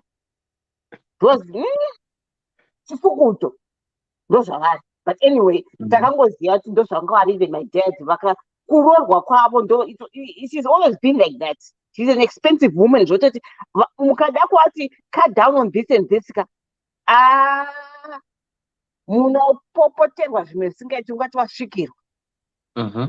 Chinozondibhowa manje kuti pane kastatement kavanoti ukavafonera zvonzi muri seko ikoko vanobva vapindura zvonzi kuno kunhamo chete. Asi nhamo chete ka that statement inondirwadza but I can't say anything. Nhamo unonzwa vari kuchuwa something. Obvudza kuti muri kudya wasi dinner time zvonzi aiwa kana kuti mapezi kana kuti you know. But kuno kupay yacho ka it's a luxury. Saka maparents soka aiwa devambotinzwirawo tsitsi. But inhangu I don't mind if I have, you know, I don't mind giving. But ngavamboitawo tone down kuti vazive kuti tiri kuzvifondokera zvinhu izvi kuti vaone mari yacho yatinotova papointment yacho ka iri kurwadza. Unotanga basa ka7 upedza ka 11 usiku. Wambosvika kumba wata 2-3 hours wadzoka kushift. You know, saka ivo havatombozvinzwisisi. Vanongoti aiwa iriko. Kavada kuwapa excuse yekuti aiwa this month zvakadzvanya tozokona next month. Unotaurwa nemakuhwa kwese dzama idzi. Vatikwadza. And then ndambonzwa ndapinda Rose achiti happy birthday anyway Rose. Vachitaura yandisedza manje yekuposta paFacebook. Zveshuwa hama dzedu dzofunga kuti kuposta paFacebook unazvo. Inini one statement ndine hama dzandakatomaka zvototi handipindure zvinezvi. Ukaposta vanobva vati mugonditumira ukabhutsi idzo dzamakapfeka. You know,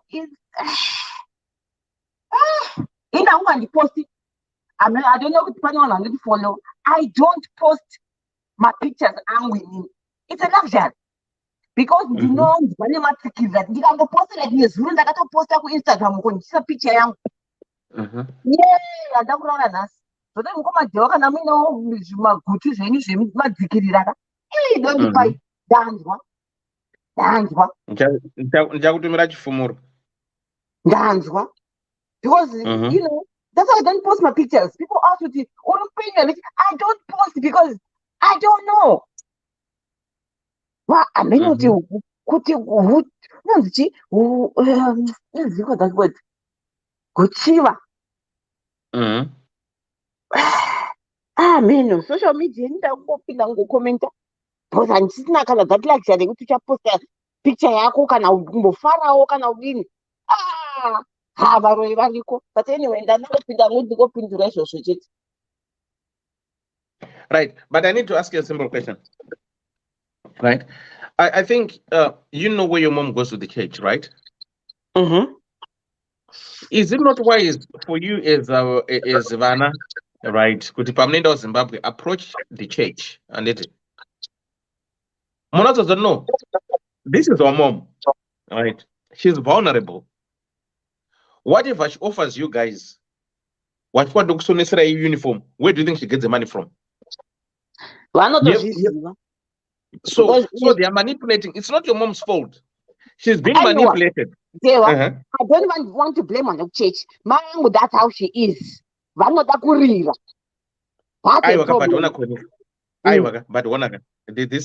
this is what I'm trying to say with it, right? I would look at your mom. She's in her 70s, and where do I expect your mom? Because on the 400 or $300 US, yet she's not going to work. Kanandiri elder work with church.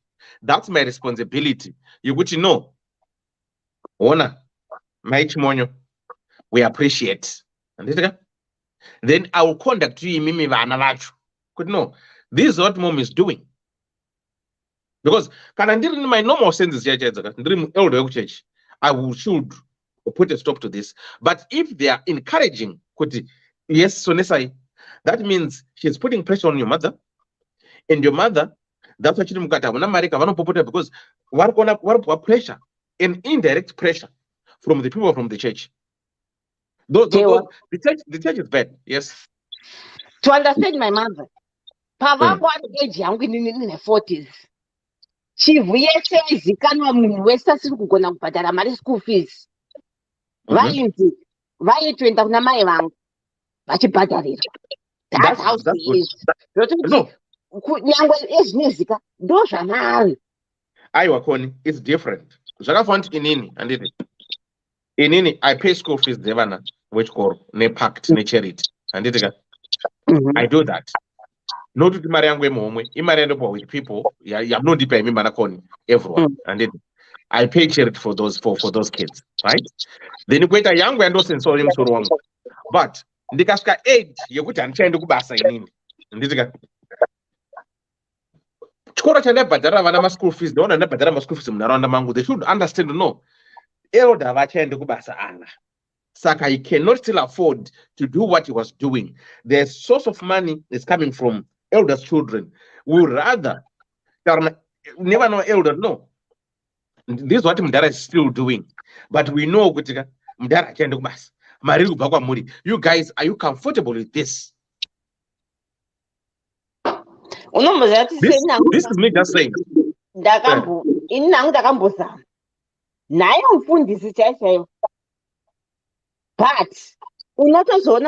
they don't care because even tinotombopuwa zvima-forward zvinenge zvekuchechi kana kuda kuitwa fundraising kana kuti maybe vada kuenda kana kuti kunonzi ikoko kuBernard Mzeki handiti kuda kuhaiwa bhazi handiti unotopiwa chi-forward chacho chebudget yavanenge vaita kuchechi naye mufundisi wacho.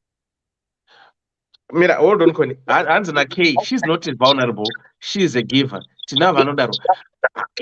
guys, maybe I'm too naive, or because I work with elderly people and the safeguarding and everything. But I think if I look at somebody who is 70 going up, during that person's prime time, they used to give because they were affording, because they were still young and working. When they get into 70, knowing they're no longer going to work, and they still do what they used to do before, I'll start questioning, where is your source of money? Why are you taking your savings? Are your savings not worth giving them to your grandchildren or your children? Why spending so much to the church? This is me saying, I'm not saying I don't know, but in all fairness, yes. Iwe, kana munhu akasvika pamba pako iwe achikupira chindiro chezviri kuedza kuti andokuire vana vaita porridge, haumupi dura rose wanzo. Kana wamupa dura rose wakupenga. Aiwa, fault iyi havana kukura mama. Fault, it's your fault. She's 70. She's 70. I know. Ngatiti 76 dewa. It's not ndozvavari dewa.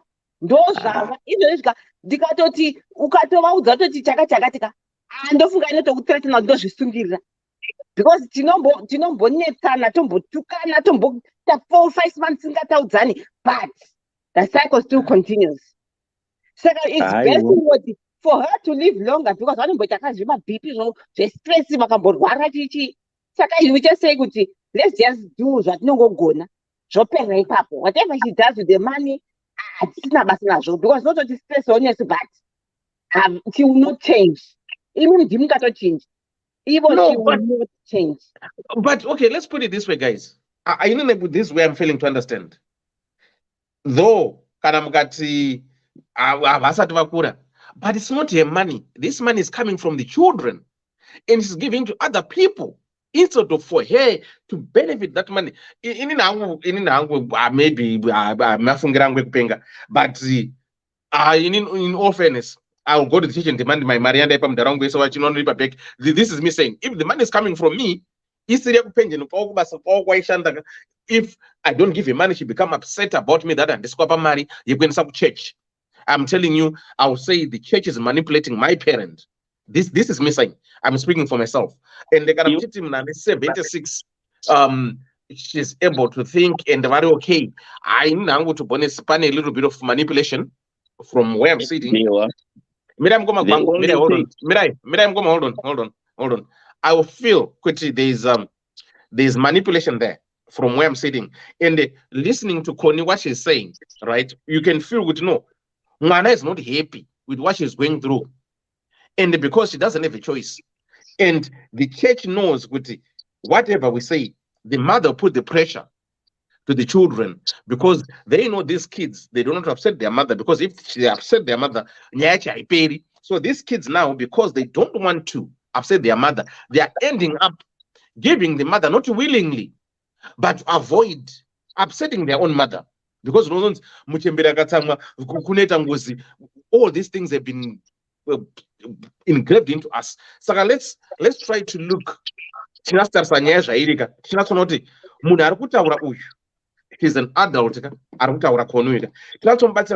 Well, uri iwe unombereka ari kuita saizvozvo uri kusenza atandaka basa makusendudza kwambana 11 mbereki wako mari yauri kumupa iwewe haisi kushandiswa zvaanofanira kushandisa ari kunoendesa kuchurch because whilst you're still able to do it by yourself avaizviita but now havachaendi kubasa vaogara pamba. She's relying neni mwana wavo. Why does she still want to maintain the things that she used to do with their own monies, using it in Vashandis? This is where my argument is. That's why church is manipulating the mother in a way because they know the church, the mother is going to blackmail, emotional blackmailing their own kids, and the kids they are going to be obliged to give the mother the money. This is what I'm trying to say.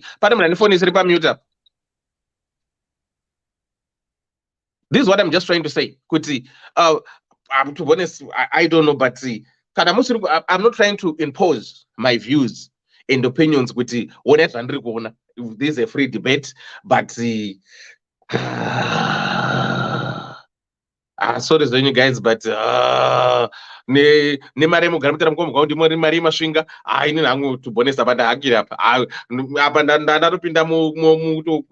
feeling station, but anyway. Dewa. Yes, Kondi, sorry. Mukoma mbaraki makadi, mukoma munyamuri sei. Ndinoda kuti wasati wataura. Taura Kondi. But hakusi kuchechi kwega. A perfect Aiwa, example of what tinofara hedu. happened. A perfect example of what happened a few weeks ago. Ndazongodzwa. Kwauya handiti kwauya vanhu vanofamba mudzimba vachitengesa. Hanzi pakasvika mwana Indian so achitengesa marags ake.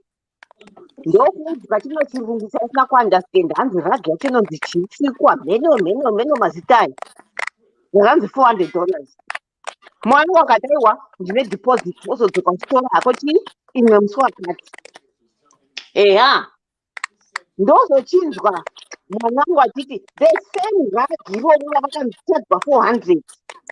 Uko kutauni hanzi munani inonzi zvinhu ka hanzi the same rag inoita $175. But ndozvandotaura ndikati ndozvavari havadi kuudzirwa and he doesn't want to change a lifestyle. No problem. Ndotumwe tuchemberetwa tunato twakazara ukoko. You know? Saka ina undapedza. All right, before you go, sorry. Andiri kuona kuti panotara manipulation andara yaya. Anditika? Kuti this person who brought the rug, anditi? If you want to do an investigation, that person knows your mother maybe through the church. Anditika? That's why akati no. For me to ask Mary from her, and so what do I need to do? I need to overcharge her 400. Yet the rag is going for 160 town. And then no, I'll give you deposit. So I see this is where I'm talking about manipulation. Even though people might say she's got the capacity, yes, but there's a manipulation is going on.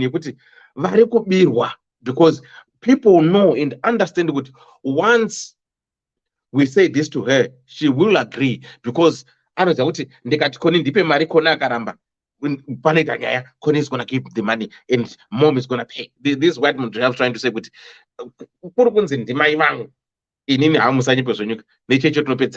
this is me. I'm not trying to impose to everyone, but I'm just saying. Let's try to look.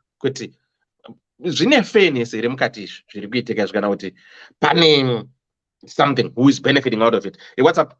Jewa, this is the last point. I remember that last year, Panap. Takamboita topic that just generated. Because in what I do now, my bills I pay online. Cash that yeah, show my one empty. Yakata you know, but Takaita months and months because in that against Guavo, you also against Guavo, Katora Jonathan in Indian. Atina Kutaudana, Takautaudana, I'm so birthday. But I do the message with happy birthday, my daughter. I love you. Don't put down a foot. So this is how we operate in our work. You know, you are about but you know, those are shit. But anyway, I'm in Gambo. Okay, thanks so much. Mugoma munyamba say, Mugoma kwa utara manja after Mugoma munyana na Mugoma Richard. Na sababu Benford Mugoma nyongo sa mutara. Murise Mugoma munyana. Awa tinofara makadini kove vamwe vese. Hatisati tazivana zvedu but tichazivana nokufamba kwenguva. Because I think this is a very important dare rinotaura zvinhu zvinovaka vana veZimbabwe vari kunze kwenyika. Vasisina vanhu vakuru sta vanokwanisa kuvabatsira. Saka anyway, regai ndikurumidze asi ndichati gaga nokuti zvizvi zvataurwa.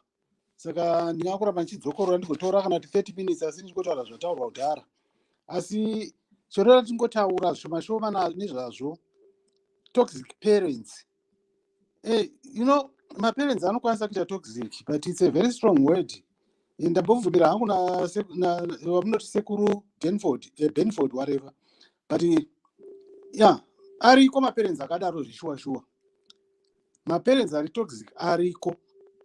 Asi tinokwanisa kungozvinjenga mbijana yedu asi variko. Ini ndakamboticha, you know, for the most part ndaticha kuHarare saka ndoda kuti ndimbotanga nokumbotsanangura zvomashoma kuti what is a toxic person. A toxic person is anyone whose behavior adds negativity and upset to your life. Many times, people who are toxic are dealing with their own stresses and traumas. To do this, they act in ways that don't present them in the best light and usually upset others along the way.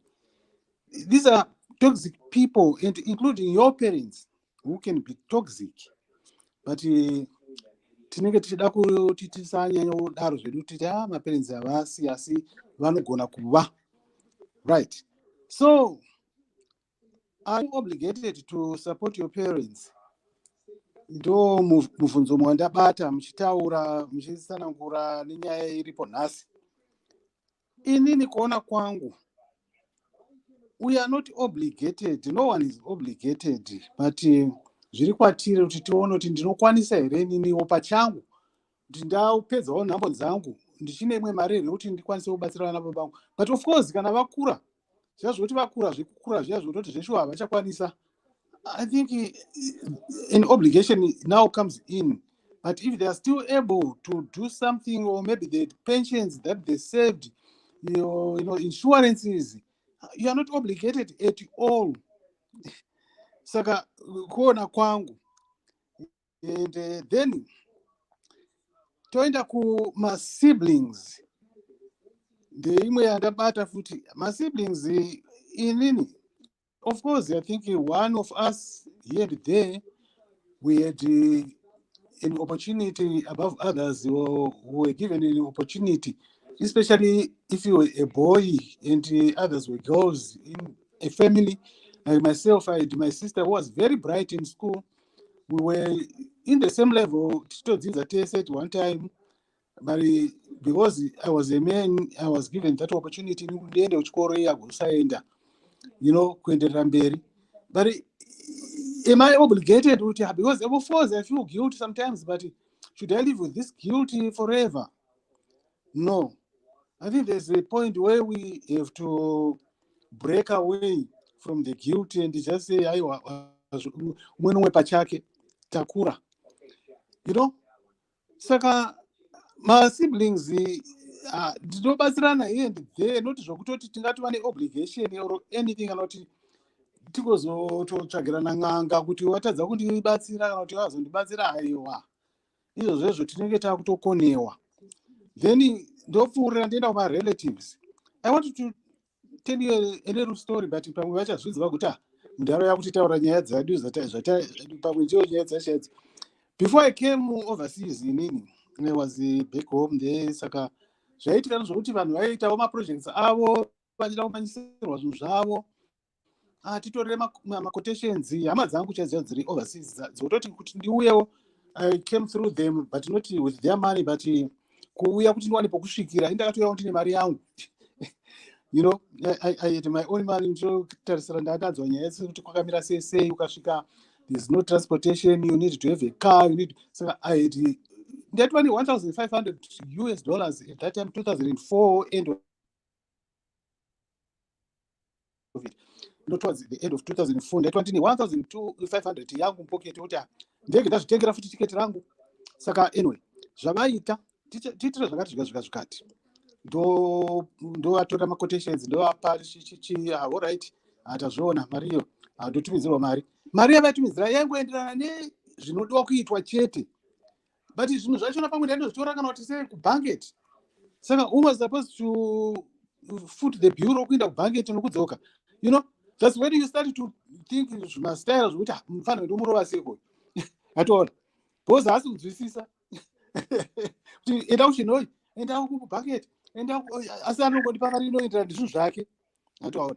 Saka zvinhu zvainetsa izvozvo zvokuti iwe unozooronga kuti rega ndimbomurova, nomutaura kuti zvinhu zvandawanika zvachinja, vakuda maprice atokwira, vakumurova kuti zvifambe.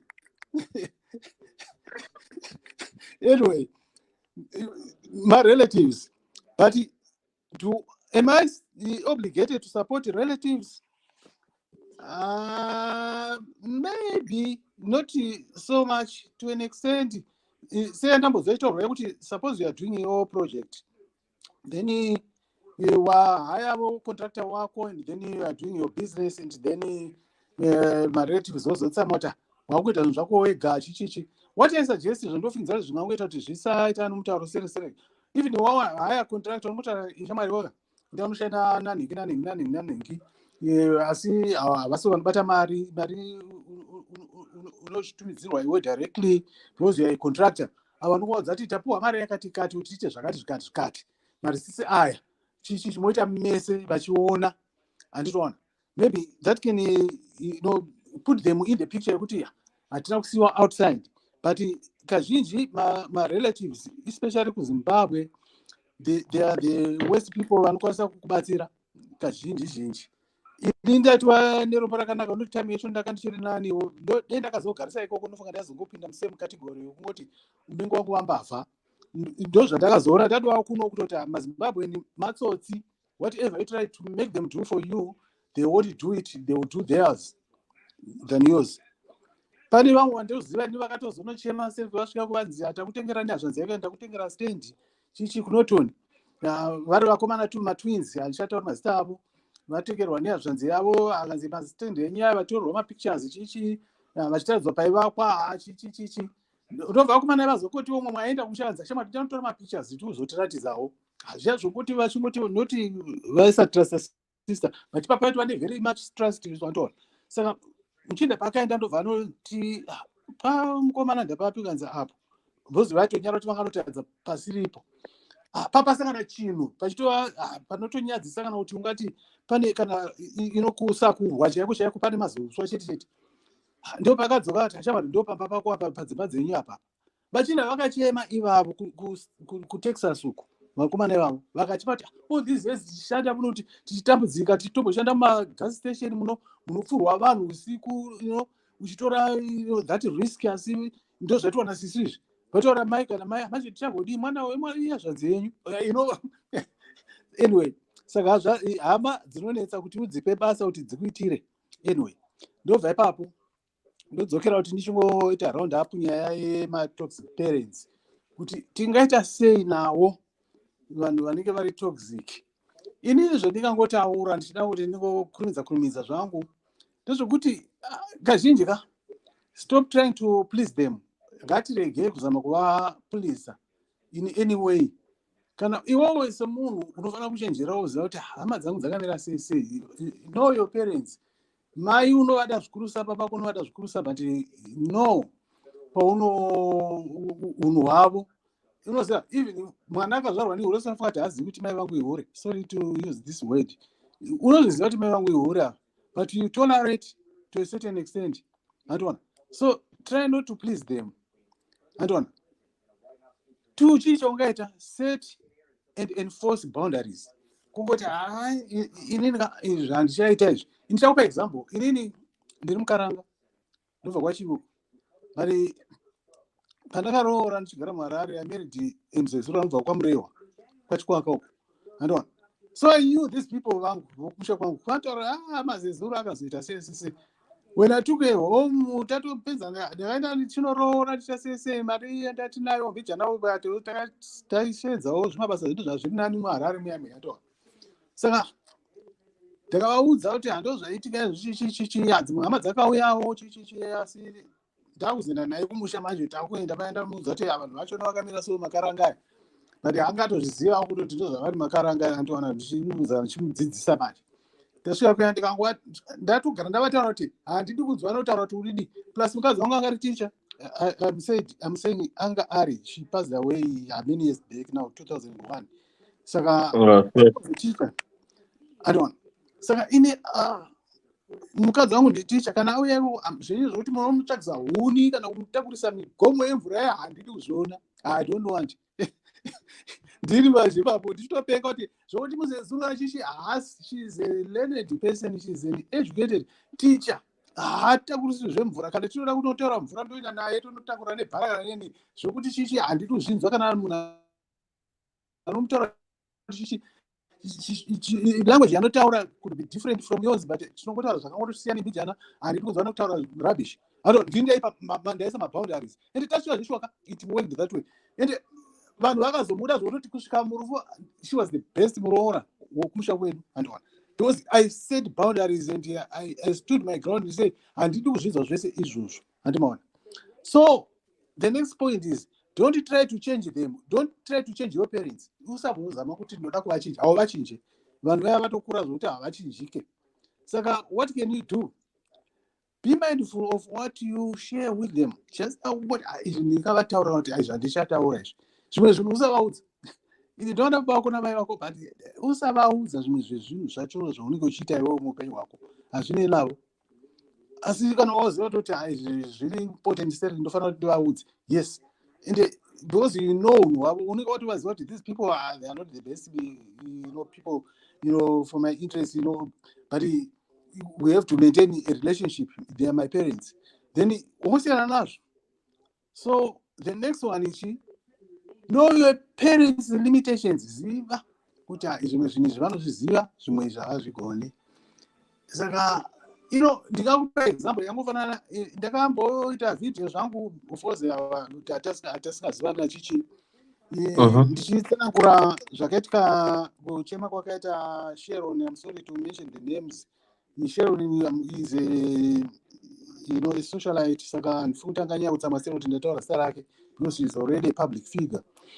Sharon akachema kuti ndaitwa zvakazvikati namai vangu ndavaka vakatiti kwanzi wakadzi nani vaka dzimwe dzenguva vangadai she might have been toxic to an extent but dzimwe dzenguva tikatarisa toona kuti maybe she was meaning good. Vakaona kuti Sharon is not growing. Kana mwana akaramba achingova mukaka mai vane samhiripiri negavakava pazamu kuti mwana chikandoda chochema chachapaviwa asi hazviri kuti havachamudi. Saka Sharon akazowa gavakava. Dzimwe dzenguva it's not toxicity but kungoti aiwe rumurika uchimboitawo zvinhu zvako wega unotivakira dzimba woda kuzotora control futi kureva kuti vamwe vana unenge wava kuti ndinakaivaka. Saka it's another problem yekuti iwe don't do things pamba pavo vasina kukumbira. Dzimwe dzenguva ziva kuti makawanda futi zvezvitambotaura kuti makawanda kudaro rega kuda kuva iwe shasha yekuti iwe ndounoziva seri zvambotaura namama achiti ngatibatanei toti iwe imba yemudhara yakuda kupa kudonha kai toita sei ngatibatanidzai mbijana mudomi tivake imba yemudhara but kana ungoti woga ndinoda kuzviita ndazviita mangwana oda kuzoitora iwe kuti ndeyangu because ini ndini ndakaivaka. Saka mai vanobva vati wakadzi nani vaka iwe ubva watsama kuti vari toxic. Sometimes it's not, sometimes it could be. Anyway, ndopfuurira mberi. You have a strategy of exit. Funga zano kuti how can I exit this toxicity? Antoine, funga mazano akawanda mazano kuti ungafunga sei kuti ndoita sei. Kubloka is not a good idea. But unokotaura kana vakakuti toda zvakati zvikatoda chishoko chamazano zvakatondiomerawo neni ndaitofunga kuti kana nemwe mungatondibatsira amuna ng'ombe dzenyu dziya dzichiripo nditengeserewo kana chimwombe mbiri pane handotova neproblem iri serious. Andiona mastrategies okuti ungoexita kuti antonetsa uya antoda kuti titomuitira isusu. Andiona apa iwe uri kuzama kuti uratidze kuti zvinhu zvoomera munhu wese wese. Andiona then yendoda kupesera nayo ndobva ndati inini don't try to reason with them. Usada kuzama kuda kurizena usada ingosiya zvakadaro. Andiona iwe ufunga zano rokuti how can I best come out of it than to reason with them kuti aiwa imimi hamusozwisisa inida aiwa siyana nazvo. Saka for tonight ndoda kumbosiyira panapa because ndati ndingataura ndingaenderera because ndinobva ndiri mudzidzisi kaunoziva ukapa flow mudzidzisi anotaura saupenga. Saka ndombokusiyirai. Thanks Mukoma Munya, thank you so much. Mukoma gwangu. Zviri kudii? Sorry ndazokata mamuda kuti chi? Nyaya iyo ini zvangu handibvumbi because kana ike zvino uchikara mari kunge flipper uri munhu ndiwe muberekera mukadzi ndiwe kana kuti ndiwe koni uri kukara mari ike zvino, don't think kuti zvichachinja wamuma-60 kana muma-90. It gets worse as you grow. Ndo zvinhu ndaunza kwaya hakuna vocabulary inonzi toxic parents. Ini kana ndikava toxic ike ndochonitadza kuva toxic ndakuma-60 70 ndizvezvo. Kuna vamwe vanhu vasingagutsikani nyange ukamubetsera zvinenge chinyi. So munongoona vaya kana mamapolitician anosvika pakungoba mari kusvika vaingochembera vachifamba vachihuta vachirekera hagutsikani. Asi une zvinhu zvakawanda. Andiwaonake zvino wakaona president waizviwetera uyo akamira paparedi. Chinomutarisa andogara pamba ari parekerei. Ndiwo utoxic bwachona ibwo. Haudi unoda kungogara wakabata mari all the time. Hazvidi kudaro hama, hazvitangiri ende hazvizvi zvinhu zvinongoitika overnight. Zvinhu zvinoitika nokukura kwetinoita. Kuna umwe munhu wokuti ukafamba naye dhewa haabudisi sendi rake kana kuti atenge kokora. Mari anayo funga mari ndeyechikwambo here. There are people like that. Yes, chechi ingazomanipulatawo here and there. But igave rakabva kumasvuuriro, zvinhu zvakanga zvinhu uniye wagara akangodaro saizvozvo. Unoziva ndakamboshaudha umwe mukadzi akabva kunoko aenda kuZimbabwe kundibetserawo zvine zvakati nezvakati ataura paWhatsApp. Ndamutumira ndanzi wadi yako kungorega mari shoma shoma iyi. Handina kumbomumirira mangwana kana. Ndikati Putseke, isapa mukuru dzose uri stupid yomunhu. Handina kana ukama newe ndangokubatsira. Waiva kune iwe wakagara kune iwe makore ukazodzokera kumusha one zvakakudzokeresa pamwe vanhu voda kukudipotesa. Why can't you appreciate?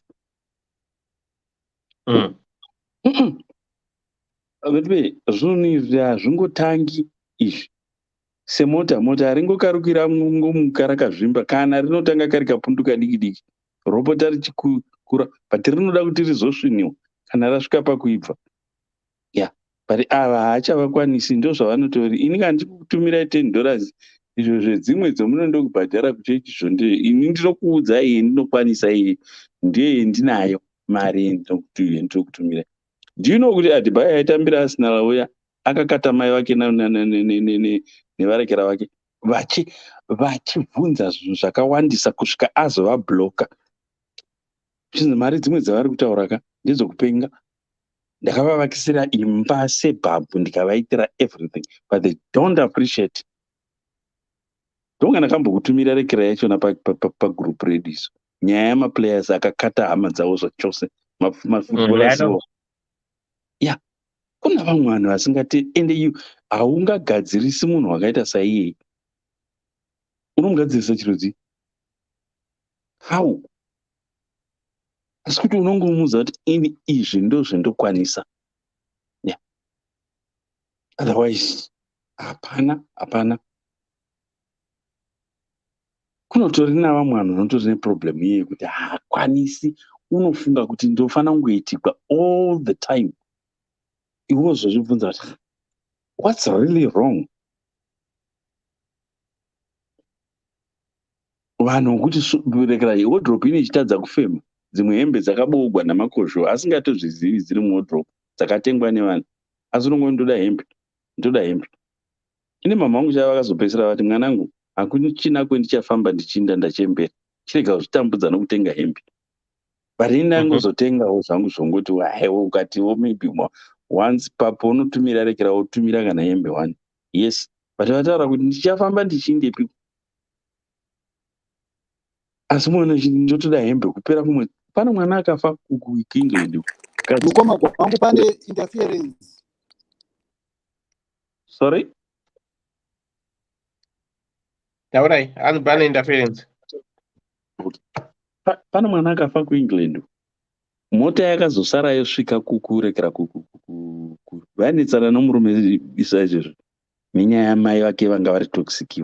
Vabva uno, mota yakazosara yosvika kurekera kuZimbabwe. Mwana kuna afa nestress, mwana musikana. Apa vakutokagara vachinetsana nomurume. Vachiti vanoda motikari. Munoda kuindepi nayo?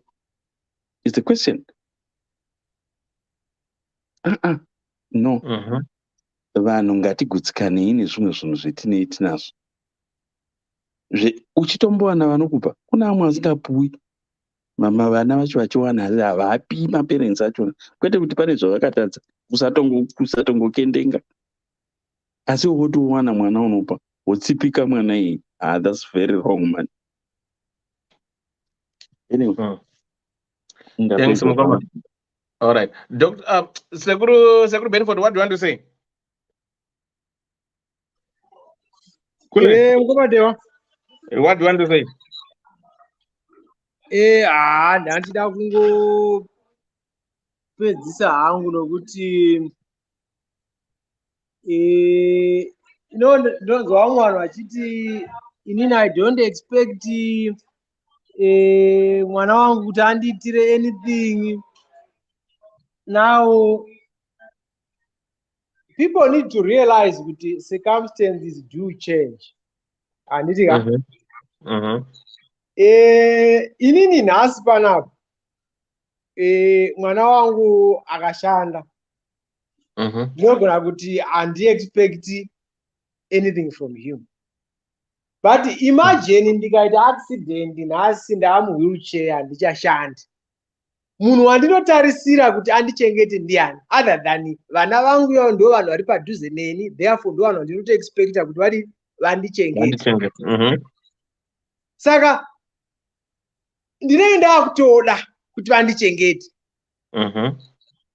Handitika? So similarly like zvamanga muchitaura, ndo zvazvo vangaita vabereki vedu vaizvishandira vazoritaya. Mukatarisa vakawanda vavo maretirements avo akarohwa neinflation, pazimudhora papa they are not getting anything. Saka unoda kuti munhu wanofanira kutarisa kuti avachengete ndiani. Ndimi vana vacho. You are the closest people. Saka ndokwavanouya. Saka itinoti kuti vakawanda, I know we have tose tine maexamples emaparents vari kunzi vaingorya mari dzevana, but inini I've always said let's look at the majority of the people.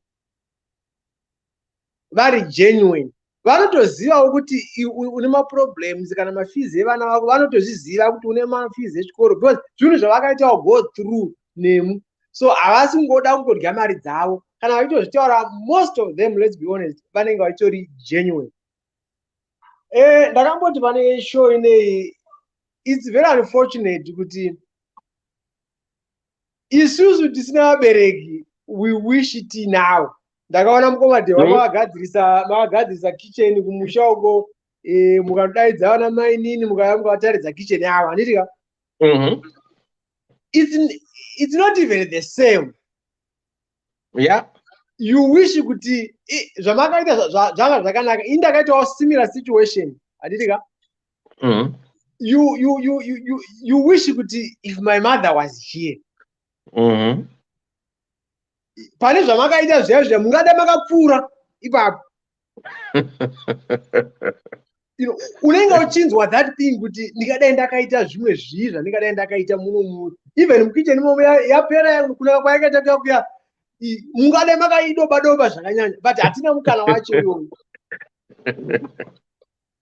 So unfortunately vana vabereki vacho ndo vari kuti they are toxic. Inini I just want to concentrate with my family nevana vangu. What. To be honest with you, kwandiri it's the iron of life. Maybe that's the iron of life. But anyway, ini ndinongoti hama neshamwari, kana uchikwanisawo kungopa mubereki wako, whether panongaiti maparents acho vanowana zvakaona zvakadi, zvinongofadza ungopuwa chinhu nemwana wako. Even nyange dai ndine mari yakadini, even ndine millionaire, kungonzi ndangopiwa $100 nemwana wandifunga akangondipawo iyi, yandoziva kuti haisi mubhajeti yangu, even ndangoidya zvandarya yabva kumwana wangu, zvinongofadza. So ngatingoitira vabereki vedu zvinhu zvakaita saizvozvo. It's good kana tichiziva masituation edu. Zvikakunakidza shuwa uri kudiaspora, munhu wonzwa kuti mubereki wako vanomuka vachikanga maputi pamba kuti breakfast ramaputi because havana wakana ishuga, iwo ungafara wezvo. Vakomana zvimwe zvinhu. Lastly ndobata nyaya yehama. Now hama ngadzibatsirwe kana tichikwanisa. It's very, very good. Ndanzwa mukoma wangu ataura achiti ndakauya kudiaspora ndaenda mari dzangu but ndakazobatsirwa nehama nechirechi. Iyo mikana iyoyo vaiva nemari dzavo but pamwe vangadai vasina kuuya kana vasina pekusvikira. Andika but unofunga hama yako uchida pekunosvikira. Andika asi hauchadi kuti imwe hama ikufungewo kuti fees zvandisina mari dzemwana dzefees ndine hama yangu iri kudiaspora nganditaurewo nayo. So it's a two-way thing. But most of the time, even my siblings, mukura watinoita iwo tinotozivana. Kana tine mabrothers three boys ndotoziva kuti kana ndichida kuita project kumusha ndinofanira kubata nhingi. Ndikabata nhingi yafa yakarota. Kana dziri hanzvadzi ndinoziva kuti pahanzvadzi dzangu kana tine project yatida kuita munhu wandingaita naye ndinhingi. Ndikati nanhingi zvarova zvakadaro. Andika mukukura kwataitoita nokuti taizivana tichoti muchibva kuchikoro, so pane munhu waitoziva kuti akataka kusvika kumba kana rine nyama unorova yese kuti munozongosvika magodo chete kana kurova nemupfushu. Andika saka zvinhu zvataitoziva tichikura kuti nhingi yakataka kusvika matovata nayo madii. Saka iwewo wakuita project wotumira munhu iwe mari unoona zviite sei? Hazvibudi, tinotoziva kuti tinozivana. So when we deal with our relatives tinofanira kunge tichizivawo tine ungwaru zvinoita tinoita but patinofanira kuti tibatsirewo, let's help. Takafara tichiziva kuti tiri kubatsira verudzi rwedu. It's very, very important kungoti mubudirire mese. Even iwo matukano neuroi hunotaura zviyazviya, it's because vamwe vanenge vakasara. So when you can pull them to wind up, do that. Through nemuvana mavo nechii zvinoramba. Even maprojects ekumusha kutaura ndakupedza mukomadiwa ndanyanya kutaurisa. Kana paunokwanisa kuti munin'ina ndoda kuvaka imba zvamaita zviyazviya nditakurirewo jecha. If they are willing to work, there's nothing wrong with that. Wotomupa mari ndokumubatsira kwacho ikoko. Haungatori munhu wepa next door kuti akutakurire jecha muzukuru wako kana hama yako iripo ichikwanisa kuita that same project. That's how we uplift each other. Kana vasingadi kushanda hapana zvatingavaita. Unozongwaudza kuti no, ndakakupa project last time hapana zvamakaita. Now I have to engage these people. Ivo vanenge vachizivawo pavakakonewa ipo vakatadza. But let's help one another. So those are my points when it comes to hama. And ngatisangofunga zviri negative all the time about hama kana kuti. Let's also try to be positive about our relatives, nemaparents edu and stuff like that. Zvimwe tinenge tichivaonesanawo tichatsokwatsanangurirawo mumiriro wakaita wakaita situation with explain. Most of them the time they understand. Pamwe vanongotora risk yokungoti ndikangochitawo ndikangomuudzawo chiproject unogona kungodyira vapa zvikabudawo munhu that happens from time to time. So so those were my main point. Thank you so much, Kule. I think on this topic I've learned maybe a lot of things, but Ndalena, two major things that I've picked. I think Benford, I think we see things differently because we do at Nawaberek. Saka maybe I feel the toxicity because we don't have them. Saka are toxic, you know. Saka, but when you hear them, one hour very watchoka. Varato feel the pinch, no, I'm very is very ungrateful. But in that kind of command, somebody, let them be watch out to report Hagega, Naita Madana, right? Then secondly, Nafunda Pamata Ramina Namgoma Munya, Paguti. No, as much as you're asking these guys to do this project, Zikan Zikapu iri kuita dhora iyi.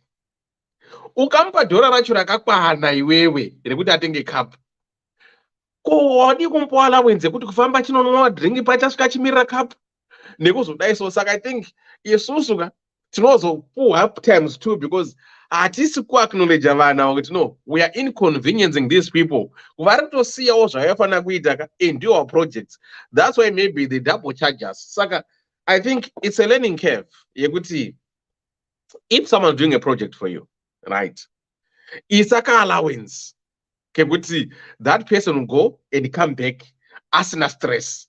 Ukangomutuma zvanangomunya ndaenda kubhangeti uka ndanzi roll cement ye300 munongoti pa 300 yakakwana hazard roll cement yacho kabva bhangeti chauya nei inocho muronchada kudyena driver wacho kana ikazofa tichaita sei anozoshamwari 700 because arida kuzoiswa kuti if anything goes wrong along the way ari covered pakati apa ndo kakaita ka insurance kake. Saka I think we need to look at this, what people have been saying, and take this as an experiment. And you have to change yourself as a person. Kuti projects kana chidziita uri kuzopera munhu allowance, then inini ndagara ndisina mubereki, I need to acknowledge and say okay, yes, toxic parents ziri kuzoshoka kwana munhu aziva kuti mubereki wangu ndo zvaari kuita izvo haanenge amboedzawo, but ine ichiti hautori zvako nemubereki iwewe, but utadza kuti muappreciata. So I would say kuti inini ndagara panapa ndiri mubereki futi. Saka what am I doing for myself?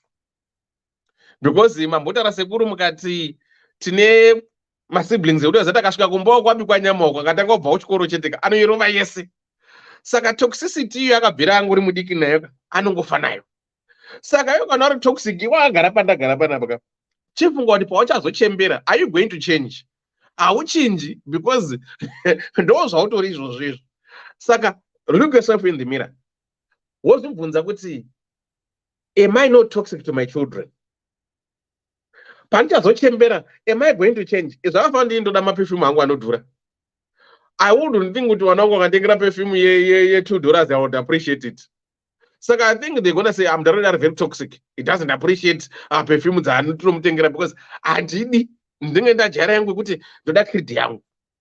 Saka I think teseka tine tumwe habits kwatinatoka tokuti as we grow old, I think it will be very difficult for us to undo those habits. Saka ndazofunda kuti at times you mustn't blame these parents. Chimbotarisa wega, evaluate yourself kuti panchasvika this age iyoyi, will I be able to untangle myself nekuzoshanda nezviripo? And again, kana uri mwana gara watongoziva kuti that's your responsibility.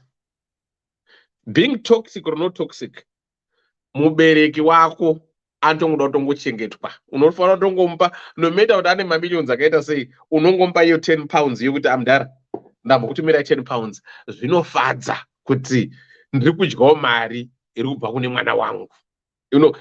Uza zvinhu zvinofadza sokuti man, ndatumirwa mwari nemwana wangu, ndirimbotora mari mbodyawo mari yemwana wangu yandisina kana kumboshandira zvangu ngodya mari. Zvinopa kamwe ka sense of being a parent and being proud to tell your peers, magara zvenyimba yekuti amana mwana wangu anditumira 10 pounds nomutora mari yemwana wangu ndimbodya mwana. Saka ndatingozvibata tese. Let's embrace this as we grow to be chembere. Vana vedu vari kukura, ndatingofara kuti kana tazochemberawo what we are expecting of our kids, let them see what we are doing to our parents, so that iwo vanozati mudhara wangu paakasvika apa, mudhara wake paangasvika apa, mudhara wangu was doing this. Saka wanonzoti panotsika remberi ndo panotsika rei, panotsika reshure. Saka ndatingofunda kuti zvatiri kuita izvi let's show vana vedu vachiona tichimwenda takadaro. Saka vabereki ndavachengetwe. Vabereki chengetekai uwo futi. Kana mwana ati haana, ndati kumoti mwana wangu anenge asina, because kana makazvitadzawo kana matadza mune musina. Saka ndatingoteseka, vabereki chengetekai. Isusu vana ndatichengetawo futi chii, vabereki. Hama dzeduwo, I think ndafara pane kuti was it Connor ndiani kwatanzi batsira hama yako. Ukayambutsa mwana 1 kuhama yako, woyambutsa dzinza racho rese. Saka ndatingotarisa kuti mumafamilies imomo, if we can do something for our own, kana paine mukana wacho ipapa, ndatingobatsira chamusana china sei chienda takadaro. I don't know guys, 2 minutes wanaenda right up. Masara muri papanel. Aiwa, tazvinzwa zvataurwa nevanhu zveshuwa. Ndafarira hangu point yam komamunya kuti zvone chii. Try and find a way to come out of it. Kwete zvekuita zverafu. And all the other realities yavanga vachitaura zveshuwa kuti think about it. Kana vachituma munhu, zivawo kuti achadawo kufamba, achadawo kudii. So, and if you know people in your family, ibva watoziva kuti ninge hapuwe mari, ninge haatumwi chekati, anotyorera muhomwe and things like that. So yeah, ndatodzidzawo zvakawanda ipapa kuti create boundaries. And there's someone, I think ndimukoma gwangu, someone ataura kuti zvoni ziva zvokuudza maparents. Because sometimes for sure besides kuposta iri mapicture ezvinhu zvisina basa, pamwe pacho tisi wacho tunotoita kuti besides parents kana marelatives nemasiblings vazofunga zvisirizvo. So ziva boundary yemuromo wako nezvauri kuita. Ukatanga kutaura kuti ndikazovaka kunyanyadzi, ndikazodai kuborodero, kugrindale, chii kustand kwangu kwazoita sei, my projects magonyeti andiri kutumira, you are already giving people maybe sometimes the wrong impression of yourself. So zvimwe zvacho izvi chengeta mumwoyo. Chengeta mumwoyo. Yeah, for those of us who are already parents, yeah, think about it guys. Sure, plan for your old age, so that unozenge kana uri kudawo something, aiwa uri kutengerwa tumachokoleti, tumaperfume, hauchabva wazoita ziku burden rekuti vana vatoita kutotambura kuti saka tiri kuvaendesa kwaani this month. So at least try kuti aiwa ndina maid wangu nezvinhu zvangu, kana muchindichengetawo muchiuyawo ndigirei tumachizi tunonakanaka. Kwete kubva watoti zvese nechi hauna kana nei. So let us try to think about those things and those realities kuti tiri kutokura, tiri kutochembera, tisu vacho vabereki vemangwana vachange vari kuda kuchengetwa futi. So in as much as we are saying our parents can be toxic, iwo wacho unogona ngoro kutongoendawo nenzira iyoyo, wotozozviona kuma50 60 kuwa kutanga kutoti nditumirei mari zvawakanga usingadiwo zvezvi. Zvakashatira. Your children are watching you do it to your parents. Saka iwo kana usingadiwo zvekukumbirwa uchinetswa, vana vako vatokunzwa uchikomenda mumba imomo uchiti mbuya nasekuru vanonetsa. Usaziva mbuya vanonetsa. Ita mbuya vanotengera vana maice cream. True. Yeah. Thanks, Dr. Rose. Who wants to go up? Panananwa. Mugoma Munya or Dr. Love? What you better? Right, your 2 minutes to wrap up. Okay. Elder Dewa tadzidza zvinhu zvakawanda nhasi, and I'm very glad kuti this platform yakasununguka kutaura umwe nomwe zvaanoda, and zvinoita kuti tidzidze nokuti hautye kuti ndichazojajiwa if I say something maybe zvisingafarirwe navamwe, vachanditi zvakati zvikati. Aiwa, vanhu vanozvinyararira, whatever they don't agree with, they keep it to their hearts. Saka zvinhu zvinofadza hazvo, but vanogona kuzvipindura neimwe nzira, zvichiwa zvinhu zvakanakazve. But chatadzidza ndechekuti maparents ariko ari toxic, maparents ariko asiriwo toxic, and kana vari toxic, how can we go around it? And chandanyanya kufara ndechataurwa naBenford kuti there's a time we are actually responsible and obligated, to our parents, kuti ndofanirwa kuti titotora nhau chidanho chokutoti ndakuvachengeta kana vasvika pakuti havachakwanisa papa pokuti vakunida help, if you say ndezvavo izvo ine handichazivi kuti what are you there for in this world, pane time yekuti you have to hatoona vaindiswa kana kuti kunodzivo ku old people's home with no one caring at all. I've lived here, I know my old people's homes takamira sei ende kune vana vanhu vanotovaendesa ikoko, but they take responsibility, they come there every day. Some of them, they will be there every day to see kuti mpenyu wangu akamira sei. They cannot look after them at home, but while they are in the old people's home, they are actually making sure they are getting whatever they want. Saka zvinhu zvatinofanira kudzidza izvozvo. Saka handingadi kuramba muchienderera mberi, ndikandipewo vamwe mukana. Thank you so much, Mgoma. Right, Dr. Love. Dr. Ngwachimanya zviya. Dr. Ngwari pakumanya. Right, Saka, on that note, guys, I just want to say thank you so much. Tobadan, I'm switching and Monday for those who have been giving stars. Thank you so much for the stars. Then Monday, I don't know the topic, but topic actually Monday. I'm gonna post it today. Another thing, just a disclaimer. The things that I post on my wall, my Facebook page, not Ddc, my personal page. I don't target people. I just post things that I think is relevant to me. So what I post is not meant for anyone. But if you my post and you feel what this post is meant for you, then that's your own problem, because I don't even know your circumstances. I just post what I think, and what I think is what I think. So if it doesn't sit well with you, that's your own problem.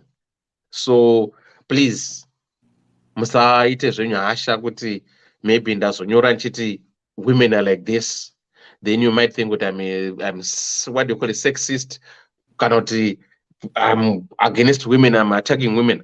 No, that's an inch feeling. Saka musabatkane nasho. I just want to give a disclaimer, but I just write things not to offend anyone. So on that note, guys, I just want to say good night. Yes, Muribo. Mungati good night ndisati ndataura. Takutanga ngoma Georgia, Dr. Mnobatika mire mati Dr. Rose. Ndati mukomadiwa mazuva mune pamuromo chaizvo anzi vakadzi must be to the table. Usaite ma-eyelashes usina chawaini imi tisiyei nema-eyelashes edu. Ayo muri kuona zvamuri kutaura henyu handiri kuzvinzwisisa zviri kuitika kupeji kwenyu, asi imimi ndimu nemaposta pamuromo, saka moda kusenge upindura. No, handisi kuposa Dr. Rose, handisi kuposa zvokutuka munhu, ndiri kuposa zvandiri kuona nezvandiri kufunga ndirika. But vanhu vazhinji vari kutora personal. Muri kuona? People they're taking my post too personal to a point yekuti pamwe pacho I just provoke people's mind. Also, how will people think? Because ndikanyora kuti murume nemukadzi ndikada kuzviita equal, we don't discuss anything. Andisika? So I will leave the other gender. This got the other gender, I don't feel say my work and it's not sitting well with women, but I've got nothing against women. I'm just saying. Imimi henyu mune manyora mhinduro dzamukoma gwangu dzitori wesi manje dziri pazasi peyenyu. But I no, don't worry, mukoma dewa zvimwe zvacho munongozvidelete kana muchigona, because pane vandakaona vanobva vatozopinda pafilling station zvekunge vachatopinda mufacebook vakakurova. Ndakazviona, saka munoziva, that's why let me address this, because vamwe vacho ndinotovanyara, you see, and I expect them kuti they have to respect my opinions the same way I have to respect their opinions. Saka pane mwana mboda kunyora kuti aiwe shamwari yangu stupid man, putsek man, but I don't know. Serious, ndadziita 4 times. Muri kunzwa ngoma munoziva chokwadi kuti ndechipi, kana munhu abatikana zvinenge zvamubata iye zvichireva kuti zviri kutaura kwaari, and they are identifying with it. But how will I know? Aiwa, saka munenge mataura chokwadika, chokwadi chacho nacho chotovabata ivo. So don't worry. siyai rambai muchitaura chokwadi chachona vachadzidza. Umwe munoziva nhasi ndanyora 4 times ka ndichidhilita chete ka ndokudaro ka ndoposta ndikanyora ndichidzima ndichinyora because I got to get handiti kana tichiti handiti people need to engage. So mukangonyora pane zvimwe zvokuti unongonyora kungokanda like ini ndinongoti chero zvandangofunga handina hangu serious anything and handitodi kuisa anything chinenge chinoiswa madhewa chokuti ndinoswera vanhu vari pafilling station handitozvigoni because inini wacho ndingatotanga ndiri pafilling station nefirst comment chaya ndingatofenda. So I don't. So ndikatoya kuzotambira kupeji kwenyu zvinenge zvitori ball. Yeah, pakaipa. Yeah. Dr. Love, rape up no, indanga ndingoti zvataurwa nevamwewo saka ndizvo. At the end of the day, let's try and be realistic as well. We have our own life experiences and our own histories with some of these things. Kune vamwe, they've experienced it differently. But chose chandinoda anything that I will preach in chakudaiso. Ngati dzidzei, ngati fundisanei. And the teaching ndiye kudai. We all need to understand kuti my experience and your experience are different. And when you start talking about in-depth, direct, and my solutions, when I do share that, I always hope kuti I won't give you a solution that will fit your situation right precisely, but take the nuggets within those discussions. Zvisingakuitirei mozvisiya paside, zvinokuitirai mozvitora and incorporate in your own lives. Because ndiko kutodzidza kwatiri kuita ikoko. Chandinongosiyira vanhu chekuti 1, dzidzai kuwana opportunities and seek those opportunities. Kuti mudzidzire nezvemari. Mari haisi yekungotora uchitenga. Don't be a consumer. Uchingoti, my next plan is to do this A, B, C, and D. That is not going to give you a return on that money yauri kushandisa. Ehe, munoda kurarama. But please, ramangwana iro kairo. Rinenge rakakuomerai kana makada kudya nhasi upfumi hwamangwana. And that is where I say, kunevose vabereki vavane vana vakutokwanisa kuzviriritira. Eji yana mukomadhewai yedu isusu. Let's not repeat the same situation that our parents did. Whether they knew it or not, that mindset, that gap, yandataura kuti tichine mindset ye 19 gocha nembe in the 21st century. Let's change that scenario, narrative yoyo, by bridging the gap, kwete to build kwete to burn the bridge, to build the gap between the two bridges, 19 gocha nembe ne 21st century. And how we do that is by just trying to at least one solution yandakupai vabereki vane ma-age edu nevachiri vaduka vavane vana vakuda kuzviriritira. Buy my insurance, life insurance. Invest in something that will give you return on your investment. Zvekutenga ma-iPhone, ma-Versa Pro, chichi, zvose zvikai zvima. That 1,000 pounds yawashandisa kutenga iPhone. Compound it on a yearly basis, even at a 1 or 2% interest rate. Do that for more than 20 years. Uchidaroka, you can actually come up to $400,000 easily. Mari yoyo 1,000. Yawatanga yoyo. Kutenga phone. In 40 years, in 20 years, it's also. Believe it or not, iPhone yawanga watenga for $1,000 unenge watokanganwa kuti wanga unayo. Even in 5 years, that iPhone that's worth $1,000, you would have forgotten about it. So let's start learning. Kuti, this is our time. We need to learn about these things. And we talk about them. Let's start asking vanoziva nezvema investments, vanoziva nezve life insurance, vanoziva nezve funeral policies, vanoziva nezvimwe zvose izvi zvinotibatsira isusu kuti tive tichaivaka upfumi hwevana hwedu and for generations to come. Vauyewo tonzwawo nyaya dzavo kuti vanhu vanozviita sei, vakazviita sei. One day, not too long, I will come with my story and I will actually explain kuti ndakazviita sei, zvanga zvakafamba sei, and ndava papi. And hopefully that will teach someone or two pamberi papo. Until then, ndinoti ngatidzidze. Kudzidza hakuperi. Amai vangu vakanditaurira. And futi kudzidza hakuperi kusvika wafa. Ngatirambe tichidzidza. Thank you. Thank you so much, Dr. Love. Thank you so much. Hana kone tapedza. Hana kone tiuze chifumuro chinoshanda sei. Zvangofanana konine ndora niya yekuti unonwa if you're bloated, you know, that kind of stuff. Zvakafanira guchira dongonwa it. You can bath with it. I don't know how it works, but people want to chifumuro chinofumura. So wamwasa pasi pepiro. If you were born kumusha, mwana paita akabarwa, vaitora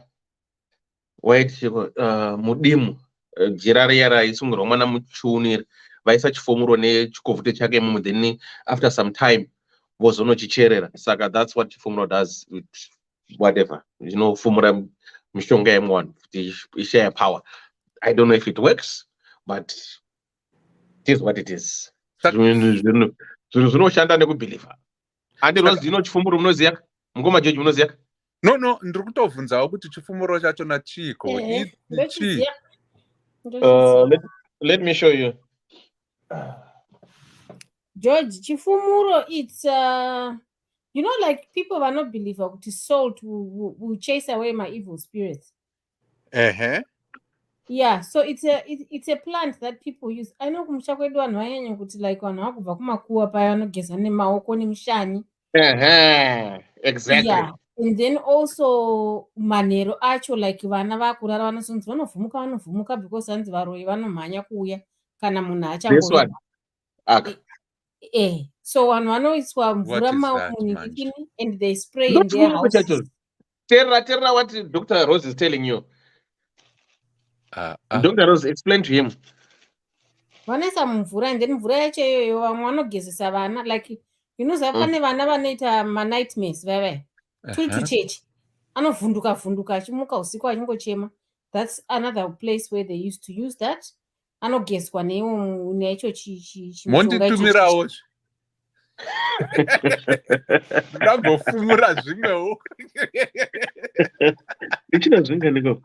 Then vamwe vanoisa mumafuta avanozora kuita kuti like let's say achisuspecta kuti kubasa George ari kundiroya, saka ndinoisa mafuta ndinozora ndozora kumeso, saka ndikasvika kubasa whatever evil you wanted to do zvinofumuka.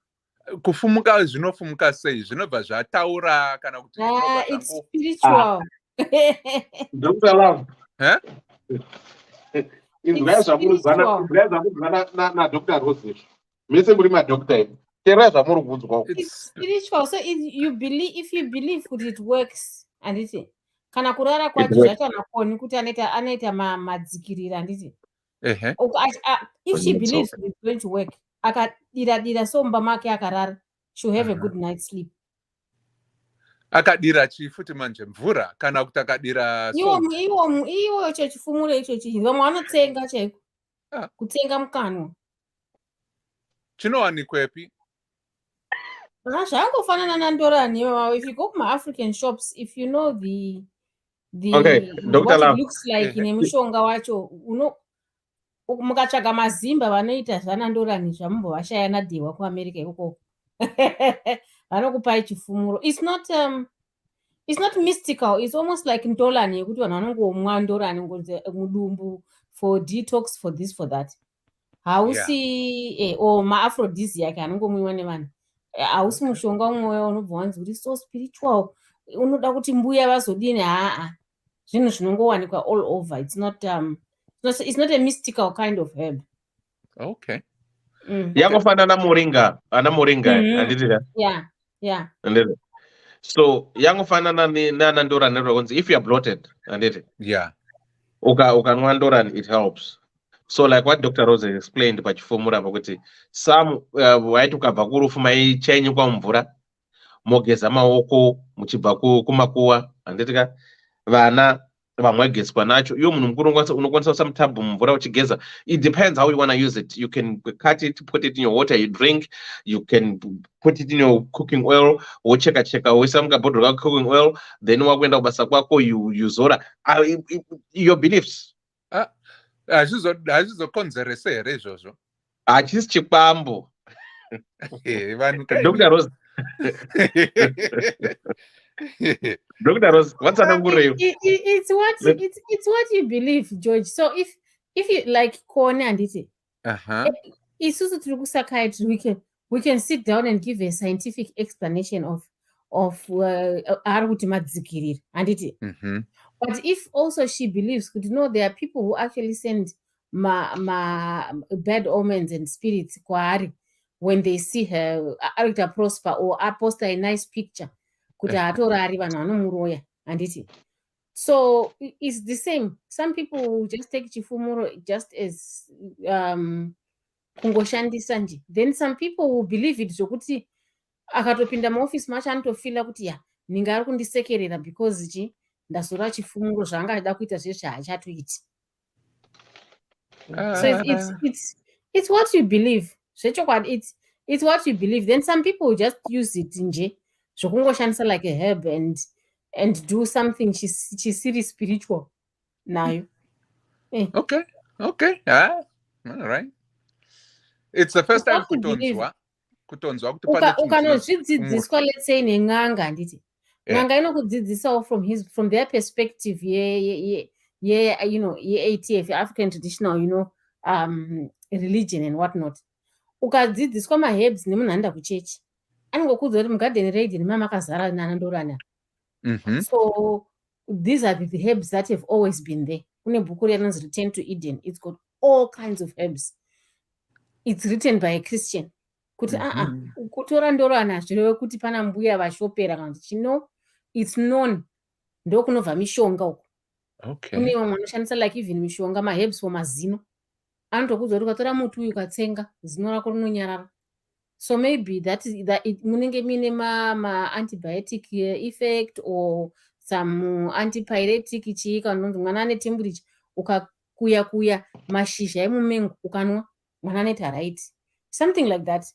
But it depends from how you take it. Kone ari kuchinida for something chaari kuti chiri spiritual kuti pana munhu ari kundisairira zvinhu zvakaipa, so she wants that. So when she takes it, it's what you believe. Okay. Ndingati ndinoziva kana kuti handizive, but thank you for the information. It's I'm curious manje. Right. Unonzi mubloodwood bacteria mubva maropa. Makutaura nemunhu asingatombozive zvakadaro. Okay. Munoziva here unonzi basalifti. Basalifti, yeah, ndakamboinzwa. Makainzwa ndika? Ko lucky bean. Zvine lucky zvandibate saka handina. Okay, lucky bean tea. It's a traditional used to manage of blood circulation, anemia, blood pressure, digestive. Zvakawanda murikuona uyu wakanzi rabbit or fire powder. Ndoga uyu mudanza tsindu. Ndamuona. Don't worry. Koni wadzoka kubvunza kuti chii? ndada unasonzwisisa kuti mike yangu isinyasoshanda zvakanaka. I wanted to come out ndozodzoka, but anyway, iyo yeuchifumure handitika. Indeed, my question is, mukunzwa here? Tiri kunzwa. Okay, ndada kunzwa kuti okay, handiti tiri kuti uriko uchifumure chichiriko. Why is this cinema problem still happening? Kureva kuti are people not believing here? Kana kuti hazvishandi. Waita sei? Ndati vanhu vari kubhiliva here chifumuro chacho ichocho because muri kuti chiriko handitika chinobatsira. But why vanhu vakawanda vachigara nemaproblems? Koni. Why vanhu vachawanda vachinwa paracetamol? Aiwa anenge achinzwa kamusoro. Exactly. Saka maproblems haaperi. Maproblems haafa akapera. Saka unobatsira to a certain extent yekuti zvangofanira kukanwa paracetamol. Musoro kunoregera kutema that time. Handitika? Then maybe after 2-3 days it comes back. Anditi. Saka same applies nezvifumuro izvi. Pane pekuti maybe unokwanisa kuita sleepless nights, maybe waita continuous, then wogeza nacho waitawo maybe 3 days dzaunorora zvakanaka, then you feel out, that's better. Saka some things kuzoti chinzi chifumuro chichafumura here zviri kuitika kana kuti? Because that's where I want to go. Ndoda kana chifumura chichafumura zita kana kuti anything chiri kuitika. Yeah, I'll go for it. Kana chichingokudza kuti usadzekiza chichini. Dr. Rose. Mutsanangurire. Zvinoita handisi. Handisati ndambozvinzwa.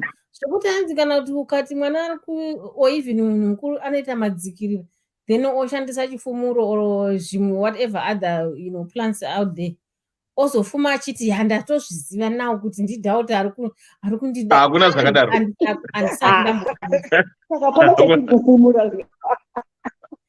But zvataurwa naDewa wazvinzwisa here koni? Could it's like these things they work in as much as I don't know. Ukati ndikutemwa nemusoro and you go to the doctor okupa painkiller nditi kana kuna pharmacist okuti chimbonwa painkiller. Then after a week uchimwa painkiller newo wakutofanira kutozoti hausichanguri musoro uri wega. I think I should check my blood pressure, my blood sugar, or I should go kwadoctor kudzokera kuti no. Yeah, ndikanwa pain yacho inodzikira. But it's no longer normal now kuti headache inoramba ingoripo. Am I dehydrated or something else? So the more you want to dig, ndopo unozopedzisira wakunganga. Exactly. And you got the spiritual route. Ndopo unopedzisira wakunganga kumapostorochi. Because you were like you are saying, what you want is to deal with the root cause of the problem. But chifumura hachizosvike ikoko. But all right. Ngatiende kutsabheke madzikirira ndizvo. Madzikirira. Inonzwa maspika machiti kwanzi kuroyi. Asi pachirunguka vanoti chichi hanemurere kuti it's normal. Hanzi like what? Kurara wakaneta here. Something. So what is madzikirira pachitona chekuti? Koni. Pachishona nditi madzikirira, it's like someone is attacking you, No nightmare. Nightmares in English. In English, I don't know what nightmares. Nightmares is like a visual ikutyisa. But madzikirira unoona kuti yasonzwa wakatsikirirwa. Uchiyasofila kuti ndakatsikirwa. And when you wake up, pane pamboti unenge uri half awake. In the sleep cycle, Con, and about the sleep cycle. In the sleep cycle, there is that state iripo. It's almost like state like just before wamuka. You can even hear the train outside, and you can kutorota uchikwira train because the train yakuita noise bands. So you're sort of half asleep, almost awake. So consciousness yakuita ichidi uchisumuka. If someone walks in the room and talks to you, unogona kutorota pamwe uri kutaura nasomeone or uri kuita something then wozopepuka wozonoti aiwa actually train yakufamba panzapo kana kuti ambulance yapfuura panzapo iwe pamwe nga wakutorota zvimwe zvinhu uchifunga kuti uri kurota but you were almost awake. So some of those things ndo pazvinoitika ipapa because iwewe in your consciousness you want to wake up, you want to say something but you can't because some feel out uri kutsikirirwa. Unzwa madzikirira ko pachirungu. Ukanozviverenga sleep cycle unotozoti apa ndo panoitika madzikirira. Inzwa madzikirira ko pachirungu hanzi titerwa Koni. Hanzi madzikirira. Studies suggest that nightmares are often linked to unmet psychological needs and or frustration with life experiences. Yet those links aren't always easy to make, except in cases of trauma discussed below, or nightmares tend to reflect our troubles through metaphor rather than literal representation. Nightmares can raise a number of reasons: stress, anxiety, irregular sleep, medications, mental health disorder, but perhaps the most studied case is post-traumatic stress disorder. Exactly. Saka ngepapo pakanyorwa kunzi kuroyiwa. Ndokwanda kusanganisa ipapo because pachirungu understand it. But Okay. kuroyiwa. Alright. Pazvakanyawanzo kuroyiwa ndepekuti because ichi chirungu ichi handitika. Saka isusu vakuru vedu vanga vasingazivi kuti anxiety, stress, PTSD, all this kind vaingoti zvakafanira kudhara munhu aiti akaita stroke muromo kadaiwo handiti zvainzi akarohwa nezvishiri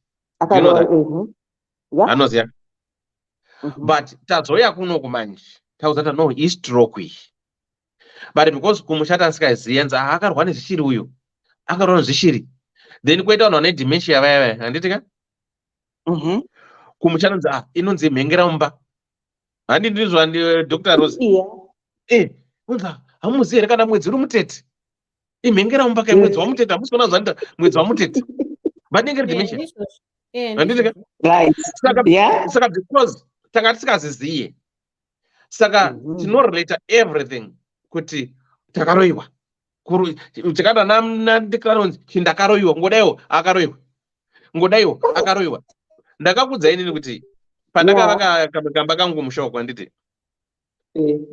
kapera kuvakwa sister yangu atambozoti ane mokuda kuti atambozoti munhu akuni kuwanwa neBP nesugars but ndezvekumusha kwana mai vedizvo handitika akatanga kurwara kanzi maiwe imba yakuda kutourayirwa imba iyo pautooneka zizi zvakazodai so akaita mapotso tikachirwa mari kati munhu ndaenda kuhospital mhoroni kwamani kuona iyo BP yakati 200 over 150 yakashuta zvekuti puchu zviri pamedication kana haasumborwara kana takavaka imwemba kana kuroya kuya hakuna kana kudai akafaka tati akaurayirwa imba iyaya imba akazourayirwa imba saka chimwe chacho iscience I wonder, I understand that. I was thank you so much. That was for everywhere. Vakati vangu vati kuroyiwa ndifana kuona kuti ndiani anenge ari hanzi timboshingirira uone face toda kunzwa kuti ndiani face ipi futi manje saka ndandiri kuti chirega tipedzeka tofonana WhatsApp kuseri totamba tiri kuseri iwe Koni anyway I just was all right ndatambe tiri kuseri WhatsApp tofonana WhatsApp kuseri right good people. Thank you so much. Dr. Rose, nichakubatia kuseri kuti tarina Koni araunza nyaya zvifumure. Ndikuda na Dr. Love. Monditumira izvozvo. Saka ndikubatia kuseri ikoko. Takunorara tinozobatana mangwana. Good night, good people.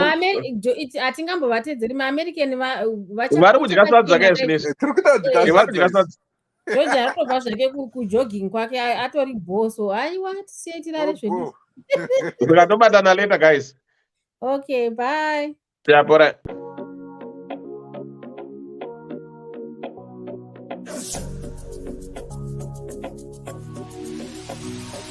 Imagine getting paid to view, like, comment, and share your favorite music from your favorite artist.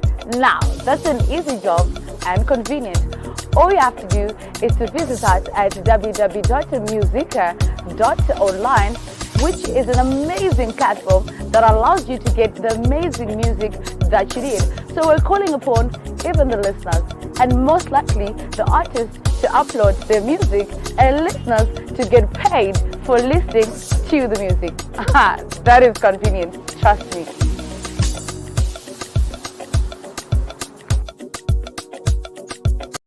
Ddc Marabilo one time. Ungabe udinga indawo yokuchadela kumbe udinga indawo yemhlangano esikubiza sithi ngama conference space. Ikulu indawo ema-Goddess Resort. Loba uthanda ukwenza imidlalo enjengokugada escape, ukugada amabhizi kumbe ikanu. Woza uzobona ubuhle bemvelo. Ikhona njalo izipline ema-Goddess Resort. Kumnandi labantwana asibakhohlwanga. Ikhona imjingo emihle emangalisayo emkhulu futhi. Ama-virtual reality lama TV amakhulu atholakala ngaphandle. Hawu wakuhle ema-Goddess Resort. Khawuleza wenze ibooking yakho uze labangani bakho lizojabula lithokoze. Sitholakala ku Depshire Road, Harare, Zimbabwe. Ma-Goddess Resort, an adventure and a leisure paradise.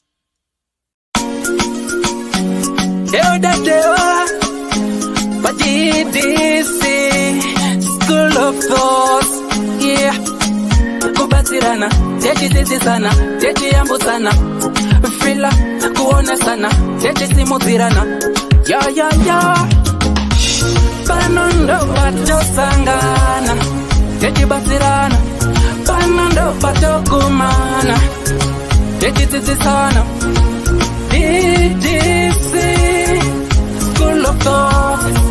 Ddc Skool of Thoughts. Yautete wachimonyo pila icho kwadi upenyu uyu unoda kupanana miwono.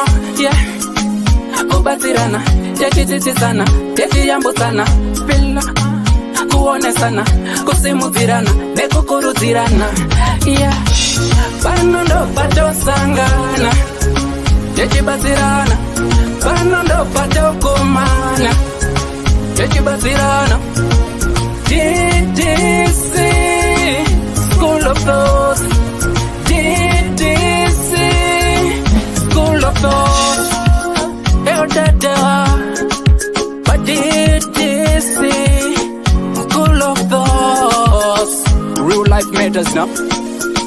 Mondays and Fridays, 8:30 p.m. UK time. Live here on Facebook. Ddc Skool of Thoughts.